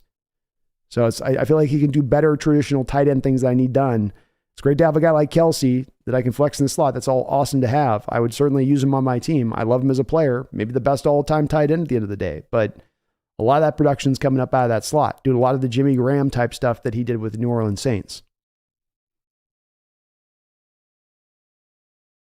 Jalen Kitten arrested for child pornography. Eesh. Greg Pfeiffer, don't get me wrong. I think Geno is playing great, but I just feel like he can't go there and win your game when you need him to. What do you think? It's not first say this, Greg, your criticism in that respect is not alone. There's been some other folks out there that I've heard from that have this same feeling. And it does feel like there's a big criticism that is the main criticism I see being pushed on Geno at this point. It is that he can't bring you back in the fourth quarter. He's not going to go get you that game when, like you said, win you that game when you need it. You can't put the game on his shoulders. So let me try to build a little bit of an argument on the other side of this, Greg, as to why I don't feel the same way. First off, the type of team you're trying to build here is not a team that is like the Kansas City Chiefs with Mahomes, that is going to be reliant on a quarterback throwing a high volume amount and that everything is built then out of that quarterback. You're going to then build to a super offense and a get-by defense. That's been a very common implementation of the NFL. That's not what you're looking to do with this team. We're looking to Greg fit to the 2012 blueprint, the blueprint that got you to a Super Bowl in back-to-back years, which was build out the super team and then bring in a game manager type quarterback who can carry through and do his job, but in the conjunction of with the team. And so if that's the case, it's less reliant than from a contextual standpoint, Greg, right? From a philosophy standpoint, you're building a team that's less reliant on needing the quarterback to do that thing that you're wanting Geno to do, which is, Greg, something other teams ask their quarterbacks and their great quarterbacks to do. Mahomes is asked to do it with the Chiefs. Josh Allen is asked to do it with the Bills. Maybe Lamar Jackson is being asked to do it with the Ravens. So there are other teams with other quarterbacks who go this route, but that's not the type of team you're trying to build here right now. They're trying to go back to that old blueprint. That's why, Greg, you didn't just jump and go get a quarterback this year in this last draft, because they wanted to get the stage set for that next quarterback. So when it comes down to like Geno needing to carry the day at the end of the game, and that's what it comes down to on his value and having value or not having value, you've had games this year, a lot of games this year, where you've run away with football games. And if I have a quarterback that can get me up by 2 touchdowns over the course of a game because he's playing so well, he doesn't have to bring the team back. Yes, a lot of games in the NFL do come down to that final game, or that final drive, whether your quarterback can do it or not, but not every single game. And it doesn't have to be even a predominant amount of the games. And if you have a team-based oriented team, a super team, a team that's not built around just the quarterback, but can hold it down on the other ends of things, there's less of a requirement for that guy to have to go out there and carry that day. But my final point on this will be this, Greg. He's carried that day. Has he gone out in every opportunity he's had and had a game-winning drive? No, but as I've said with this, Greg, the standard for Geno is not perfection. The standard for Geno right now should be, is he playing good to great? In every game, yes, he is. And I think, like you talk about not winning the game, it's what about the Cardinal game? Cardinal game where he throws a pick 6. We're down by 4 points at that point. We're just about to head into the fourth quarter. I mean, if Geno's a guy who can't come back and win you the game at that point, how does he then go back over the next fourth quarter and get you 3 touchdown drives back to back to back? He's had games this year in the fourth quarter where he's executed drives, the Cardinal game at home. I've seen that this year from him. And again, have I seen it in a way that I'd say, like to your point, that he's carried the day or it's carried the team? And no, maybe not to that extreme of a degree, but is that a requirement going forward? And does he provide a good enough component from what he is that fits to the blueprint that the team is trying to implement? And my argument is yes, he is in that respect of things. Mason says, did you notice how some of the, and again, remember too with this, Greg, you're throwing 55% this year. You're not able to maintain as much balance as you'd like offensively. He's still being asked to throw way more than they would like to have him throw coming into this year. I guarantee you. But he's having to throw as much as he's having to throw, Greg, and having success doing so while he has at times no running game or no consistent running game. And that's also what needs to be, I think, a little bit of a factor within this. Mason, did you notice how some of the higher second round picks in last draft, including Boye Mafe, took longer to negotiate the rookie deals, trying to get the most money possible? Thought that was interesting. Yeah, agents are going to do what they got to do. At the end of the day, the money's slotted as it's slotted. There's only so much you can really push it. HB, would you draft a quarterback in the third, go back to the back? Would you draft a quarterback in the third, go back to Super Bowl hiding his flaws? Go back to back Super Bowl hiding. Would I do the Russell Wilson thing? Would I do it again? Yeah, probably would do it again, HB. Volcano says, I mean, technically, if you want to put somebody in the best of all time, you would have put Ricky Waters in there. He was a killer for us. You wouldn't put him up over those other guys. He's a great player. I just like those other guys more.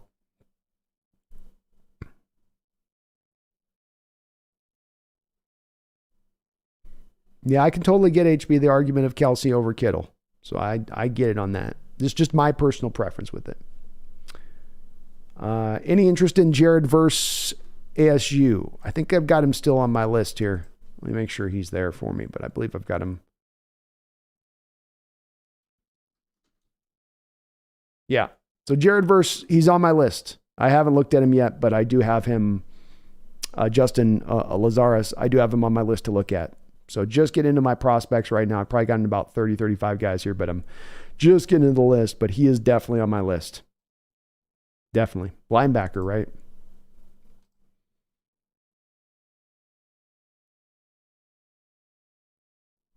Nick says, if we don't win this week, will the Bronco pick be higher? If the Broncos lose, Nick, that's got to also be the other part of it. But yes. Volcano says, okay, I'm not dogging on him because he's a damn duck, but yeah, I'm not sold on the linebacker Sewell either. He's slow as hell. I mean, he kind of reminds me of Levon Kirkland, but Levon was fast. Yeah, at least Levon weighed 285 too. You know, he was slow, but he was a big boy. He was a big boy. Yeah, I've heard a lot about Sewell. I've watched a lot of tape on Sewell. Neither of those two linebackers at Oregon do very much for me at all. I think they've been talked about a lot higher than what they're showing on the field.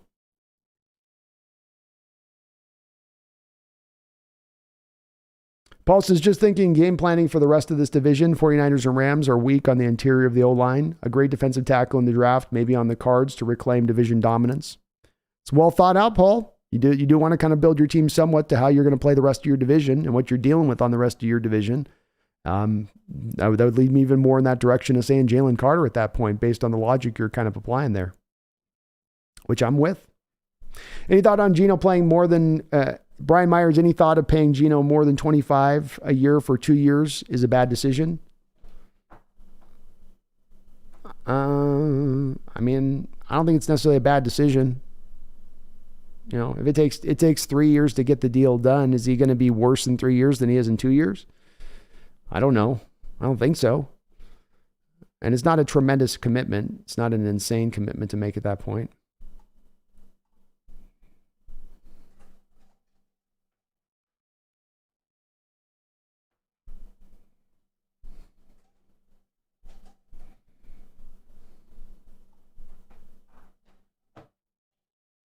Kitty, what are you doing? Psst. Hey. Give it a rest. What are you doing over there?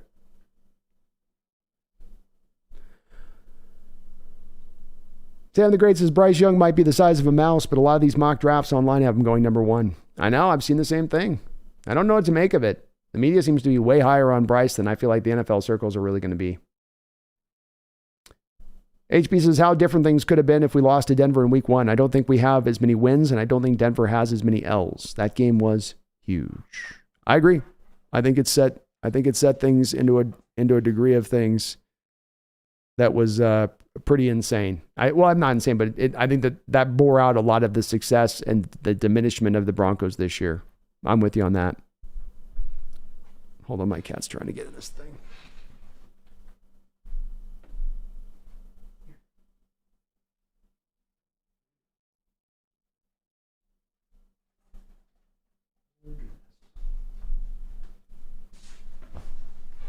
Cat's trying to tear up my couch, getting under a blanket. You know it's getting cold. I got the heat on. She's still doing that.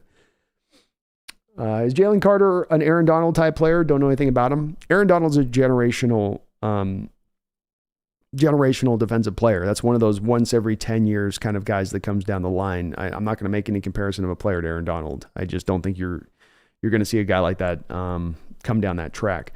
Jalen Carter's not an Aaron Donald type. I think somebody said Quinn Williams with the New York Jets. I think that's probably a pretty close comparison for him if you're looking for kind of an equivalency. So very, very good player, a player that might have even some star potential. Does he have superstar potential? I don't know if I see that necessarily, but star potential, yes. Yeah, Alexander Matthews, the fact Moon had to go to Canada for 5 years. He was good he was great in college. He showed off the skills in college that should have been enough to draft him. And we know that there were other aspects at play there.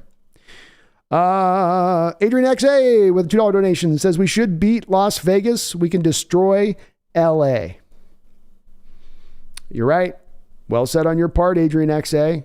We definitely should have beat at home Vegas, and LA is in a much even worse, as much as Vegas was Adrian X, struggling coming to that game as far as their injury situation is concerned. It's doubly bad for LA. You could say that Cooper Kupp is their most important offensive player. He's out. You could say defensively that Aaron Donald is their second most defensive, or is their most important player on their team, if not most defensive player, obviously most important defensive player too, that he's out. And that's just where you begin. Stafford and Robinson and Allen Robinson and A'Shawn Robinson, all the Robinsons.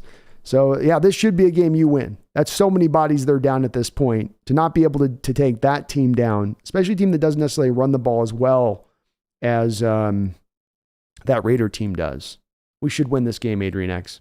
Thank you for the $2 donation. And Adrian, I think I might have missed a donation last week on last channel from you. And I'm sorry if I did miss one of your donations in there, man. It was not on purpose. We had a lot of donations come through on the last show. So sorry about that if I missed one of yours on that. I always hate that if that ever happens. Sanchez with the $2 donation says Abram to replace Barton.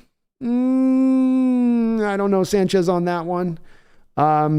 His listed weight is about 205. I think you'd only would do that essentially if you're going to run nickel situations where the teams are going to pass like with a 90% probability.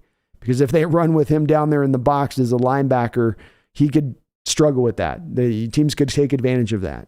And so it's a possibility you could mix it in passing situations to get him down around the box. But I don't think he's better than Barton as a run defender at the linebacker position, which may be at the heart of your question a little bit. He's not at that spot of things. But as a guy that could be a piece down around the box that could help you in the running game somehow or another, however you want to set it up on the back end, yes, absolutely. Brian Meyer says Joey Porter Jr. skipping bowl game. Can't stand when a player does that. So there's a lot of money at play, man. There's a lot of money at play with that. So it gets hard. Kitty, you're making me nervous. You're making me so nervous right now. Like, down.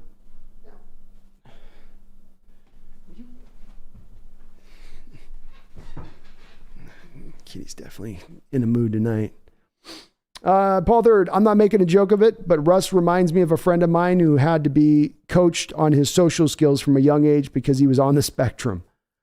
Yeah, I mean, he can't deal directly with teammates or coaches, never comes across as genuine, always pre-rehearsed. Had similar issues socially as a kid. A lot of red flags. I definitely think, as somebody else said, there was at one point or another that Russell started to play the part of what he thought a quarterback should be. And he started getting a little bit further away from who Russell Wilson was and more into this. This is where the robot stuff comes in and more of what I think I'm supposed to be and what people want me to be. How do you need me to be? And I will be that for you. And I think there's a little bit of that with him. And then you get kind of years into that and you get deeper and deeper into it and you stop being able to figure out where, you begin and where the construct begins and where your former self was at. You hear this about actors a lot. You hear about actors having a hard time with having much of a personality or whatnot after they get out of roles because they spend so much time being other people. And I think that definitely has affected him. I don't know if I wouldn't go as far as say Russ is probably I don't think he's on the spectrum. I just think he's built this way and he went down this road at some point. He said, I'm going down this road and I'm going as hard as I can go down this road. And it's that Tom Cruise type energy, where it can work out good for you, but it can also get a little bit rough. You're just having a night tonight, aren't you? Stay up in the tea tree. Volcano Joe, I've got one for you, Brandon. The Pittsburgh Steelers moved up to select Troy Polamalu from USC. All right, let's look it up. Let's look this up.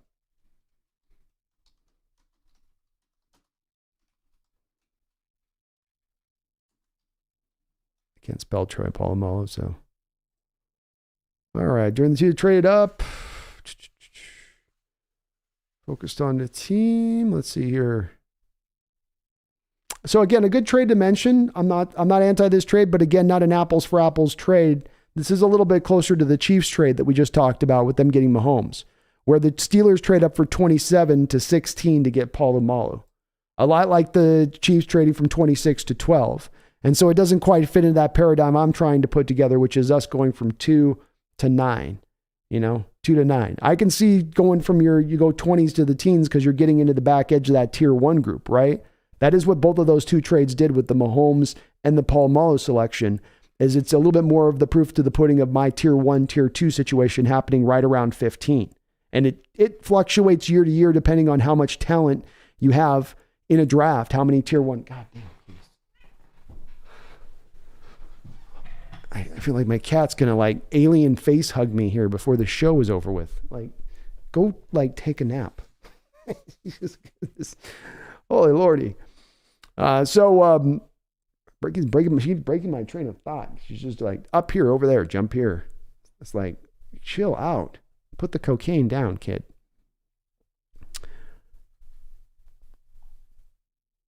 So I just don't think that's kind of the equivalency of the trade we're looking to make. But there's been trades up in that respect. I think that's a different ball game than what I'm talking about. Because you're going from the middle depths of that tier 2 back into the back end of tier 1 in those kind of trades. Alexander Stafford, he shut down the rest of the season. I don't know if I've heard that he's done for the season, but I've heard he's definitely out this week. Pumpkin is taking over. Oh my God. Will Valdez, Will Levis reminds me of Josh Allen and probably should be the first quarterback taken. I think whoever takes Bryce Young will regret it in the long run due to his size. Will, I agree with you all the way down the line on that whole evaluation. I do think Stroud will be picked because it's going to take some brass stones to take Levis in a lot of the projection that you need to do in order to grab him, and that you're looking at it going, well, look at where he came from, look at the level of competition he played against, look at what he had to work with. And when you put that all together, I think that will get a creative mind in the NFL to fall in love with the guy. But that still will, I think, vault Stroud just a little bit ahead of him, even if it's one pick ahead of him. But I agree with you. Young scares the hell out of me. Hell out of me.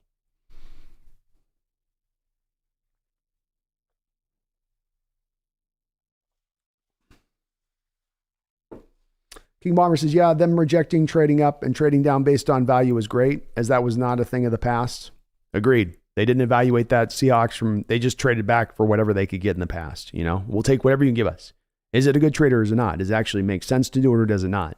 And luckily they looked on both ends and said no. And as King Bomber says, trading from 24 to 29, getting an extra 4th or 5th rounder is really doesn't do a whole lot, does it? But it's also completely a different conceptual point.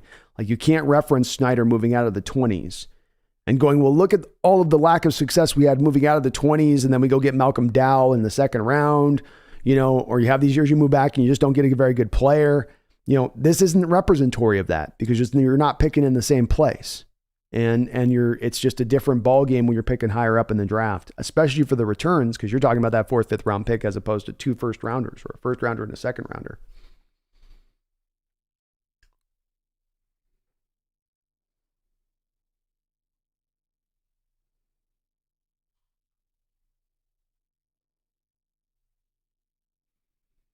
Yeah, Chris Carson's not coming back.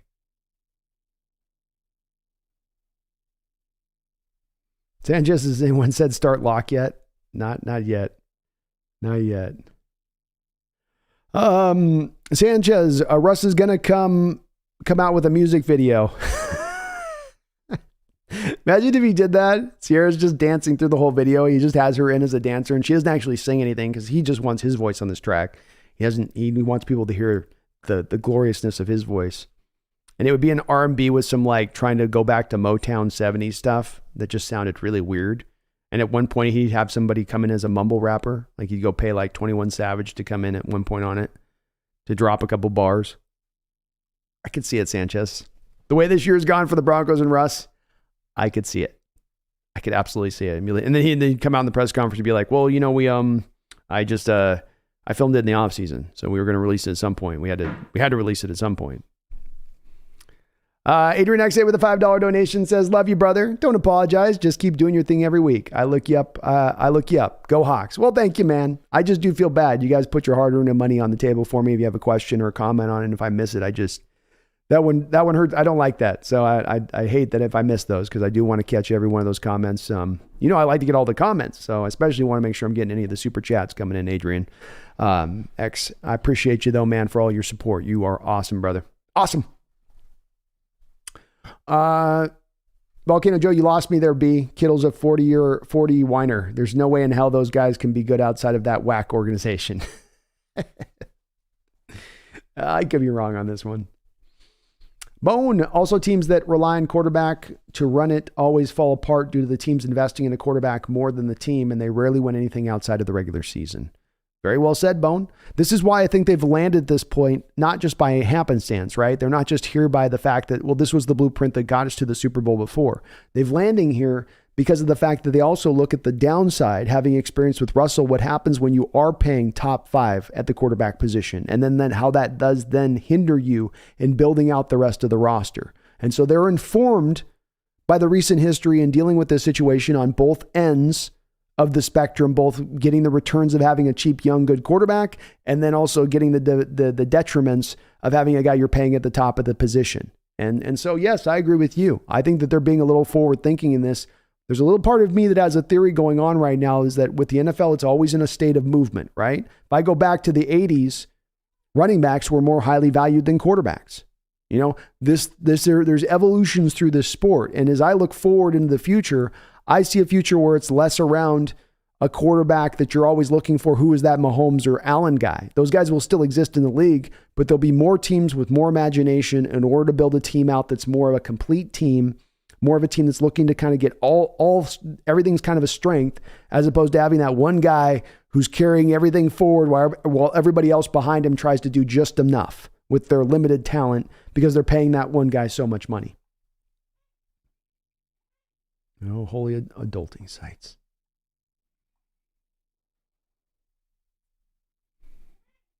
Alexander says, but Brandon, I understand what we're rebuilding, but like the Raider game, there will always be a game or two Geno has us to win with, say, 140 left on the clock for the win. Well, right. But then that's also, again, with this year, if we look through this year and say that that's been a failure point for him, let's take a couple of the games that's been a supposed, not from you, but I've heard from other fans. This was an example of Geno's failure point when the game's on the line, when we're inside of 2 minutes, when he's got the final drive on the line and he's got to go get it. Here's your example of it. So they'll say the Falcons game, but go back to that Falcons game, right? Where he makes a play, but then there's a penalty by Damian Lewis. 10 yards back. Then second down, we get a sack, right? Because Austin Blythe on the play, Alexander completely whiffs his block. So now we're in third and 1,000,000 yards and Geno throws the interception. Well, isn't that moment after he had driven them up the field on that field in that situation against the Falcons and put them in position to win that game? Isn't that moment that play sequence of 3 plays on Geno Smith? Or is it on Damian Lewis, who has the holding penalty? Is it on Austin Blythe, who completely doesn't almost even get a hand, I believe, on Grady Jarrett or whoever was the defender that sacked Geno in that situation? But that's an example, Alexander, not necessarily you, but has been presented to me by their fans. This is a game of what happens when Geno has the ball in his hands at the end of the game. But that wasn't on Geno there. Okay, let's go to this last week, Alexander, against the same Oakland Raider team. And if you want to go to overtime, that final drive, he makes a throw to DK Metcalf that's a catch that either DK caught and the officials screwed us on, or DK should have caught it.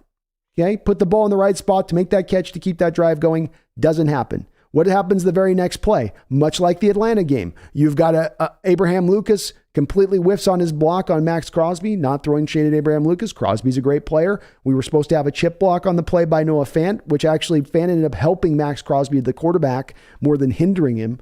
But again, is that then on Geno then for not bringing that back at that moment? These 2-minute drives are also relying on other people doing their jobs, is it not? It's not just the quarterback at that point, right? We're not saying that there's that quarterback who's going to overcome penalties up front on the offensive line and guys not catching footballs down the deal, or guys allowing open door sacks to happen that occur right after the snap of the football. So I think context matters here a little bit rather than just the broad brush of painting Geno in the stage of being a guy that just can't get it done for you in those moments. You know, he can get it done for you in those moments, and he's shown the signs of doing that even this year. You couldn't have punted the ball one time, Alexander, in that Detroit game. Not one punt. If Geno has one time that they punt in that game because he doesn't execute a drive properly, they lose that football game. So I think there have been examples of this. I think that there's reasons that it's failed at the times it has failed when it's failed, and those reasons tend to go beyond Geno and what he's doing at the position. And I hear you, Alexander. I wouldn't accuse you of painting as a broad that Geno's being bad. I see that you're going for nuance there in what you're talking about. So that's what we're about here, man. So I'm with it. Chuck, we will most likely be a 4th round pick. We'll most likely be a 4th round pick. We'll be most likely. Oh, you're talking about a player? Mason Dale says, I think it would be smart to sign Darrell Henderson. He could be interesting. Yeah, former Ram running back. He's got kind of that Thunder kind of element that I'm talking about us need maybe a little bit on this team.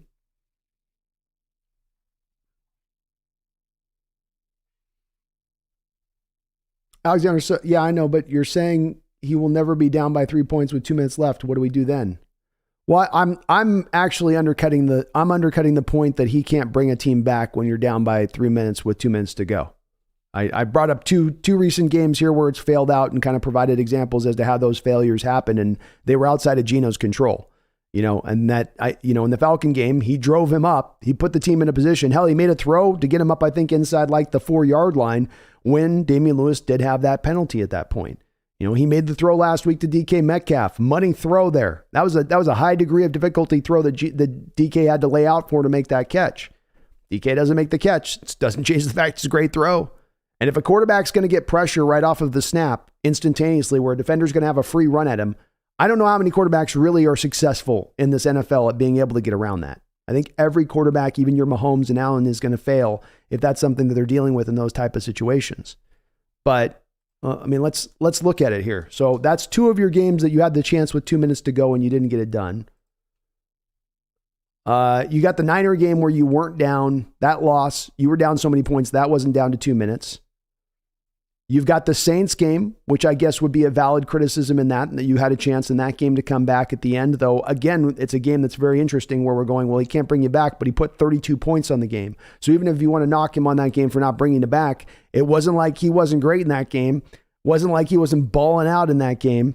Your defense, just much like this last week, could not get a stop. And that's a little bit of the problem here, is that as we have this as the narrative on this with Geno that he can't do this stuff, it's more about the defense is not getting a stop than anything else. But if we're being fair, and I want to be fair to your point on this, let's add the Saints game to that. And then what? The Bucks game? Or let's see play-by-play at the end of the game. You have let's go to the Bucks game here on this one, where end of the game, Bucks game, I believe you have a touchdown.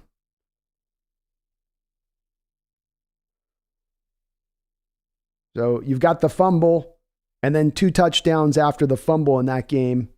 Oh, sorry. I think this is right. It could be a little weird with this, but nonetheless, a couple of these games he hasn't done it in. A couple of these games he's been fine in. A couple of other games, I think there's an explanation for it. I don't think all that's necessarily evidence of the fact he can't do it. I think you need more data than that to say that it's not possible in him to be able to bring that forward. If you want to reference this in addition to last year's games, okay, maybe. But again, context matters because you're going to include that Rams game in it. And the Rams game, he came off the bench in a game. You were already down in that game. And then on the very final play, he gets intercepted on as he's trying to drive the team up the field. You have your wide receiver and the cornerback tangle legs.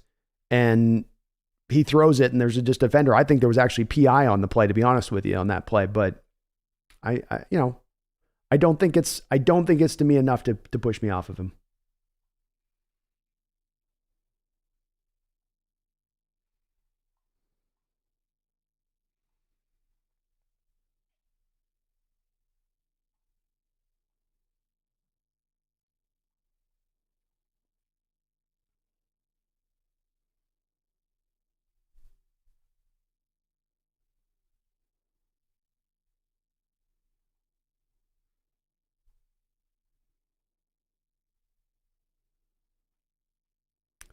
Stephen Pitwell, game wrecker equals Aaron Donald. Lawrence Taylor was a completely different player, but he was a game wrecker too. That is what we need.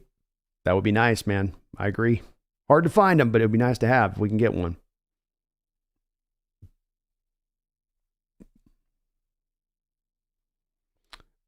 Sam the Great says, evaluating the season so far, I'd say fix the problems we have defensively. Geno isn't the blame for this year. Sick and tired of blaming a dude actually playing good. I'm with you. Chuck Seeger's all on board with Jalen Carter. Me too, Chuck. Me too. We did work out Stephen Parker or R. It's kind of a journeyman safety guy. I think going with Abrams means they like him a little bit better on this.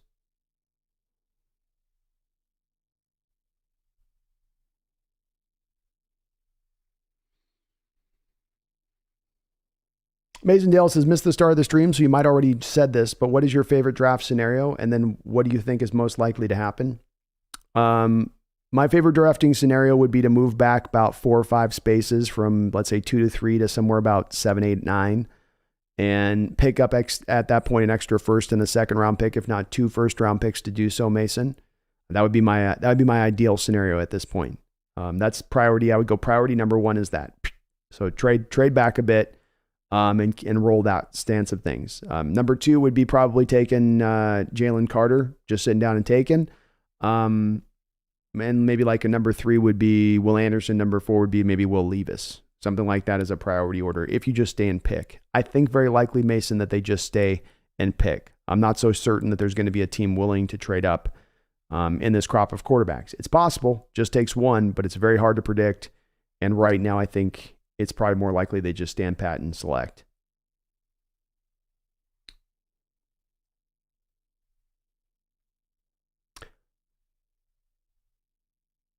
R. Sanchez with a $6 donation. Thank you, Sanchez. I appreciate you, man. And again, thank you for your big fat $100 dono last stream, man. You were awesome. So hear me out. Lock comes from the bullpen in the 2-minute drill when we need to come from behind. Geno stays in if we're ahead. Well, thank you for the donation, man. I know, like, hey, there's some people still pro Lock out there and think maybe Lock could be good in that realm as a 2-minute guy to bring you up the field at the end of the game. I think he had a pretty key fumble in preseason on a drive at the end where he was trying to get them up the field to win that game, albeit a preseason game, and albeit with the guys on that 3rd and 4th, 5th stringers / not on the roster guys at that point in the game. But no, I have a lot more trust, I think, than some do as far as Geno if the game is on the line. I'm not saying he's one of the better in the league at doing it or that he's clutch or anything else, but I don't think he's also, the guy that just suddenly shrinks in those moments either. I don't.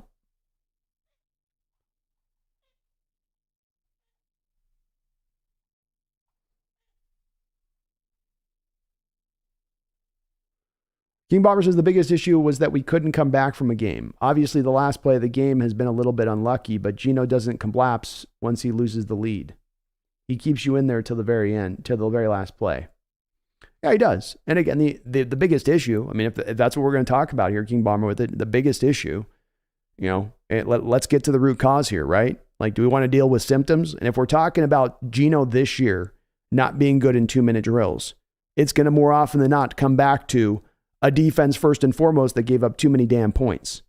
That's the base issue. That's your root cause. A lack of Geno struggle in the 2-minute zone is just the symptom. Look at the Falcons game. You have to get into that situation because of the fact that defensively you couldn't do anything to stop Marcus Mariota. You gave up 27 points to Marcus Mariota at home. You let Cordell Patterson look like Jim Brown at home. That was the issue there. You just you wouldn't want to arrive at Geno when that's the thing that stood out about that game. Joshua Saniar says, yeah, how this line plays down the stretch will be one of the biggest factors of our success, along with the run D improving again. Well said, Joshua. I agree. If you don't get better at the line of scrimmage on both sides of the ball, you're not getting much further this season.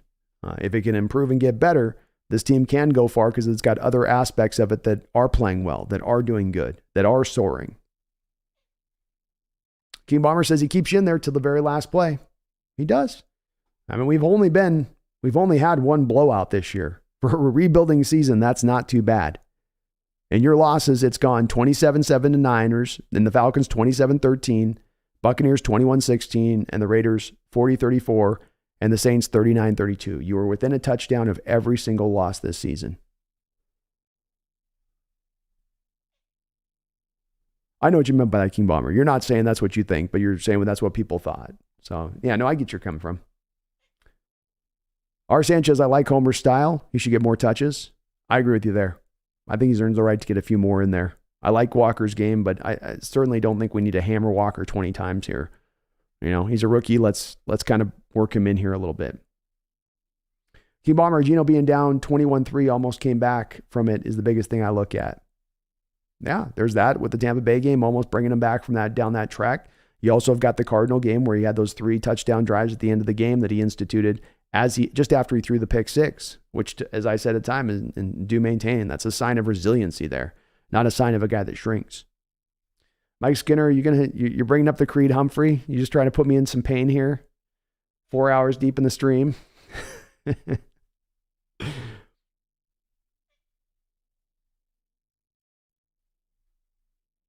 King Bomber, 5'11", 40-yard time is not very appealing.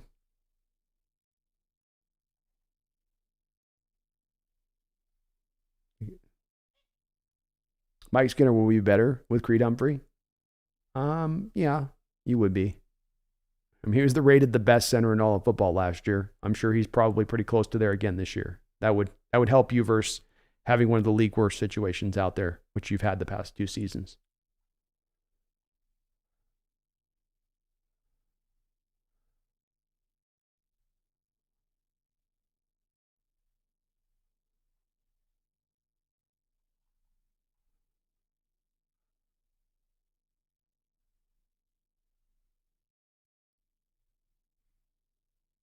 King Palmer, DK is the best receiver in the NFL. Tyreek is very small and cannot get physical to win 1-1 matchups. DK is better than Tyreek.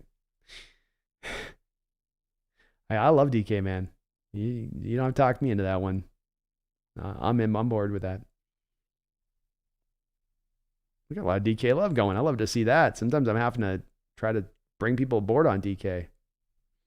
Tony says Mariota went number 2 overall, though. Well, there is that. There is that. Whereas I like DK just fumbles and drops passes a few times. Yeah. Mike Skinner, DK is a top 5. I think Devontae's only one definitely better. Agreed. I think Devontae's better right now. There's maybe a couple other guys that I would put ahead of DK, but I do think he's one of the top receivers in the sport. I don't think it's to me on this one, it's not just production based. Because again, I don't think he gets doubled a lot. I think receivers who get doubled a lot are going to probably get a little less targets at times. I know there's somebody out there going, no, if he's a great receiver, he should be able to beat double teams. I guess. Maybe. Rockets, DK Lockett and Goodwin have been great receivers. They really have. I did the Pro Football Focus scores and it really stood out to me as all 3 of those guys have been upper level for you. It's really helped to make this offense as explosive as it has. And as I say, that the Pro Football Focus grades on this do match up to what we've seen with the eye test.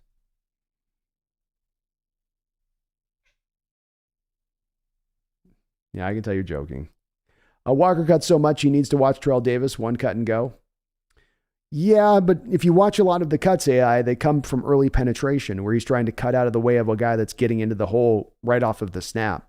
I think better run blocking would see him more improved in that respect of things. I also think that's a little bit of the strength of his game. And if you start to take that away, it'd be like taking away the power of Terrell's game. Terrell didn't have the shake that Walker has. So would you ask Terrell Davis to be a guy to act like Barry Sanders in space? Or would you, like you say, ask him to be more of the one cut and go guy? I think with Walker, it's the price of doing business a little bit, is the dancing. Just a little bit. Just a bit.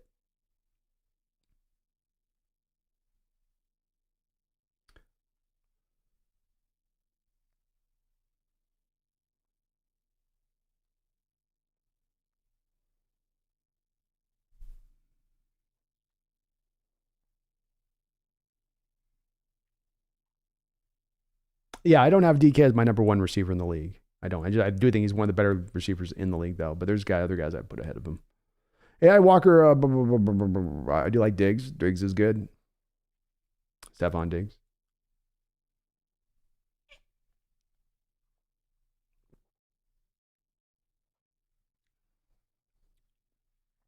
King Palmer Mariota is the best quarterback in the league.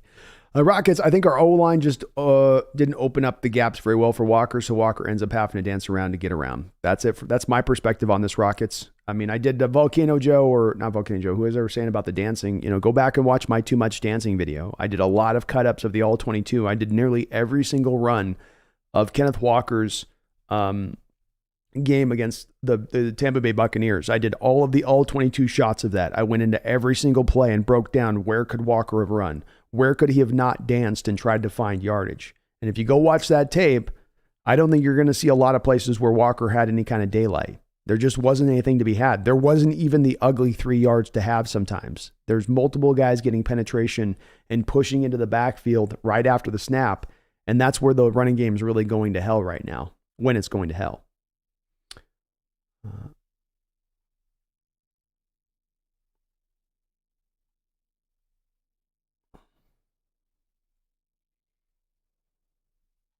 Whitey Wise says, Brando, my man. Oh my God, the thought of getting Will Anderson and maybe a top wide receiver like Addison or such for this next draft. Be still my beating heart. Dream, man. I want you to dream big. I want you to be that excited. You should be. As I say, as fan bases in the NFL, you don't get to find yourself in these kind of positions very often, or in any sport, quite frankly. And it can be the thing to help galvanize a team forward, not to just becoming elite, but becoming very elite for a very long time. So get hyped, get excited. Mike, our O-line the only issue with the offense? It would help, and pass game would be deadly with our weapons. Agreed. Very much agreed. They've got to hammer it this offseason, and to me, it's a minimum of a center right guard situation. You've got to upgrade those two positions in a big time way. Orar likes Kenneth Walker, Barry Terrell Davis. Ooh, Orar. Big Country says DK might be a top 10. I'd have to think about it. Yeah. I definitely am going to put Tyreek, Stephon Diggs, Devontae Adams. Who else out there? Probably missing somebody here.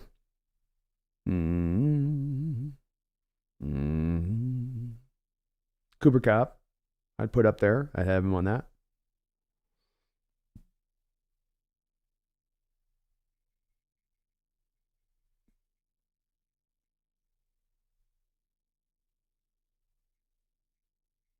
Yeah, I mean, probably 5, 6, 7, somewhere in that neighborhood of things. Alexander, Brandon, the boys, good night. Have a good show. Thank you, man. Appreciate that. You have yourself a great night.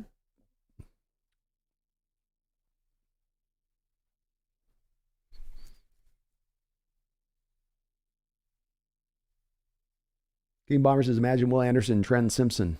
Then you get Osiris Torrance in the second. I've heard Osiris Torrance mentioned a lot this stream. He's going to have to I'm going to have to put my priority list on checking him out here ASAP. Anderson, Trent Simpson would be a kind of a dream draft for me to walk away from King Bomber. I'd feel great about the defense going forward with those two added. Cooper Kupp was the best. Might be a while before he is ever back to what he was. Yeah, it might be. It's just a high ankle sprain, though. He can come back from that. Paul Third, DK hasn't established himself as a top 10. Jefferson, Hill, Chase. Oh, I did forget Chase. Chase would be ahead of him probably. I don't know if I put Waddle ahead of him. Maybe Mike Evans. I wouldn't put Browns. I wouldn't put Hopkins right now as he stands. Keenan Allen doesn't, I think, do as much stuff as DK can do. He might get more catches, but I think he does a little more of the short intermediate game versus DK. But he's been great for years. Jordan Kraft says, all we need is the man, the myth, the legend, Brandon's favorite player, Matt Corral. Thank God we didn't draft him. Thank God. Rhett, not many running backs can cut from the middle to the outside and score. That was amazing. Yeah. He's got special talents that I'm not going to try to tamper down by, again, the price of doing business. There might be some times where he dances. I'd still offer. He's not danced up until this point. It's been the offensive line in the middle gets just avalanched at times. I mean, Billings for the Raiders destroyed the interior of offensive line over the course of that game. Just destroyed it. So, that's part of what's going on here. But even with a little bit of dancing that might get you the occasional negative 2-yard run instead of the 2nd and 7, he's also going to give you a lot of those 79-yard runs in addition to that too, though, with it. So I'm okay with doing it, and he'll learn and he'll get better. He is a rookie. So King Bomber, I think he's talking about Keenan Allen.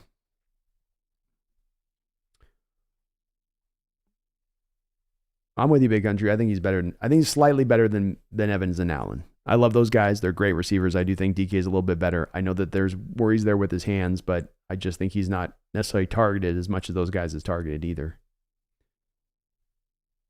Rockets, Buccaneers and Raiders both did a good job cutting up our offensive line and stopping a run. They both put a lot of pressure on Geno. Agreed. They got both of those things accomplished, Rockets. That stood out to me. Mainly that you turned us into a one-dimensional offense, and then you could just slowly vice grip down the pass rush and get Geno under peril at that point. And that's what they kind of did, I felt like. You got to be more balanced as an offense to have success here, the way we've set this up. We haven't set ourselves up to be necessarily this high volume, throw it all over the place kind of team. Mason Dale says, I think DK can have that kind of production every game. I liked we took advantage of the corners playing so far off. I like DK's role as a chain mover rather than just a deep threat. Me too, man. It's easy money to be had there. Because like you said, teams do tend to play off in coverage. King Bomber says Evans has been a little up and down. He has. Anderson says, love DK, but let's be honest. He maybe just cracks the top 10 on his best day, although he has the physical profile he lacks in key areas that the elite don't. I don't think it's safe to say top 15. I'd go a little higher, Anderson, myself. I think that you can see it in the Pro Football Focus numbers that bear this out, in that he's having a top flight year this year once again at nearly an 80 grade. That's a great grade for a wide receiver. And I think if we took some of these other players and looked at them that we're talking about on this list, they wouldn't be where his grade's at. If you talk about a guy like Keenan Allen a couple of years ago, yeah, Keenan Allen right now or Mike Evans right now, I think DK is a bit better. He does have holes to his game. The drops have come back up this year and reared their head. They went away last year a little bit. They've come back this year, which sucks. But he still, at the end of the day, provides such a great impact. And as I said a couple weeks ago when presenting this stat that I was kind of trying to get people on to look at, when you pay attention to that stat of the most yards a receiver has gained before the age of 25, because that's the thing to factor in here with DK and to really consider with this situation, is that he's not finished as a product. He's not done as a wide receiver. He's not even yet turned 25 years old. And he's top 10 all time in the NFL with most yards before the age of 25. I think there's something in that. Not just in what he's been, but what he's going to be. And it's a crowded position. There's a lot of great wide receivers. You're right, King Bomber. Or R, hey, Brandon, DK is better than Kupp, but DK isn't better than Bills, Diggs yet, but DK will be. Fair enough, man. Fair enough. I do think Kupp and Adams are better than DK right now. I think Jefferson, I forgot that name. Well, maybe DK is more like 8 or 9 then. Jefferson would be better. I mean, Jefferson's probably the best wide receiver in the sport this year. I always forget him. Always do. Well, Volcano says, I'll be honest with you guys. If DK Metcalf had any of those quarterbacks that only could throw to him, he would statistically be the best receiver in the league. You know that. I think he would get a lot more touches and targets. It would help. Ayuk's name starting to get up there. Is it? Is he having that year finally? I got to go look. I've kind of not been paying attention. And yeah, Brian, I agree. I'd forgotten about Jefferson completely. He is number 1 right now. King Bomber, have I checked out Luke Wilper? Don't know if you responded earlier. Yes, I did check out Luke Wilper. I like him as a center prospect, and I think he's going to be a good pro, King Bomber. But I think he's going to be a good pro in more of a traditional, less zone-based offense, if there are kind of those out there as much anymore. I see him as more of a guy that would be, if Creed Humphrey wasn't there with the Chiefs, a guy that would fit more with the Chiefs. He's a phone, I call him a phone booth center. He's a great double team guy. He's a great help blocker, which is an underrated part of what you need a center to be. Some of those guys can lay double teams, but they don't lead the double teams all that very well or help their guards out all that well. I don't know that he can do a lot one-on-one. You put a zero tech over the top of him, I think he's going to struggle a little bit. And just a little bit. He's okay for the most part. But the movement in space is the big question with him. I don't think he can do it very well. And that's what you're going to need with your next center, is a guy that can get out in space and can get to the second level. This guy, I think you want him more. That's why I call him phone booth. You want him more within a couple yards off the snap, moving in one direction or the other. Why do I, by the way, congrats on 10,000 subscribers. I started watching when you hit 2,000. Still putting great content up. Well, thank you. Why do why, man? I appreciate that. Very kind of you to say, man. And it felt great to pass that by 10,000 on Sunday. We had an awesome time. Did a 10-hour stream on Sunday. It's a great time. Great time with you guys as always. It's such a good mark to hit. We're really getting an amazing amount of new subs this year. I mean, we're gonna be on track to just about double this channel's growth in one mere year, which is just sensational. Sensational. Volcano Joe, I really like the receiver rookie from Pittsburgh, Pickens, number 14. He's going to be special. Agreed. Pittsburgh knocked it out of the park with that one. Showed you why they've got a good eye for wide receivers throughout the years. Not just recently, but throughout the years. And I loved Pickens in the draft, man. I saw him as a first-round talent at the wide receiver position. I didn't understand why the Alabama kid was getting the benefit of the doubt of his torn ACL and coming back of that and not even coming back until maybe potentially past mid-year. And what shape would he be in? And you had Pickens, a year removed from his ACL surgery, who had dominated basically in his final game in the championship game. I couldn't quite understand, for a guy who was so productive before the ACL, why he was kind of dinged as much as he was. Red Ace, as someone who understands the intricacies and importance of the offense and defensive lines, your piece on our bookend tackles was absolutely masterful. Oh, man, thank you so much, Red Ace. Appreciate you, brother. I salute you on that comment. That was very kind of you to say. I was really trying to get that one right, and did a deep dive on these guys. I've looked a lot of their tape, a lot of the all-22 stuff. So I do appreciate that, man. I'm glad these shorter video contents are kind of working out this year as well as ever they have, and I'm going to be doing more of them. I'm going to get more of this stuff out because people have really responded well to the shorter stuff this year, which is great because of course it just helps out the channel all that much more to get the shorter content out. So very kind of you to say, Red Ace. I really do appreciate that, man. I will keep them coming. Kronos, isn't Matt Corral injured? Yes, he is. Got a dodgy ankle, that one. Dodgy ankle.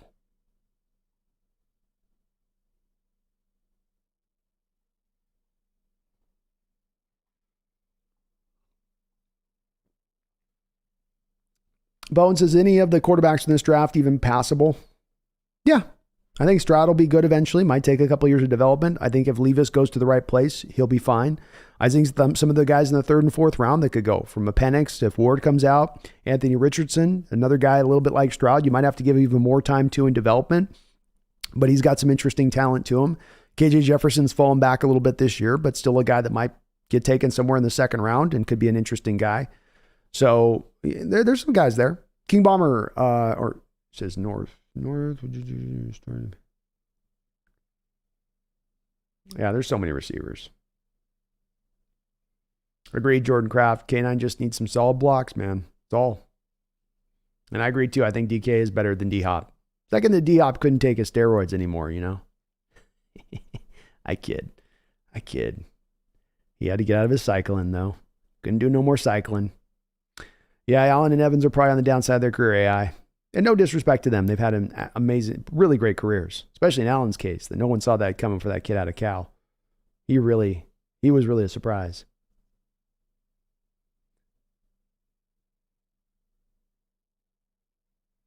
Tariq Woolen jerseys are finally in stock. Why were they out of stock? That's crazy.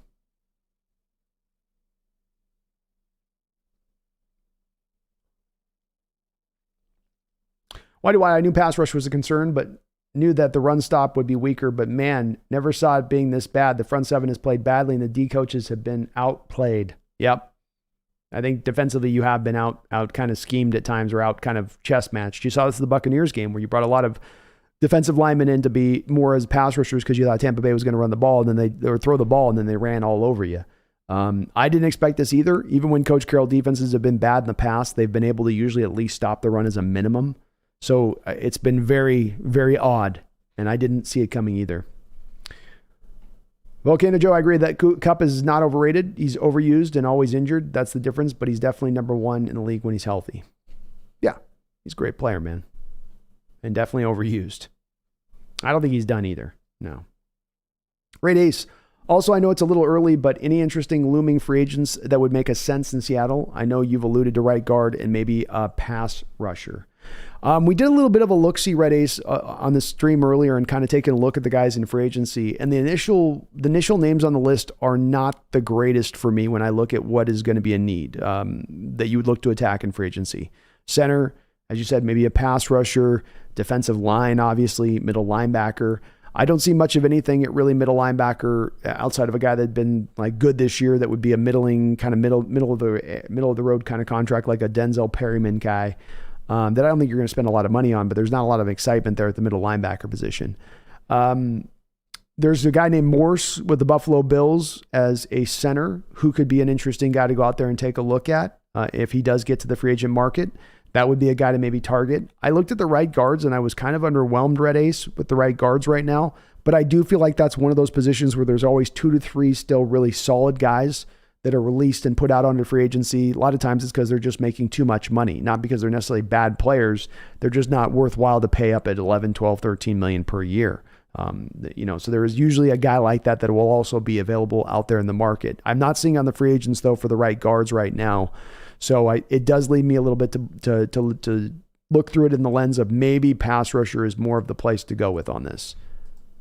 Let me go back here. So if we look at the defensive line, there are names that'll be available. J.J. Watt, Fletcher Cox, Robert Quinn, Brandon Graham, Jadeveon Clowney, A'Shawn Robinson. The defensive line's got some guys you might take a look at. Akeem Hicks out there who's getting old, but he will be available out there as well. The line's got some interesting guys, so I do like that. Outside linebacker, I don't think you're going to do much there, and there really isn't much there. Melvin Gordon, Lorenzo Carter, it's pretty thin. And quite honestly, if I was to give you kind of a summation on this, the free agent market, Red Ace, is really kind of thin overall in general. There's just not a lot of great options as I look at this right now.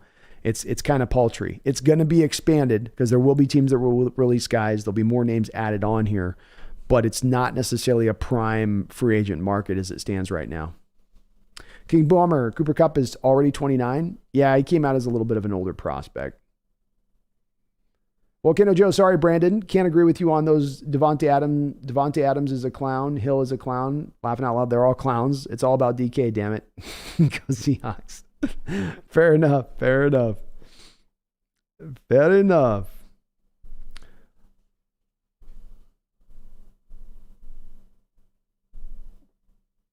Yeah, I forgot about Jefferson too. I always do. And he's so good. I shouldn't.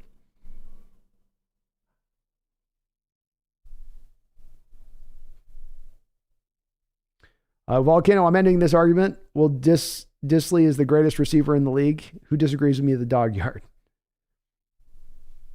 Or are 49ers Samuel's number one better than DK now? I don't know that that's the case, or I think Samuel does a lot of like running back things, and DK doesn't do that stuff. But as far as receiver things, DK is the better receiver. Volcano Joe, if we're going linebackers, Trenton Simpson and Osiris Torrance are the guys for me.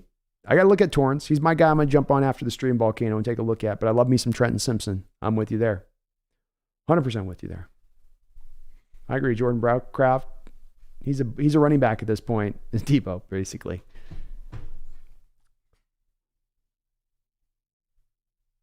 I love me some DK, man.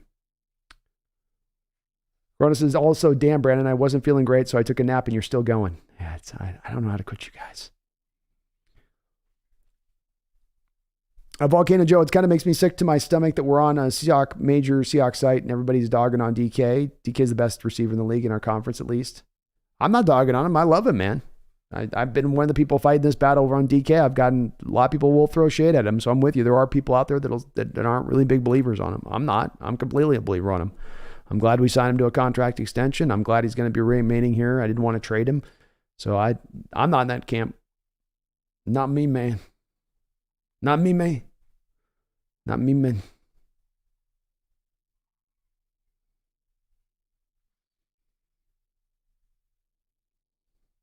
Jordan says, bro, we're lucky we got DK where we drafted him. He was a round one talent. I don't know why Seahawks fans just dog him, shaking my head. We finally got another great receiver. I don't know either wise. I can't believe I've had to kind of fight this battle at times over the years here with DK. But he has his people that are very much anti him. And I have to acknowledge that they do exist out there. You know, I disagree with it, but I acknowledge they're there. You know, I don't get it either, though.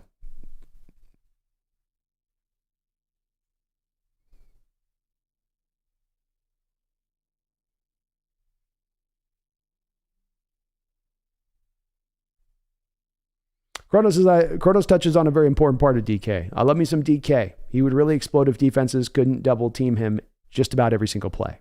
Yeah, as we mentioned, and the stats back this up. You know, last year, DK Metcalf was doubled more than any other wide receiver in the entire NFL, except for one player, by 1% less of the time.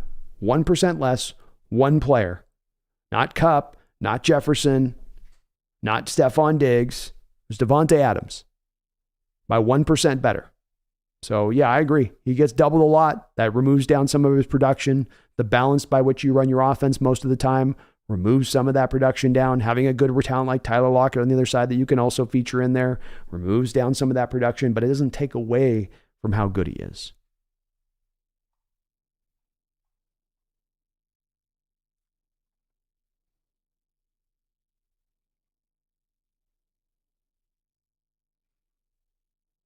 Brian Myers, is DK better than a healthy Michael Thomas? Yes, because Michael Thomas really is going to be a slot guy at the end of the day. You can't put him up on the outside and have him beat a guy on the outside. It's more useful to have the guy on the outside that can beat on the outside because then he's going to draw those double teams. Well, Michael Thomas in his career has never drawn the double teams that DK Metcalf has. Because if you don't double DK Metcalf, it's an 80-yard touchdown the field. If you don't double Michael Thomas, it's an 8-yard slant route. A defense is going to be more willing to give up that slant route than they want to give up the deep play. Rockets, so how bad is the Broncos situation and how much worse can it get? They stuck with Wilson for how long? The Broncos situation is the worst situation in football by far.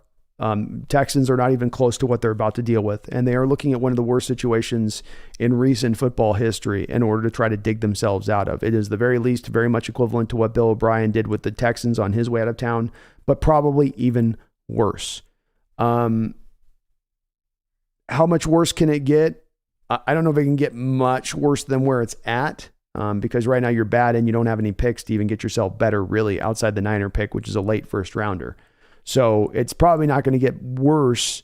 It probably will find a way. I mean, you're at the bottom. How much worse can it get? But they're probably minimum stuck with him for at least at least one more year beyond this year, I'd say. They could do a post June 1st designation after next year and probably find a way to get out from under it at that point by moving the money around over a couple of seasons. But I think at least one more year they're going to be, I can't see there being any realistic way they just bite it and say we're done this year.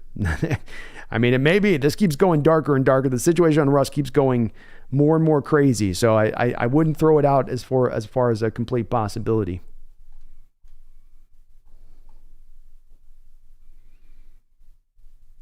AI is on board with Carter and Simpson. Clemson? Hell yeah, man. Okay, now Joe. Oh, and yes, you're correct. Osiris is guard. I meant him also guard, not the linebacker anyway. All right.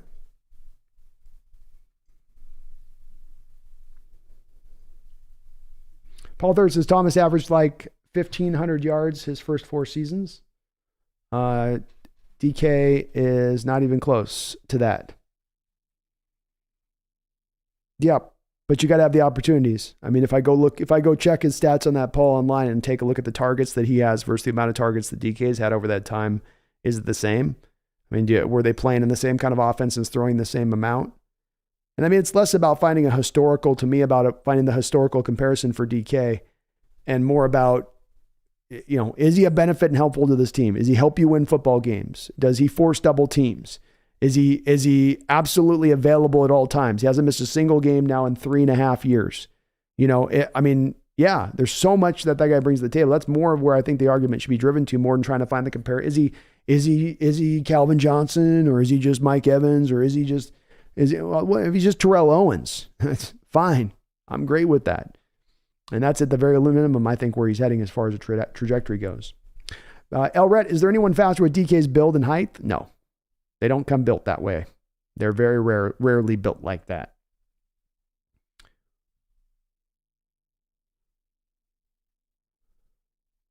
Slant boy is right. Red Ace, thinking about life after Lockett, what if Pete and John shock us like they normally do and go receiver early on? Any names that make sense? I mean, Quentin Johnson out of TCU.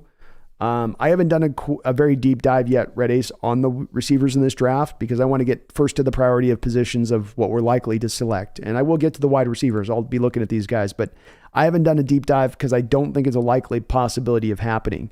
You just spent a 2nd-round pick 2 years ago on Dwayne Eskridge. Lockett still looks good enough to carry forward for the next couple of years, and you just signed DK Metcalf to a big deal. You also drafted 2 wide receivers in the 7th round last year, which is not a lot of capital to give up for guys. You're not married to them, but I do think they're going to get their chance to come in and do something with this as well. I think the team's kind of high on Derek Young, not super high on him, but relatively high on him. So I just don't think there's a real possibility here that they would go receiver early, especially with how many needs they have defensively. You need a lot of help defensively from a lot of different places. So I'll be looking at those receivers a little more deeper, Red Ace. I like Johnson out of TCU. I think he'll probably be overdrafted, the guy that should probably go in the teens that'll end up being like a top 10 pick. He reminds me a little bit of that guy in certain respects out of Arkansas last year that was taken, with where there is some raw aspects to his game. There's also some awesomeness to his game. He's got some Des Bryant aspects to what he does out there. But boy, I feel like we just got bigger priorities.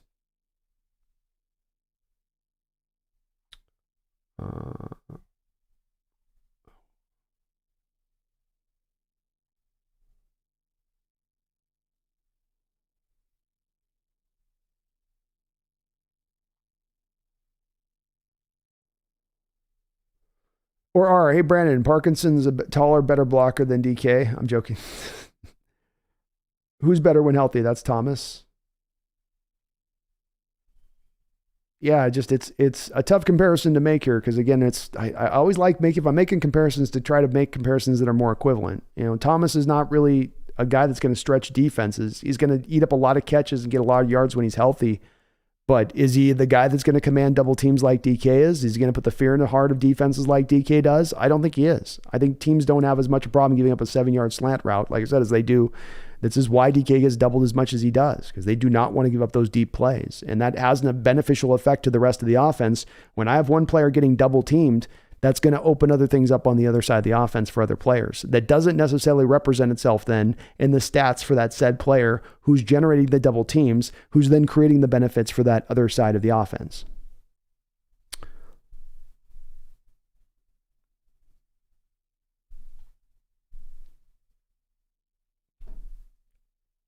And yeah, DK's not in his prime yet. That's right. Go Hawks. That's right.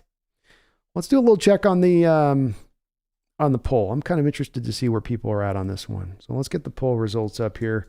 We ran the poll saying where you guys would like to draft. So if you haven't done your pick on that, pick it up so I can see where you guys stand on it. But we started off this stream saying who would you guys pick if we're just going to stand pat there. And let's see what the stream's got to say. I'm kind of interested to see where this one goes. Okay. So the question was, who should we draft if we were at number 3 in this draft, which is where we're likely to land? And right now getting 45% of the votes is one Jalen Carter getting 45%. Will Anderson's getting 37% of the vote. Will Levis got 8% of the vote. And the last option, which was another selection other than those 4 guys, or other 3 guys, and that has 9% of the vote. So the chat's pretty high right now. It's either Carter or Anderson taking up a good nearly 70, 81% or something of the vote here. So definitely the fan base is in on adding a defender, and definitely it's those 2 guys that seems to be kind of the early one on the list that people are sort of jumping at and saying, hey, how about this one right here? Let's go. Red Ace with a $2 donation. Thank you, Red Ace. I appreciate you, man. Thank you so much. And thank you again for your kind comments on the channel. I appreciate that. Says, thank you. Hard not to get excited for the future. I'm going to be doing a lot of hyping up the fan base here through this year into the draft. And here's the thing with it. It ain't blind hype. And that's not what I do here. And if I don't feel good about this team or the direction of this team, or I got questions about this team, people that have been long followers of this channel will tell you that I'm absolutely willing to call them out on it. But when I see what this team's doing and the groundwork they're laying and the offseason they've had and how much farther they've been able to jumpstart this Red Ace and this rebuild and getting us closer to a position of being on our ascent to getting to an elite status, that does encourage me. That does provide me faith in this team moving now and into the future. And you should have it as well. You should get hyped up for this team. You should be looking to the future saying we're going to have a Super Bowl within our grasp very soon. Doesn't guarantee it, but within our grasp with what they have laid as far as the groundwork is. There's a reason why when you get this kind of draft haul, you can turn around like the Cowboys did and make yourself into a dynasty. I'm not just talking about a team that can put itself together for 1 year off of getting to the top. I'm talking about a team that can sustain that level of elite play with all of the base talent you're going to be able to put together here to kick this sucker off. So thank you, Red Ace. Get hyped. Get ready for this team and what's coming down the track, because it's nothing but going to get better and better and better. Byron D with a $2 donation. Appreciate you, Byron D. Your favorite scenario with our top 4 picks. Favorite scenario, I think the favorite scenario would be Byron D to trade back for me with number 1. I trade back to, let's say, number 8. I take Myles Murphy. I pick up, let's just be crazy about it and say I pick up 2 extra first-round picks into the future. That's all I get. 2 extra first-round picks. Doesn't impact this draft. I take Myles Murphy then with that first pick. Then where I'm picking at about, let's say, 19-20, I'll go ahead and come back and take Trenton Simpson in the second round. I come back in the first pick in the second round. I take the best center in this draft. And then, or even with the next second round pick, but I commit to probably taking with one of those 2 second round picks, one of the more talented centers in this draft, who's also a fit for what this scheme is. This is in general strokes. I'm certainly not going to be like married to this, but I'm giving just in general, of course, Byron. And then with my other pick, the last pick there, or the first pick of the second round, I guess I should say, I would look to probably attack it with a middle linebacker. I don't have a great name for you right now off the top of my head, But that's usually where you can find a pretty good middle linebacker in the second round at that point, a guy that can come in and be a plug and play kind of player. I think they could do that as well. So I go Murphy, Trent Simpson, center, plug and play, potentially middle linebacker. And I know I'm kind of doubling up there in the middle linebacker position, but understand with Trent Simpson, he can do middle linebacker stuff for you and he can do outside rushing stuff for you. So, and we don't know yet if Jordan Brooks is the future. Let's also keep in mind that yes, we need to replace Barton, but Jordan Brooks is going to be going into the final year of his deal here soon. You're going to have to make a determination about what you want to do with him. And maybe if he isn't a fit for this defense or fit with what they want to do, they do look to going in a different direction in two different ways at the middle linebacker position, not just merely upgrading Barton, but upgrading Brooks as well, if the team thinks that that second round pick could be that. So that would probably be about the direction I would take with it in general terms, Byron, as kind of a best case scenario. But the favorite scenario for me is to trade back a little bit. Get that extra, at least first round pick, maybe an extra first and a third, something like that. But you get something good from moving back. You get a lot of good from moving back. Lots of good. One Eye Willie, I had a few conversations with my buddies. I said he may not be a top 5 receiver, but for sure is a top 5 mismatch in the league, and I'll take that. Yeah, I think he's a hard player to assess because there are stuff to his game that is a little bit of detractions. He doesn't use his size as well as you'd always like to be able to high point balls, right? That certainly is a valid criticism to make with him. The hands issues and having the drops is a valid criticism to make. Okay, he's had some issues at times with catching the ball, the fumbles thing you could bring up, but it's those little tiny things to me on the game that are detriments don't outweigh so much of what he brings on the other side. And I think the way you put that One-Eyed Willie, a top 5 mismatch is maybe the best way to put it. And at the end of the day, it's beyond adding a receiver who's putting up a prolific amount of yards or he's just, 10 catches a game in this. It's about the guy who's doing the most to help the team go out there and win football games. And maybe it's not always the best to have a guy that's just out there being force-fed the ball 13, 14 times a game. Instead, there's a guy that you can you're working the offense all the way around. You're utilizing everyone. You're peppering the ball around a little bit from how you're passing it about. And that maybe that's better. There's also the part that he comes into this where you could say with DK, one of the better blocking wide receivers in the league as well, in addition to that, partly because of how big he is, but also because of his mentality. Seahawks Times. What's up, Seahawks Times? Welcome in the house, man. You guys go over there and sub up to Seahawks Times if you could. You got his little channel going over there, cooking along, doing well. I like Johnston too. He's not a first-round player, but may have more upside than Burks. Agreed. I think Burks was even more rougher coming out Seahawks time than Johnson is. He was going to take a little bit longer to come around.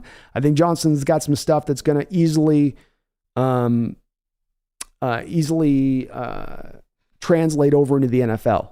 Johnson's got this one move he does on comeback routes where he really presses a cornerback off and off coverage, and he runs the route really well and really hits that back when he gets to the stem of the route, turns right around, stops on a dime, gets himself some separation from the corner in that point to give himself an easy target for the quarterback. And he's got a real unique skill that I've not seen out of a wide receiver coming out of any recent draft, where he'll have his back to the cornerback who's approaching him, and he can feel which side the cornerback's coming from, and then he can bounce the opposite direction from where the corner's coming from and break the tackle. And you get a lot of cornerbacks flailing at his foot as they fly past because they've chosen the wrong direction from where he's actually turned out of making the catch. He's very good with that. He's great after the catch anyway as a yak guy. Certainly would be a fit, I think, overall into this offense, but does have a little bit of the rough around the edges stuff, which is part of where I don't have him as much of the high. He's being put out there Seahawks time as like a number one, top 10 type wide receiver talent. I can't quite get there on that. Brian says Pickens will be the steal of the draft and he will be a star. I could see it. Seahawks time is an excellent point. DK gets yardage for the team even when he's not targeted on said play. Exactly, man.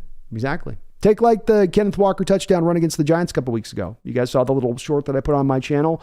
You guys saw the other people put out there as well with DK running that route, the fade route, where he is such a worrisome point then for that cornerback in that moment. The cornerback doesn't even look to check if it's a run play. He's just so worried about DK running that fade, and he doesn't want to get embarrassed that he never turns his head around as the run play is coming to his side of the field. And it's those things that DK does that shows up that just, again, goes a little bit outside to me of the numbers all the time. Appreciate it, though. Thank you, Seahawks Times. 1 Eye Willie, I had a few conversations with my buddies. I said he may not be a top 5 receiver, but for sure is a top 5 mismatch in the league, and I'll take that. Yeah, I think he's a hard player to assess because there are stuff to his game that Man in the Pit, does Hurt make any decisions for the defense, or is it all Pete, where Clint is merely an implementer? I say implementer. I don't think you hire from within, as Pete has done so often, because you want somebody who's challenging your opinion. You're hiring from within because you have somebody who understands that their role is, to some degree, maybe it's a small degree, maybe it's a major degree, but you are asking the guys to be, to some degree, a yes man to whoever you bring as a defensive coordinator with a Coach Carroll team. And that's for good and for bad. I don't necessarily mean it's a wholly negative thing, but I do think that is something that we've got to say at this point is what this team is. You know, it's not, we got to stop passing blame, I think, to the defensive coordinators. We've been tricked this way 4 times before recently. Maybe we start to kind of learn this game a little bit. So I can't really put much on Hurt right now because I don't know where Hurt begins and Coach Carroll, or where Coach Carroll begins and Hurt ends as far as their effect on this defense. Outside of changing to a 3-4, I don't see a whole lot differently on this defense than I've seen in recent years. Just like I didn't see a whole lot differently with the Ken Norton defense from what you were with Chris Richard. The Real Matrix, I don't know if we'll get a top 3, though, because the Rams will probably be 2 for the Lions, and there's no way the Panthers will be better than... that's possible. The Real Matrix, they are saying that it is going to go this way. We're going to be a top 2 to 3 pick as far as the way that this is likely to play out. And we'll see with the Rams. They're definitely ailing. Volcano Joe says, it's the woke generation that don't like DK. Laughing out loud, I'm just playing. Woke people don't come after me. Rockets, I'm super excited for the future of this team. The last 2 years have been really tiring, but this season has given me hope. I've really enjoyed myself this season. I've had as much fun watching these games as I've had in recent years. Just a funner brand and style of play this year. A little more consistency, at least on the offensive side of the ball. But I'm having fun with it, man. I'm enjoying this rebuild way more than I thought I was going to. And the Pit, does Snyder have more say on defense than Hurt? I mean, I don't think he has more say on the schematics, but on the players that'll be on the field. On who gets selected and who's added and who isn't. You know, I think Uchenna Nwosu was, you know, they consulted with Hurt and showed him the tape and said, what do you think about him? But I think at the end of the day, they were going to make that signing regardless of Hurt. So in that respect, yes, but not in the respect of like he's dictating something on the field. King Bomber says, you literally ask anyone DK Metcalf versus Tyreek Hill, Stephon Diggs, Justin Jefferson, and it's 95 ratio of not taking DK Metcalf. Yeah, maybe. It doesn't mean just because you have a majority of people who think a certain way, it doesn't make it right. We could apply that to a lot of different things in life, and just having a large amount of people doesn't in itself make it a truth. People in masses believe a lot of things that are stupid. But again, it's not even stupid. Like to say Tyreek or Stephon Jefferson, you can make an argument for that. You know, either you could argue that they are better. I could, and especially in Jefferson's case, he's the best wide receiver in the sport this year. You know, I do agree with that. Tyreek, Stephon, we could debate it. When it comes down, I think your bottom line point on this King Bomb, there's so many good wide receivers in the sport right now. I mean, there's just so many. Just because we don't use him every snap doesn't make him not the most feared receiver in the league. I mean, the guy's doubled every team, double teamed every play. Well, he is indeed.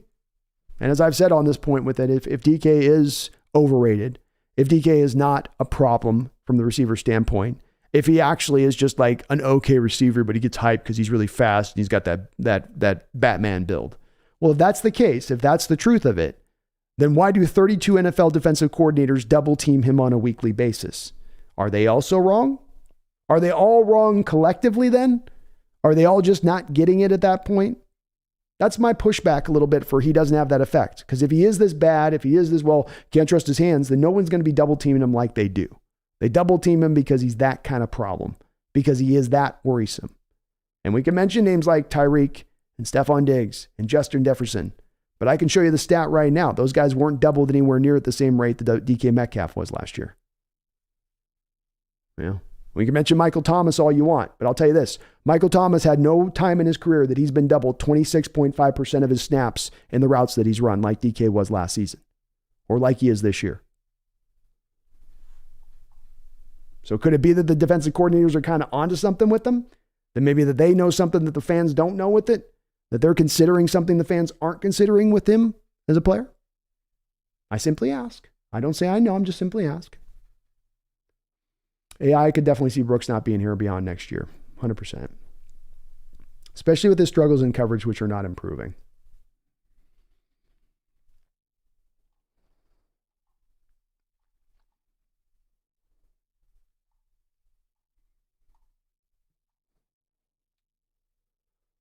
Okay, Jen, what the...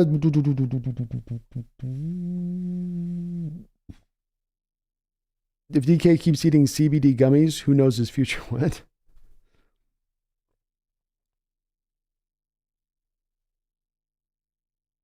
Yeah, Volcano Joe, they could move off from Brooks if they just feel like he's not a fit for this defense. And again, the coverage issues could be a death knell for him, especially if they can trick another team into thinking that there's some good value in there for him and get a second round type pick that the Bears got for Roquan, which I don't think is likely to happen. But Rockets, Geno throws it to a lot of different players, and we don't drop passes very often thanks to how accurate Geno has been. True enough, man. Yeah, I think the nature of the offense is to pepper it. That's sort of, you go to the beginnings of the West Coast offense, as much catches as Jerry Rice did have, it was a high volume passing attack that went to a lot of different receivers. You went to John Taylor, you went to your tight ends, you went to your running backs, Roger Craig. I mean, that's the beginnings of this kind of offense, is to kind of move the ball to a lot of different players. Brian Meyer says Lockett doesn't put much fear into a defense. He was double teamed at a pretty high rate last year too. You'd be surprised. I don't think he's DK level of fear, though. Volcano Joe, why wouldn't you exercise his fifth-year option? He's the number one tackling linebacker in the league. Jesus S., that doesn't even get you a call back. Tackles are fine, Volcano Joe, but you can see with his defensive grades on the PFF below me here that as good as he is as a tackling player, why is he so lowly ranked by the PFF if that's the case? I'd argue it's the case because his deficiencies in coverage are every bit as bad as whatever he's bringing as far as a run defender goes. He is getting attacked. He's getting attacked on a weekly basis, and he is not improving in that respect of things. He gave up a league high, almost 1,000 yards. Volcano Joe, he gave up almost 1,000 yards receiving last year from the linebacker position. He gave up more yards receiving than any other linebacker in the sport last year in coverage. So yes, the tackles are good, but you can't just get fixated on a tackle number and say, well, that's the end-all be-all stat for how this player is and is he any good. You also tend to get a lot of tackles, Volcano Joe, if you're a team that defensively isn't very good and you're having a lot of plays and a lot of extra plays because you're not getting the offenses off the field, which is also the case in recent years and why Brooks has been able to sometimes eat up as many tackles as he is. I wouldn't say that he isn't a good run defender. He is. I wouldn't say he isn't a capable tackler. He is. But it's putrid as far as his coverage skills go, especially as a zone defender, and we run a zone-based defense, which puts those deficiencies on high spotlight. Mason Dale says Johnston looks a little more quick twitch than Brooks. Yes, I'd agree with you there.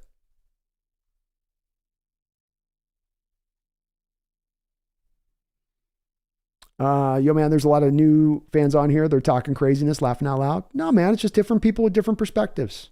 You know, I've learned this doing this for years now, that there's folks that look at this stuff from a lot of different lenses. I think there's something to be learned from everybody on that respect of things. Seahawks Times, that's facts. He has that comeback that will translate very well. You're a great football analyst, brother. Keep rocking. Well, thank you, man. I appreciate it. You guys aren't subscribed up to Seahawks Time. He's just got himself going there on his channel. He's doing the great work over there, so do get subbed up over to him, doing some good stuff. I appreciate that, man. And I do like him as a player. He's very good. And boy, that secret special skill he has of bouncing around those tackles. I saw it all over his tape. Almost nearly every single game you see him, bring it out.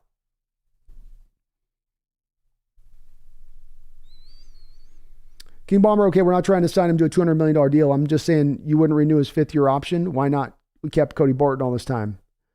You kept Cody Barton all this time because he's on a cheap rookie deal. You're not going to keep Cody Barton the second that you have to start paying him legitimate money. I would argue the same thing here with Jordan Brooks. The second he starts costing double the cost of what he's run before this, and that fifth-year option can kind of be not uber expensive, but you feel the cost.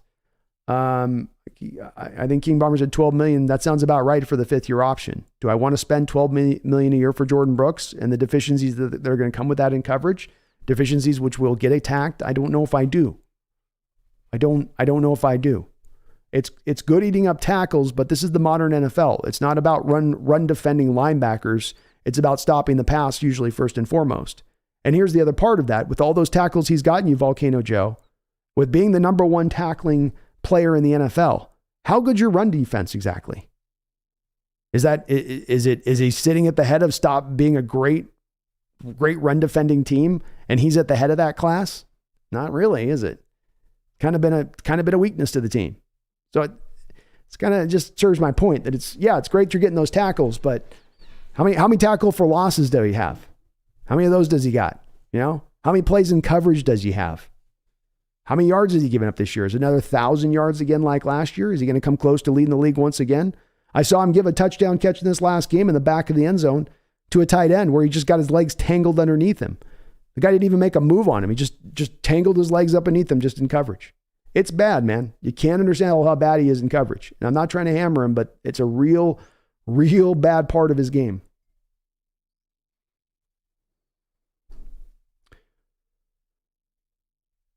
Mason, I want to see Alton Robinson, not a game record, but I think he'd give this pass rush a little life. Maybe.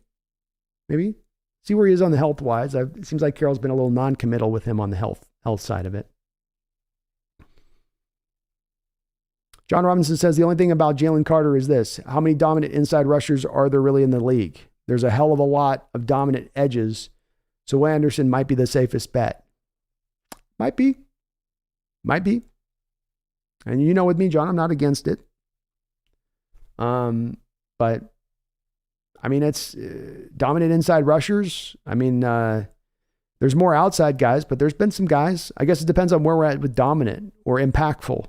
Where I go from dominant to impactful, is a little small jump for me. And I think Jalen will at the least be impactful, which is something that's been mightily missing from the inside of that defense.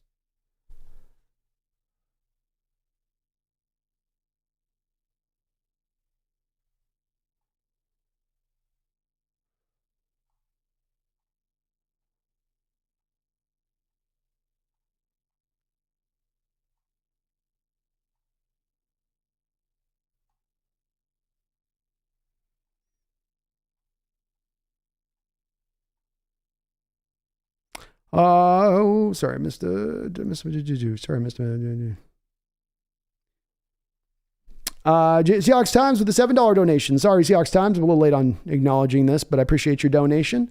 Says, I'm all in on Jalen Carter. You've probably mentioned, but I haven't heard your perspective on him. Do you feel he can be him on the inside for us? I think as long as the perspective in the right place when you look at Jalen Carter for me, Seahawks Times, I think he fits to more of a guy like a Quentin Williams or Jonathan Allen with Washington would be another guy that might be kind of closer to what you're looking at with him. I don't know if he's going to be a Cortez Kennedy guy. That's a guy you picked right around that same selection back in the day. But I think there's some Cortez-like elements to his game. I think you could if you squinted your eyes and looked real close, you could find some similar stuff to what they do and how they do it. And I also think Cortez, developed another level to his game as he got to the pro level. He was in the process of developing there. I also think the Georgia defense, Seahawks Times, doesn't put those interior guys or even the outside guys always on the brightest display, showing them off the best or giving them a lot of sack or production in general, because there is some dirty work stuff they sometimes have to do, as evidenced by playing so much of Trayvon Walker last year out of the 5-tech role, not letting him go to like a wide 9 and just letting him hunt there. But they like to do a lot of blitzing. They do a lot of discipline stuff there from the blitz aspect of things, does Georgia, which does, I think, remove down some of that production on those linemen. He's got great first step quickness, very slippery off of the blocks, which stands out to me.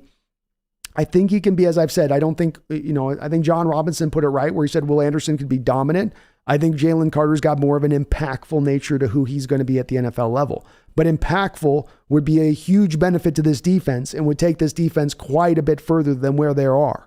I'd love to have dominant on the inside too. It's just harder to predict because there are, again, back to John's point, there's not as many great interior defensive linemen, right? Chris Jones, Aaron Donald. Who else are we really looking at and going, DeForest Buckner maybe in there? There's a handful of guys, not many of them. Does Carter get to that spot? He has the potential to get to that spot. I don't think that the tape is undeniable that he will get to that spot. Like it is a little bit with Will Anderson, where Will Anderson hits his ceiling, he's one of the best edge rushers in the game. But I also think Seahawks time that Will Anderson has a little more of a bust factor than Carter does. So Anderson, the higher ceiling, Carter, the higher floor, but still a very good ceiling in addition to that. So I do see a guy that could be, maybe not the complete game record type on the line like a Donald, but still a very, very impactful player down there. One of the better defensive tackles in this whole draft, probably the best defensive tackle in this entire draft, bar none. So walking out of the draft with that, I think is well worth picking him in that place where you take him. But I can see too where people are driven towards going, I want more Will Anderson Seahawks times, because you are going, well, we picked this high, let's go for upside. You pick this high, you don't go for floor, you go for the upside. And so I think that's really where the little bit of the push and pull is right now, and the question is right now. But it's also something that might be changed. I still got to do a lot more look at film on these guys, man. I've looked at a few games of them, but I really want to make sure at the end of the day on all these guys, I'm watching pretty much the whole season of football for them, so that we really get that full view. And I know exactly where I stand on those guys. So it is subject to change a little bit for me Seahawks times, but I do feel pretty good about saying, yeah, Jalen's the guy right now. If I'm standing there picking Jalen Seahawks times, and I got a choice between Jalen and even Will Anderson, I might lean a little bit more to Jalen, because I know what I'm getting. I don't have a question with it. And it's from the biggest need we have on this team. Because let's also face it right now, taking in Will Anderson, then you've got to make your decisions about what you're doing with Boye Mafe, what you're doing with Darrell Taylor. Uchenna remains, but that does mean you're going to probably, maybe move one or two of those other guys, because there isn't a pathway to them starting into the future at that point, which maybe people are willing to do. Thank you, though, Seahawks Times. I appreciate the $7 dono, man. You're awesome. Robbie Red with the $2 dono. Trade down for more picks if we're in the top 3. That's my number one likely. That would be the way I would like to go number 1, Robbie Red. I don't want to trade too far back, but trade down a few picks, potentially pick at least minimum up one extra first round pick. That is too good to pass up from my standpoint of things. You go from 3 to 7, an extra first in the next year's draft on a team that might have a chance to be picking back up in the top 10 once again. Sign me up. So that's my first. Second would be Jalen Carter. Third would be Will Anderson if I'm just picking there. And then fourth option would be Will Levis. That's 1, 2, 3, 4 if I'm standing as a strategery. If I'm trying to strategery it, that's how I would strategery it. Corona says, voice is starting to give out, and does that at 5 hours in. We'll probably get close to starting to wrap this up here pretty soon. Volcano Joe, laughing out loud. Man, did I miss that drunk stream? Laughing out loud. Yeah, you're getting on my nerves that, thank God there's a block. You're talking about something else. Yeah, I might be doing a drunk stream this week. We're going to have the Maker's Mark in the background. So my tradition on this is that I always have a drunk stream on the game that officially finishes the season of hope, that we are not getting anywhere. We might win some more games. We might lose some more games. Last year I did it on the Rams game because, as I said at that time, and it proved to be true, the second Russ went down, that was the end. That was the end of the season. If we lose to the Rams this week, probably very good chance that that's kind of showing you're going into a wayward state of things, and you're not going to not only take out the 49ers for the division, you're not even going to slip into the back door of the playoffs. So I'll have it on tap this week, Joe. I might have to call upon it. John says, weren't we trying to use too high shell really in the season? The 49ers play this cover 2, which converts to cover 4 under certain rules. I don't know if we've done much cover 2 shell stuff, John. Maybe a little bit of it early on, but to my eyes, not a lot of it. And the thing with the cover 2 shell and running it is that if you're going to run the cover 2 shell, then you need to do more of a pressure-based packages up front and run those pressure-based stuff to make it work. If you don't run pressure-based stuff, but you're still running cover 2 shell, you're sort of neutering the scheme and what it's trying to accomplish, which is, again, pressuring and speeding up an offense's progression and how long they've got to kind of operate back there, especially on pass plays. Robert Jorgensen, we need to improve the defensive line and depth on defensive line. More talent on defensive line rotation is crucial. Fresh legs.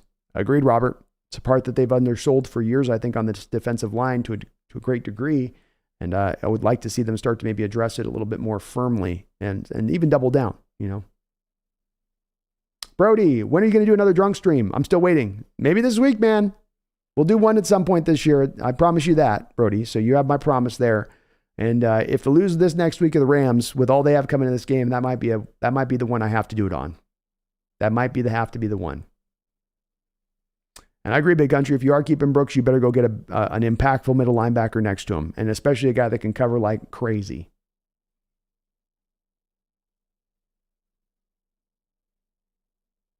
Boomer, chatting Brandon's thoughts on Tyree Wilson, the edge from Texas Tech. He's on my list, Boomers. I haven't gotten to him yet, though, on my film view. So I'm going to look at him. Just haven't had a chance to take a quick view yet on him. Last night I was on the kid from Michigan. I had to kind of watch a few games of him to get a kind of a feel for him, though I do like him. The edge player out of Michigan. Thanks for subscribing to Seahawks Times, folks. Let's support our local folks out here on Seahawks YouTubeville. He's getting going over there. It's going good. Mason Dale, so thanks for doing that, Jason. You're great. You're awesome for doing that.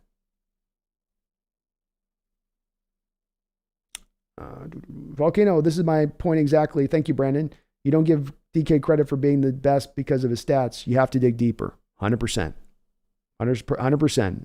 Stats are well and good, but stats are, as I say, not the end all be all. It's why I say this Pro Football Focus scores. There's a variety of different data points you can utilize to give yourself an opinion on a player. And if you're just leaning on one piece of data point and then making that your end all be all approach to how you view that player, you're missing out on all this other stuff that can give you so much of a fuller view. It's like looking at a picture, but you're looking at it through a periscope, right? Versus I can look at the widescreen version of things. Why look through a periscope when I can go widescreen? And I think sometimes when I get into these debates with people on certain players or things, it tends to be that there's a periscope view of things and they're not really taking into all accounts all the factors at play.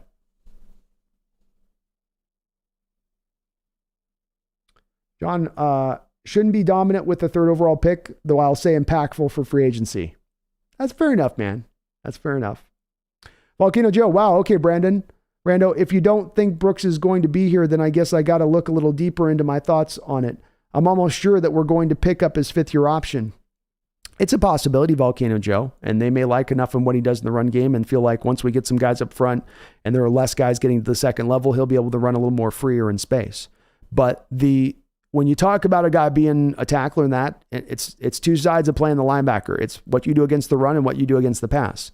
And if you are really good in the run game, and I'd say he's pretty good in the run game, but as I said, he's not a guy that gets you a lot of tackle for losses, right? You don't see him shooting through the holes and getting a lot of stuff like a guy like I might see a Devin White do with Tampa Bay, for instance, right? Everything he's catching tackle-wise is a couple yards usually past the line of scrimmage. But if you're putrid as a guy in coverage, and it's very hard for a linebacker to give up almost 1,000 yards in coverage, that's not an easy feat, then that does speak to it being a huge Grand Canyon-like hole in your game. And if the Seahawks were to move to more man-based concepts with Jordan, here's the sad part, he'd actually be better in coverage. It's the fact you play so much zone that's the problem, because that's what he's not good in. He's actually okay in man. He's 6 foot. He doesn't have a lot of length to him. You put him on a 6'4", 6'5" tight end, it ain't great. But at the end of the day, he can do man stuff. But zone, it's just not his bag. Red Ace, I love our team. Taking a moment to be grateful. We have a solid ownership, solid head coach, and leadership. Great coverage of the team, bright future. Not everybody can say that. That's why, indeed, I would say that, Red Ace. And I have reveled in that this year and really enjoying this because we could have been looking at a time where Carroll had the game passed him by and, everything was kind of falling apart and Russ is over there balling out in Denver. And we're looking at like the dark ages of Seahawks, franchise. And indeed, we have the absolute opposite of that. We're 180 degrees from that.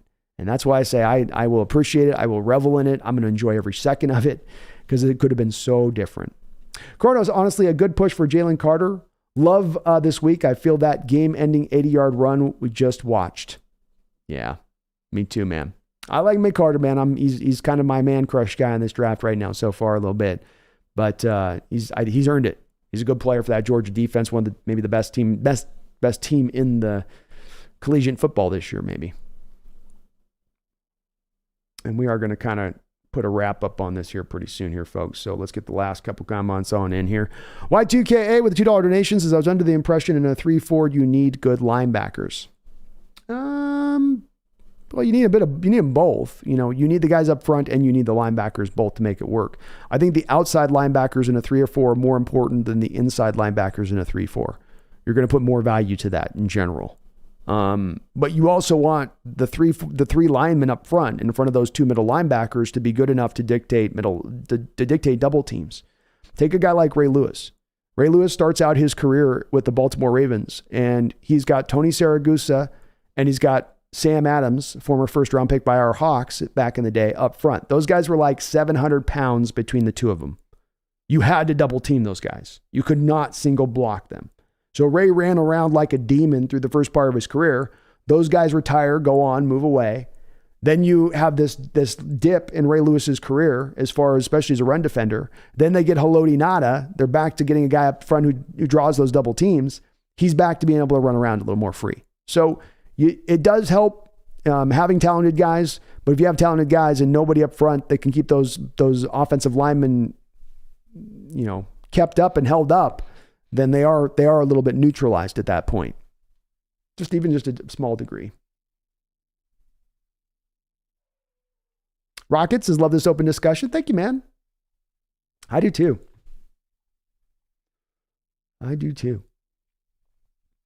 Paul Third says, just wanted to let you know, Brando, the Hawks Nest Fantasy League after 12 weeks is being led by an Aussie. Oh my God. Has the world turned upside down, Paul? Get it, man. I got that hoodie ready for you. I got that victory hoodie ready.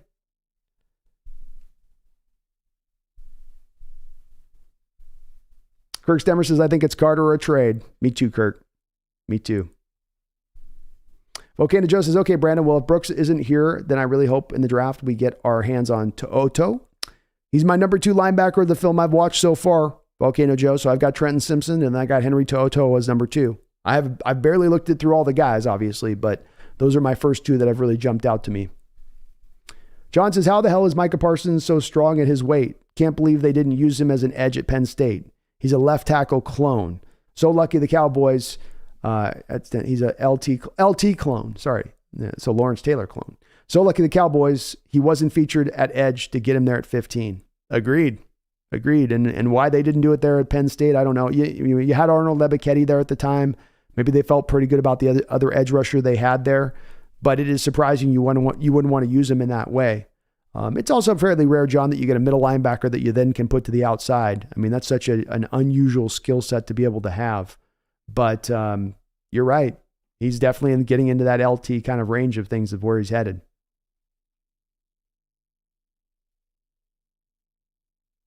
Yeah, Paul, I don't think there's any way we're losing the Rams. Not when they're down this many guys. There's no Stafford, no Cooper Kupp, no Aaron Donald, no A'Shawn Robinson, no Allen Robinson, no Nate Bloom, no Bloom. It's lean. It's lean, I tell you.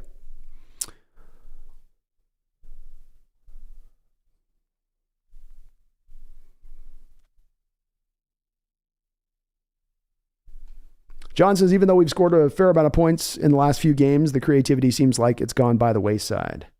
I'd agree with that. Not as many 3 tight end sets. I don't see a lot of pre-snap motion as much. It seems like it has gotten a little bit stagnant. I'm seeing the same kind of thing.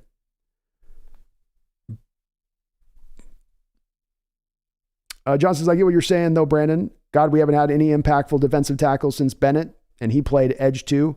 I'm wondering, though, like Stanton, how much of that is because of the scheme? I mean, some of it's some of the scheme, some of it's you're translating the new scheme this year that's going to be better to take advantage of this. So it's like this year's scheme's got to be viewed different, where I am seeing the guys gap and a halving this year as opposed to 2 gapping as you had in the past. And if you're committed to gapping and a halving into the future, then you're committing to having a guy who will have an impact in the backfield, who will be able to disrupt plays. And that's what I would see with Jalen. So if you talk to me, John, 2018, 19, 20, I'd be fully in agreement with you. Like, I don't know if getting a defensive tackle is going to help because they're going to have him doing 2 gapping run stuff for most of the time. They're not going to let him pin their ears back and get after the quarterback. But I do think we're changing out of that. I think that's been some of the struggles defensively, is these guys are so used to doing 2 gapping stuff. You ask Apuna Ford to gap and a half, and he doesn't really feel comfortable doing it. You ask Quentin Jefferson to gap and a half, not comfortable. Brian Monet, not very comfortable.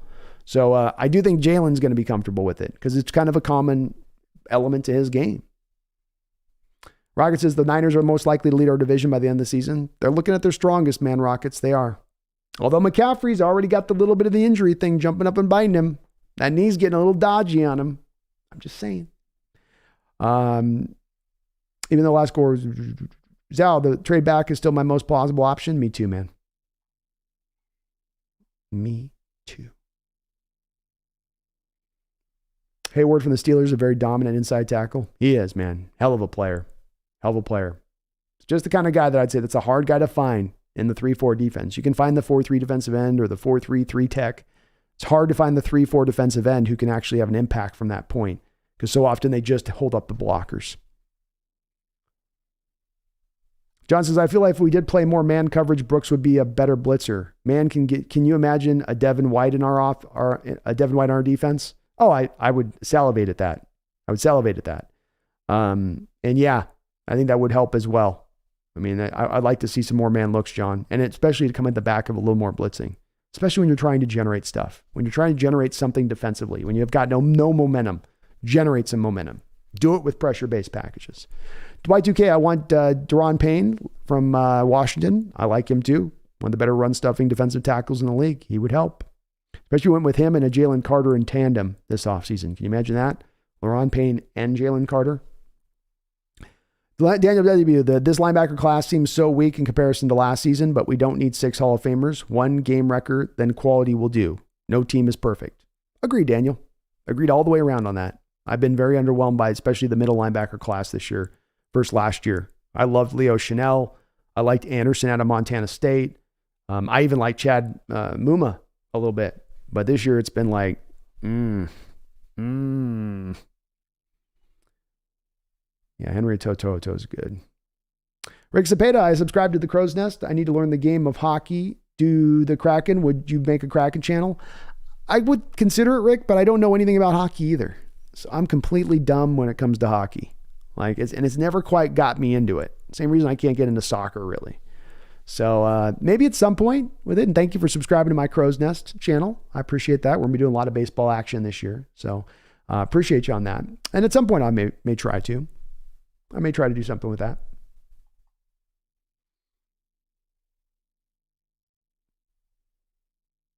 Volcano Joe says, I will drink with you also on the drunk stream. Let's do this. I'll consider it. The tough part for me again on this is that last week, you guys, when I do those streams of 10 hours, then I got to put the post game one together.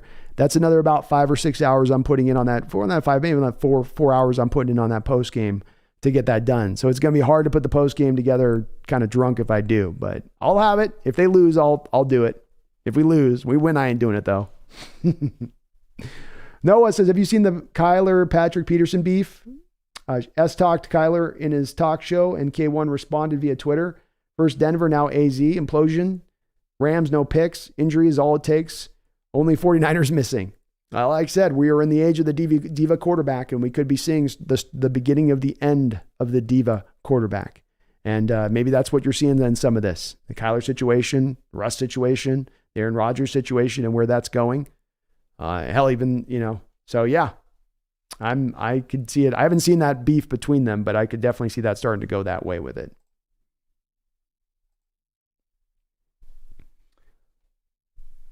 Volcano Joe, Jalen Carter's going to play your nose tackle in a 3-4. I mean, if you had your big set and you could go with Jalen Carter on the edge in a 3-4 and say big nose. I think that's kind of the benefit of them, Volcano Joe. He gives you a nose tackle size kind of, but he moves like a 3 tech.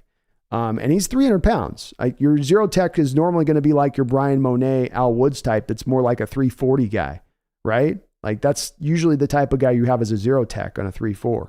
Carter's a little bit light to be running that too much. He's 300. And I'd say 300 right on the button. Zalzio says something tells me Texans might even pick a defensive player since they already another first round pick from the Browns.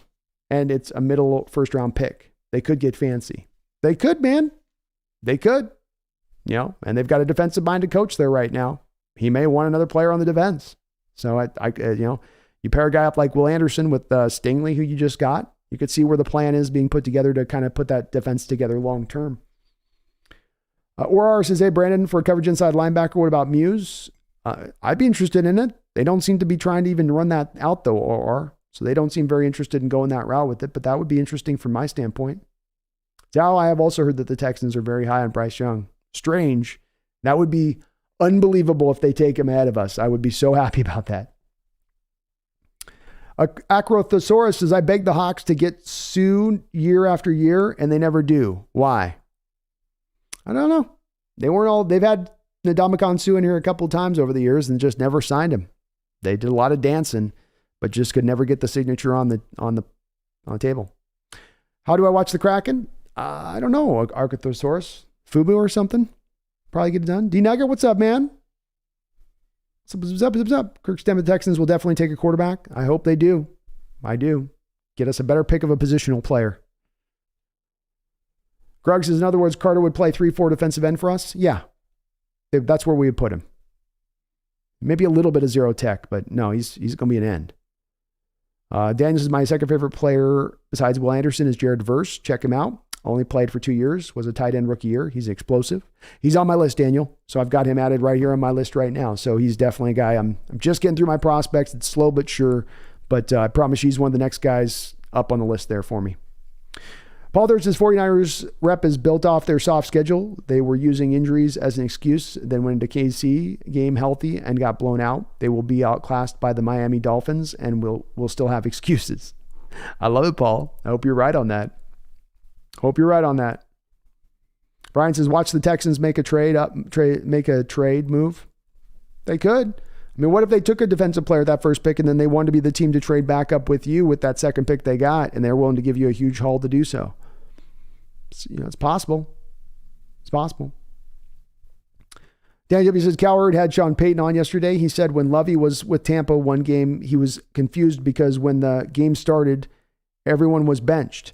They were tanking for Jameis. Sure, Texans tank for number one.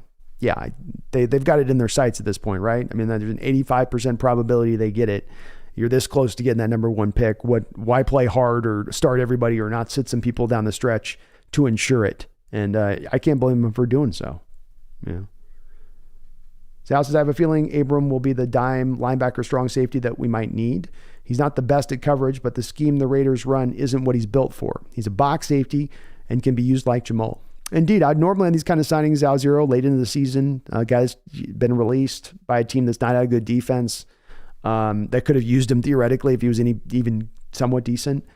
I wouldn't be very excited by that guy or say that there's much this guy's going to be able to give you. But in Abram's case, I don't feel that way. I think there's a potential here he could really help you out, especially in the run game. And especially if you put him in that position to succeed, like you talk about being a box safety.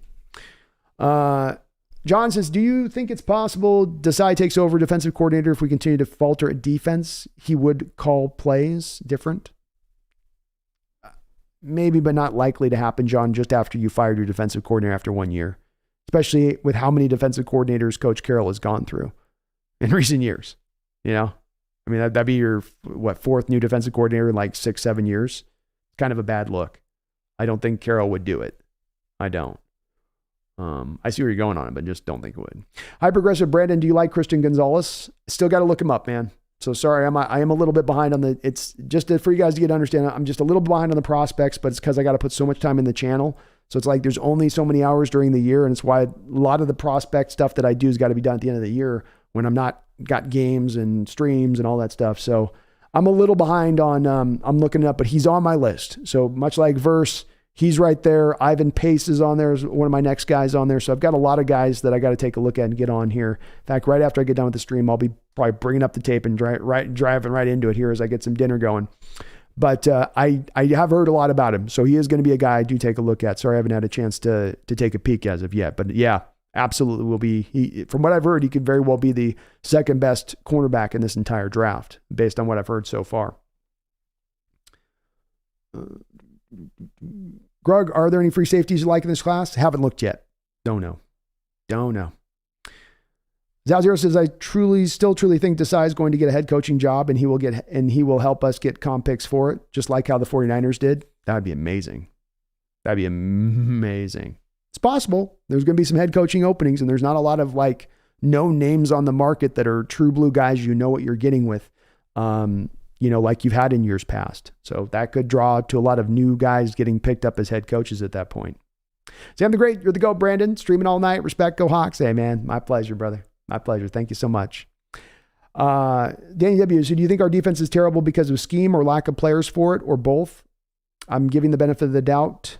Like Shane Waldron last year, I think Clint Hurt can be good. Yeah, I think it's a little early to make a judgment on him. I do on that. And I do think it is a bit of both going on here, Daniel. You've adopted the Fangio scheme, but you've not really adopted the whole Fangio scheme. You've you've brought in the 3-4 defense. That's basically what you've adopted is the Fangio scheme. So if they want to maybe bring on more of the actual scheme that they were supposedly changing over to, that would help. Getting better players, though, also has to come in conjunction with that. It's not an either or situation. Both of those things are kind of failing attributes of the team. Hyper aggressive, all good, Brandon. Take your time. We need all the film study we can get laughing out loud. Well, I've got to be on it this year, hyper aggressive. When you got 4 picks in the first 2 rounds, I need to know whoever we're picking in those first 2 rounds, backwards and forwards on draft day. So it's absolutely should be the expectation that I know these guys backwards to front. And I'm going to be doing the deep dive. It's beginning now. So I promise I'll know this guy back to front, Gonzalez, and the in-between on these. Because I really do take a lot of pride in knowing what I'm talking about on these guys as we get into the draft season of things. And again, not just on the opinion of me, what I've seen film-wise, but also on people that you might respect out there opinion-wise, former scouts that do this stuff and talk about this and look at these guys. It all kind of comes into account for me when I'm making an assessment on these guys. Though tape definitely bears in a very big weight here as well on top of that. So appreciate you, man. Hyper aggressive. I'll definitely have it. And next time, Gonzalez, let's ask me about it on the next stream. I probably will have taken a look at him at that point. Mason Dale, thoughts on the Mike Purcell clip? The dam starting to break in Denver. Defense is kind of getting tired of it. You don't see those kind of situations happen on a football field between a quarterback and a defensive player. It speaks to a little bit of the dysfunction that's taking place. We're hearing rumors today that the locker room is kind of getting out on Russell Wilson. It's getting darker and more treacherous the further we go into this. It's weird to watch, but you can't be very surprised about it when you got what has been the best defense in football with the worst offense on the other side of things. That's going to, regardless of Russell in this case, that's going to draw some rancor at some point or another.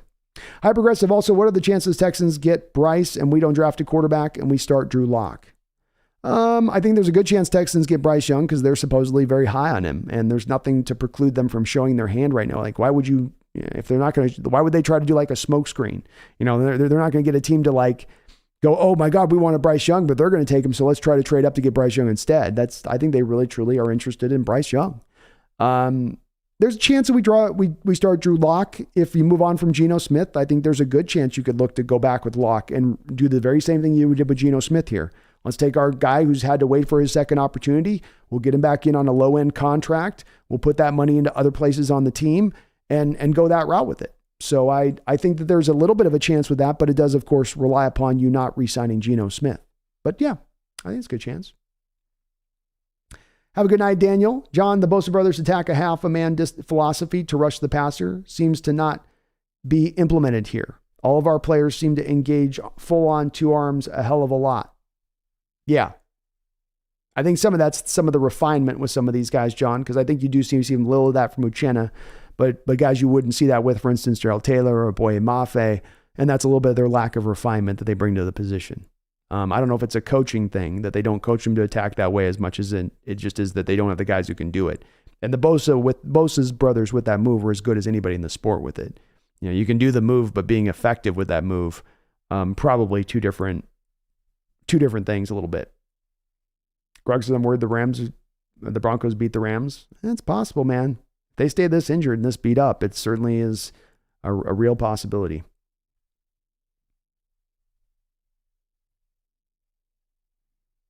Noah says, do you like hybrid defense scheme or would you prefer a clean cut 4-3-3-4 with the matching coverage personnel? Brendan prefers a good lube mix, but I can be content with that.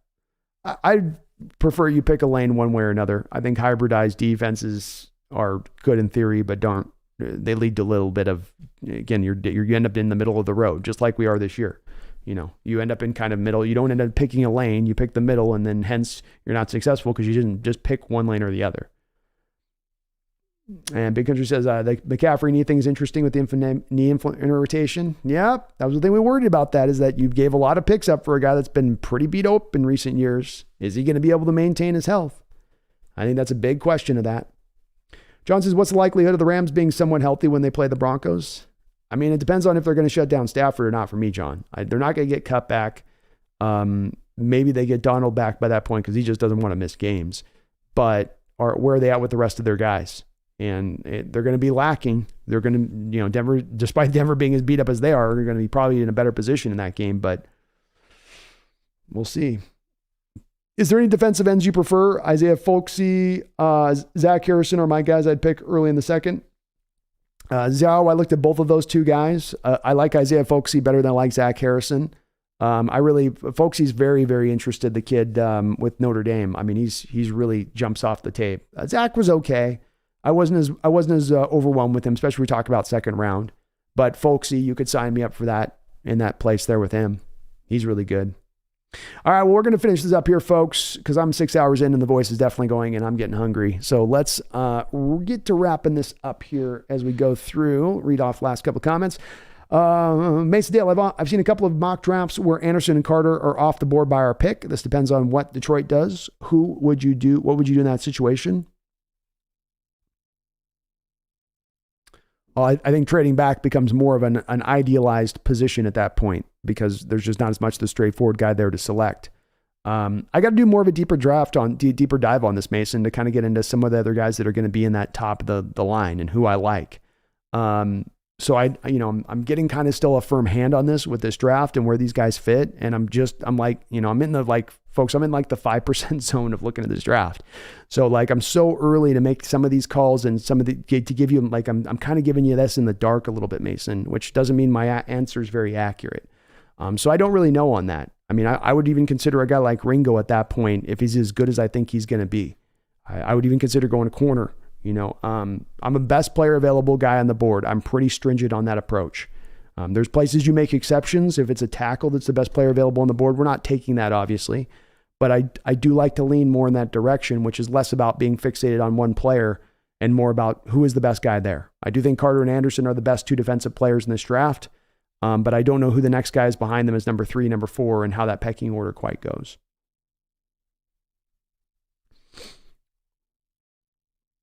Volcano says, I'm dumb when it comes to hockey. Also, I'm from Seattle. I'm also Hawaii, but Brando, I'm also going to join your Crow's Nest. Thank you, man. And if you start a hockey channel, we can learn together. Sounds good, brother. Well, maybe at some point we'll do something with that. It's definitely I gotta find the time in the day. That's the problem with that too. It's like, man, there's only so many hours. John, I've kind of feel when Carroll gets his grade at the end of the season, Jody's going to say you showed no improvement with your defense and is going to want a plan that will say, well, I mean, John, though, it's a little bit of, she's going to bring the stick. What's the stick? Is she really willing to fire Coach Carroll and go sign another coach prior to having to sell the football team? No, she's not going to do that. Coach Carroll is going to be here and he's going to remain here into the future because of the fact that, they don't want to sign the new coach, because of the fact that they're going to be sold to a new owner soon. And, Jody's not going to want to go do this on the lookout for a coach who's very likely to be fired. And no coach is going to want to sign here, John, if they're likely to be fired when a new ownership group comes in. And when a new ownership group comes in, they're very likely to want to bring in their own coaching staff, not to mention their own front office. It's kind of just the nature of that, sort of particular beast in the way that this breaks down. So I don't think Jody's going to do that same thing with coach. He's done enough this year with the way that Russell Wilson's trades worked out. She's going to be loving up on him, if anything, this offseason. Thank you, Dal, for mentioning that. Please hit the like button, folks, if you could for me. I do appreciate it. It does help out tremendously. Thank you, Seahawks Times. Appreciate you as well, man. Volcano Joe Brandon, we will drink with you on your drunk stream, and every hour I will remind you to drink some water so you can last. Hey, buddy, I made it 5.5 hours just drinking nothing but alcohol last year. So go check out my Ram stream from last year, man. I went all the way. I even did an ad read at the end. It was strong. It was strong. Daniel, if Carter and Anderson are off the board and we don't want a quarterback, then I guarantee a team will give us 3 firsts for one of the top quarterback prospects. No one drafted quarterback last year, and they're going to be desperate. Well said, man. You will have some desperate teams, and I agree with you. It's part of why I've also said this is where I lean to as the first place I'd like to go here, first and foremost, is trade back, get some extra picks, go this direction with it. The return is well worth it to go in that direction because at the head of it, the team trading up is trading up desperately. They're trading up going, God, we need a quarterback so bad. Oh, if we don't get our quarterback, we're going to be horrible for years to come. Let's give them everything. Let's throw everything at Seattle to get this pick. Think of it through that lens. Team trades up. They're giving you everything to go and get it. And that means you're getting them when they're desperate. And as we saw with Denver, who got desperate in that trade with Russell Wilson the second they couldn't get Aaron Rodgers, right? They laid the groundwork for Aaron Rodgers, couldn't get it, got desperate, went with Russell Wilson. You benefited. So too would you benefit by trading back in the first round here in the same kind of way. Brandon, you're the man. Thanks as always, and congrats again on 10K. Thank you, man. I appreciate it. Robs has become a member of the channel, finishing us off strong here on this stream. Robs, thank you for becoming a member of the channel. I really do appreciate it, brother. Says, I think we need a run stopper on defense or even pass rush. Well, Robs, we had a poll today that we ran on who would be the most likely guys we'd want to see picked in this draft. And the 1-2 options that were selected were Jalen Carter, and Will Anderson, who are going to essentially be an outside linebacker and a down defensive lineman, which would address both of your 2 points. Either of those picks / both of those picks would address both of those two things that you're mentioning that we do need, which I agree we do need. Jalen Carter would be a great run stuffer, and he'd give you pass rush. Anderson could do a lot of the same from the edge and what he brings. So I agree with you. I think not only are you right on this, Robs, I think most of the fan base is on pretty much of like mind in the same respect. But thank you for becoming a member of the TheSeahawksNest Pro Bowl, Robs. Keep an eye on your community posts as I do my articles on a weekly basis. Lion Mania, what's up? Hope you're doing well, man. Lions Mania, you caught me right at the end, brother. I'm at 6 hours in, so I got to wrap this sucker on up. I know you guys would go all night. Best offseason moves you could see us doing? Oh, my goodness, Matthias. That's a kind of a long answer, 6 hours in, buddy. Best offseason moves. Maximize out this draft, man. Trade back, pick up the extra first round picks, go out there, sign LaRon Payne, go out there and, if you're not able to sign a center, then draft one, rebuild this offensive line, build up your defense in a way that can generate the pass rush on their own with the front four, because in the past, you've not done that. You've gone just up to the line and basically stopped. You've gone just good enough on your pass rush, which is once again the case this year, once again. So instead of going just good enough on a pass rush, how about we go hard on the pass rush? So more than giving you specifics about let's go with this player here and let's go that player there on the picking, let me tell you what I want to see us address. The lines, both lines of scrimmage. You need a center, you need a right guard, you need a defensive end, you need a defensive tackle, and you probably could use an outside linebacker. The game is won and lost still in the modern NFL in the trenches. So let's go address this offseason in that fashion. Let's do it in that way. All right. I'm going to call it on that, folks. That's a good spot to go. I'm hungry as hell. My voice is going here. So we will maybe back here in a couple days. I'm going to see if we can get in maybe sneak a stream in here on Saturday, potentially here. I didn't do the game preview yet. I'm going to be doing a game preview on Thursday on Brendan's channel, but we might do a game preview here as far as the stream goes here on my channel too. We might do it on Friday in the afternoon, and I might do it on Saturday as well. But I'm going to probably try to get back and do another stream here in a couple days. So we won't be gone for long.